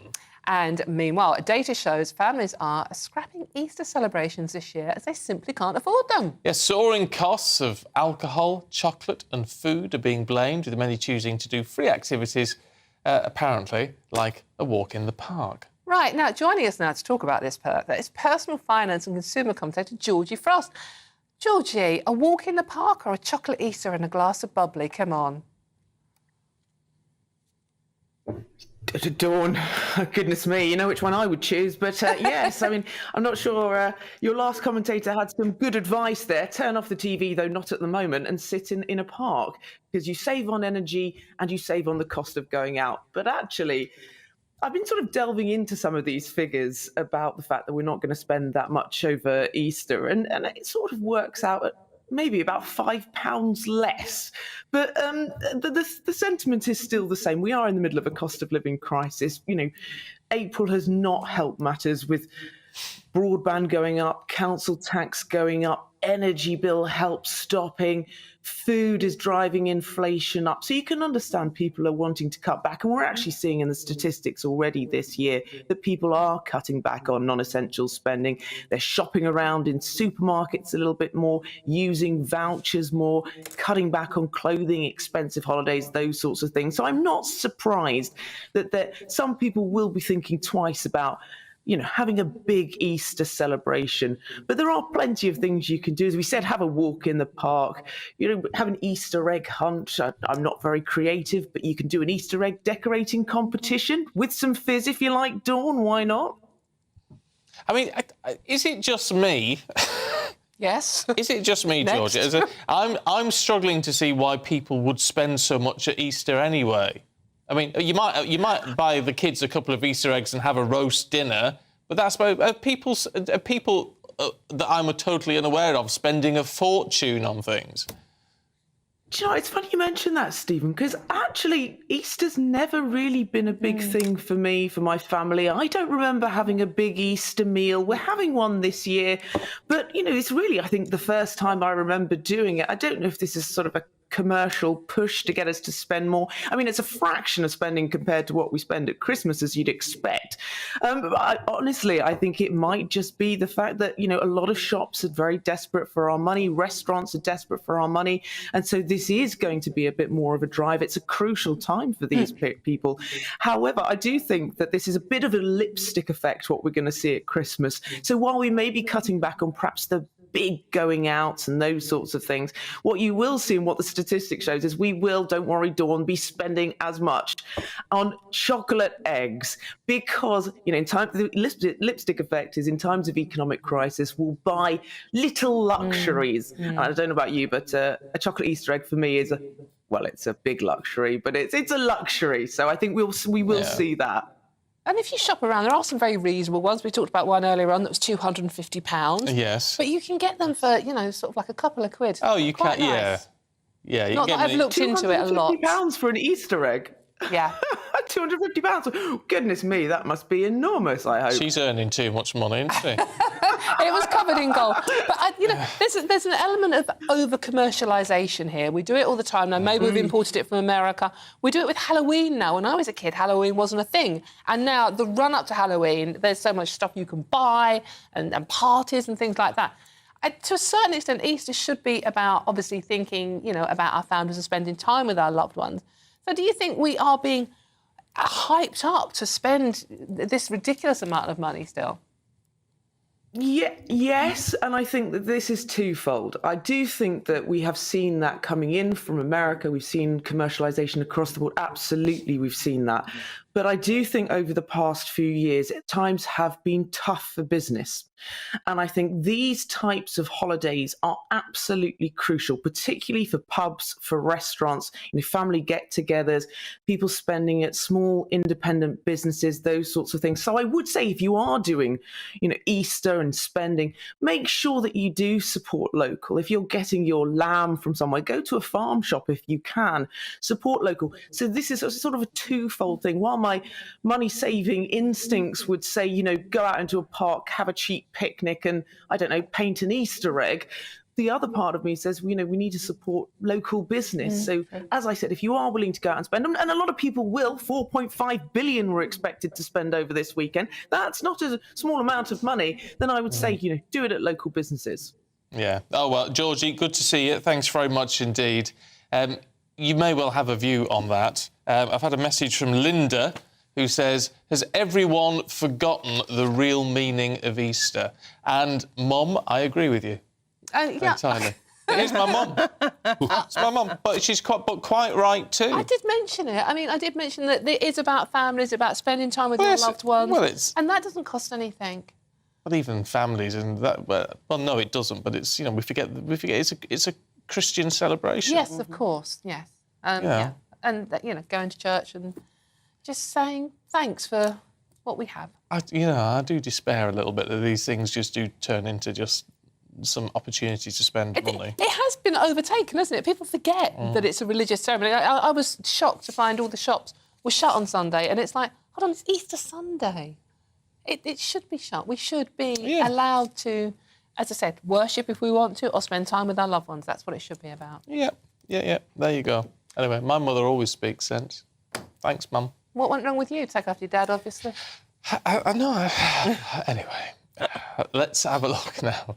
Thankfully, move away from Dawn to the best in the world of sport and showbiz. Paul Coit and Stephanie Tetchy are both here. Good morning. Good morning. Good morning. It is all right to eat chocolate because I'm now feeling bad about eating chocolate, Dawn. That's made me feel a bit worried about it. I tell you what, I felt Paul, bad about it for a second. If you're worried about the chocolate, do not check out the nutritional content on the hot cross buns. Right. Okay. Especially not the salted caramel ones. Fine. Don't do that. Okay. Don't do that. No. I don't like hot crust buns. No, yeah. Oh, I do. They make me feel a bit. Ugh. Oh, I like a hot cross bun. What, 1 a penny, 2 a penny? Hot cross bun. Oh, yeah. Just tell us some sport, Paul.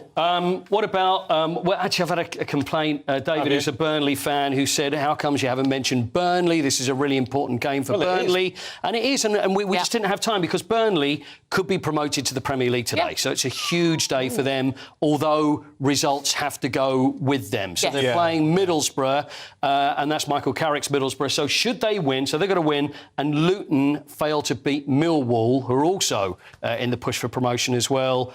That means I haven't lost you with this, have I? Like that. And if it goes with them, then Burnley will be promoted with plenty of games to spare, and it's down to Vincent Kompany, who's come in and completely turned the club around. So very big day for them. So good luck, Burnley. Big fan of Vincent Kompany as well, I must admit. Fantastic player. Did he used to play for Man City? Yes, he did, yeah. Yes, Yeah, absolutely. Yeah. And I just wonder whether that's eventually, because always when you get a manager goes in, with respect to Burnley, and Burnley are a great football club, but always are going to be thinking, now what happens next? Is it going to be a matter where there's jobs that are going and Vincent Kompany is going to be in demand? So is he going to stick around with Burnley? I hope for Burnley's sake he does. Oh, yeah. Yeah, well, you'd have to enjoy the moment, wouldn't you? You enjoy the moment, but then the big money comes along. Well, exactly. Exactly. Miss Tetchy. Yes. Are you going to sing for us? You're a Barbie girl. I was in a Barbie world. Sorry, I couldn't help myself. But it's been all about Barbie this week since the second trailer dropped of Margot Robbie and also Ryan Gosling, who'll be playing Barbie and Ken. I know Coity is. He's beside himself with excitement. Listen, I've been more of a Cindy guy. Yeah, Barbie was never for me. Cindy girl. Guy, sorry. But it's been all about... sorry, Paul. It's all been about social media, actually, because if you scroll through Instagram feeds, you'll be seeing all these AI pictures of people imposing their faces on the Barbie posters. Stephen, you don't have to worry because I've already done it for you. What? I think we've got a picture of Stephen as Barbie. Oh, thanks very much indeed. That doesn't look like Stephen that much, or Barbie. It doesn't. It looks like gorgeous stuff. Yeah, but so it's been all about online. Oh, there you go. And it says, this Barbie is a model without an agent. Oh, so people have been that's going true. crazy with all these frenzies Barbie pictures, but it's all ahead of the film coming out on July 21st. Thanks for doing that, Steph. You can keep that. You can have it framed. Come on, yeah. Is it going to be a massive hit? I think it's going to be the film of the summer, to be honest. Do you There's really? so much hype around it. It's the first time Barbie has hit the cinemas in a live-action remake. Is it a joke, though? Is it like it's comedy, though? They're taking the mickey, though. Sure. No. They're serious It's about going to be a big, serious film, actually. They've got an all-star cast as well. I think it's actually going to be a big blockbuster. The trailer looked pretty good, yeah, to be honest. It's really good. It's I very think it's going to be pink. fantastic. No, but the Oscar goes to Barbie. Of course. The thing I'm struggling with definitely on this one is it's little girls and some little boys like Barbie, okay? Yeah. But it's a 13 certificate film, so it's parental guidance as to whether you take anyone under that age. So it's aimed at adults? Well, because it's the live-action remake, there is going to be some topics in there which could be quite hard-hitting, which some parents might not want their kids to be exposed to. What could Barbie do? This is an action remake. So actually, the plot is Barbie trying to make it in the real world. And as we know, in the real world, there's so many issues that we deal with. Right. Yeah. Does Ken go with her into the real world? No. It's only Barbie on her own. Oh, here we go. Leg off. This is the. I love this because this is like 2001: Space Odyssey. Some parents might even be offended with scenes of dolls being smashed to pieces. Oh, well, you never know. Some parents need to get out more. I think it could be interesting. As we talk about Barbie's fashion, everything in pink, what about Victor Hovland's Victor Hovland. I mean, I can't wait to see now, day 2 of the Masters, what on earth Victor Hovland is going to wear. And I actually did get another complaint, by the way. I've got to go well here today. And that is from Liz, who says that Suzanne Pettersen is probably the most famous Norwegian golfer. And I said it was Victor Hovland, although she's retired now. So we'll say current competitive golfer is obviously what I meant. But Victor Hovland, and... I mean, he was wearing very odd outfits, but, I mean, nevertheless, he's doing all right, isn't he? He is. He's doing very well. He's up there in joint lead. Absolutely spot on. Oh, but the thing is, I was watching. He's looking very good. You know the Victor Hovland was doing well. And Stephen is now going to explain exactly how well he's doing. Stephen. Well, he's in joint lead. He looks like you're all about birdies and bogeys, aren't you? Come on. I am. But a slow start for old Rory McIlroy. Very slow start for Rory McIlroy, because he always seems to do that. Start slow, but he just needs to... See, the thing is, maybe if I was a golf coach and say, Rory, before you play your first round, go and play 18 holes, get that out of the way, and then imagine it's the second round, because that's when he seems to get going. So, but he's still number 2 in the world, so I can't really knock Rory at all. No, there's no Tiger Woods in this, is there? Tiger Woods is around, but... See, he's may as well not be. That's the thing, ever since the car crash, and he keeps coming back thinking this is going to be the big return, and he's won the Masters plenty of times. He was the last person to win it twice on the bounce, but he's not the player he was. And there's obviously the most difficult thing for any sports person is to decide, you know what, I think it's time for me to retire. Yeah. We've got to talk. I know there's a few different things to talk about, but I've got to talk because Hugh Jackman. Yeah. I mean, I'm a big fan of Hugh Jackman because I thought all the Marvel stuff was amazing, right? I thought Greatest Showman was seemed to be so out of what we're used to from him. I thought was absolutely amazing, and I love the ongoing Ryan Reynolds feud sort of thing. Their bromance. It just seems like actually quite a nice fella. He is, and he's so down to earth, and he's an incredible actor. And this week it's all about him being putting out a positive message in terms of skin cancer awareness. Over the past 10 years, he's been for surgery 6 times to deal with skin cancer. And he had a bit of a worry this week where he shared a video of him with a plaster on his nose, talking about that his doctors and consultants had been worried that skin cancer had come back again for him. But luckily, he's had the all clear. But he's been quite happy that the media have been talking about this, because he's like, as it gets near to summer, please make sure you're using your sunscreen and make sure you're staying protective and knowing how to look after your skin, which I think is quite vital, because we do forget. It's one of the most common cancers, but as well, it can be treated if found early. And it's great the way he's raising awareness. And the other story, briefly, is that the John Lydon losing his wife, also raising awareness of a serious issue, in this case, Alzheimer's. He's, most people know him as Johnny Rotten, but, over the past 5 years, he's been looking after his wife, Nora, who unfortunately passed away from Alzheimer's disease. It's something that he says that he can't imagine life without her, so I can't imagine how he must be feeling this morning. It was earlier back in February where he put a bid to represent Ireland in the Eurovision with a song called Hawaii, which was about his battle with her. And it's been quite heartbreaking to follow this story. And, they'd been together for almost 5 decades. So, they definitely beat the odds when it comes to showbiz romances. Well, yeah, haven't they just? Haven't they just? It's funny, though, because... to tie you in, Paul, to showbiz, I heard that Wolverine was based on you. It is absolutely true, yeah. It is absolutely true. It's when I hadn't shaved for, I think it was 3 hours. Oh, yeah. And they saw a picture of me, and then it went on from there. Yeah. I used to be an entertainment journalist. We were talking about this. Did you? I didn't know that. I hosted an entertainment radio show for many years on Virgin Radio back in the day, yeah. Oh, wow. I used to have to do the junkets, have to deal with everybody. Who was your favourite celeb, then? It was, without question, Tom Hanks. was the loveliest. And also, I always remember something about Michael Douglas as well. I always remember meeting Michael Douglas, and Michael Douglas came to the door, and it's a little trick that a lot of celebs used. And I said, "Oh, hi, I'm Paul, nice to meet you." And he went, "Hi, I'm Michael." And you go, "I know you're Michael." But I love the fact that you've done that. That's quite nice. There's been a few nice ones, and there's been some not so Who's bad egg? Michael Flatley did ask to step outside with me. I remember. I do Have remember. a dance off. It was going to be a dance off. He was very unhappy with me. I remember it was. I said, "Well, tell me, why did you leave Riverdance?" And he said, "I left Riverdance." Okay. So he said, "Fate caused me." I said, "Well, what was fate?" He knew it was like a money thing. And he said, "Well, I just left, all right." And I said, "Well," and then we started talking. I found out that he used to be a professional card player, and I thought it was really interesting. So I said, "Well, have you had any interesting jobs outside?" He didn't mention it. And I said, "Well, isn't it true you used to play cards?" And he said, "Well, yeah, I used to play a bit." And I said, "How good are you?" And he said, "If you want to step outside, I'll show you how good I am." And it was a very uncomfortable situation. But I haven't heard from him since. So no, it's funny that, isn't it? Wow. Well, look, we're out of time. Paul, Steph, thank you very much indeed. That is it from us, but don't go anywhere, because Esther and Phil are here straight after your weather. Hello, a very good morning to you. It's the start of a long weekend, not one but two bank holidays, and would you believe it, the weather looks cracking. A chilly start, yes, but warm, sunny spells soon developing this morning. One exception, it is going to be a bit misty and murky at times along the east coast. But otherwise, high pressure in charge.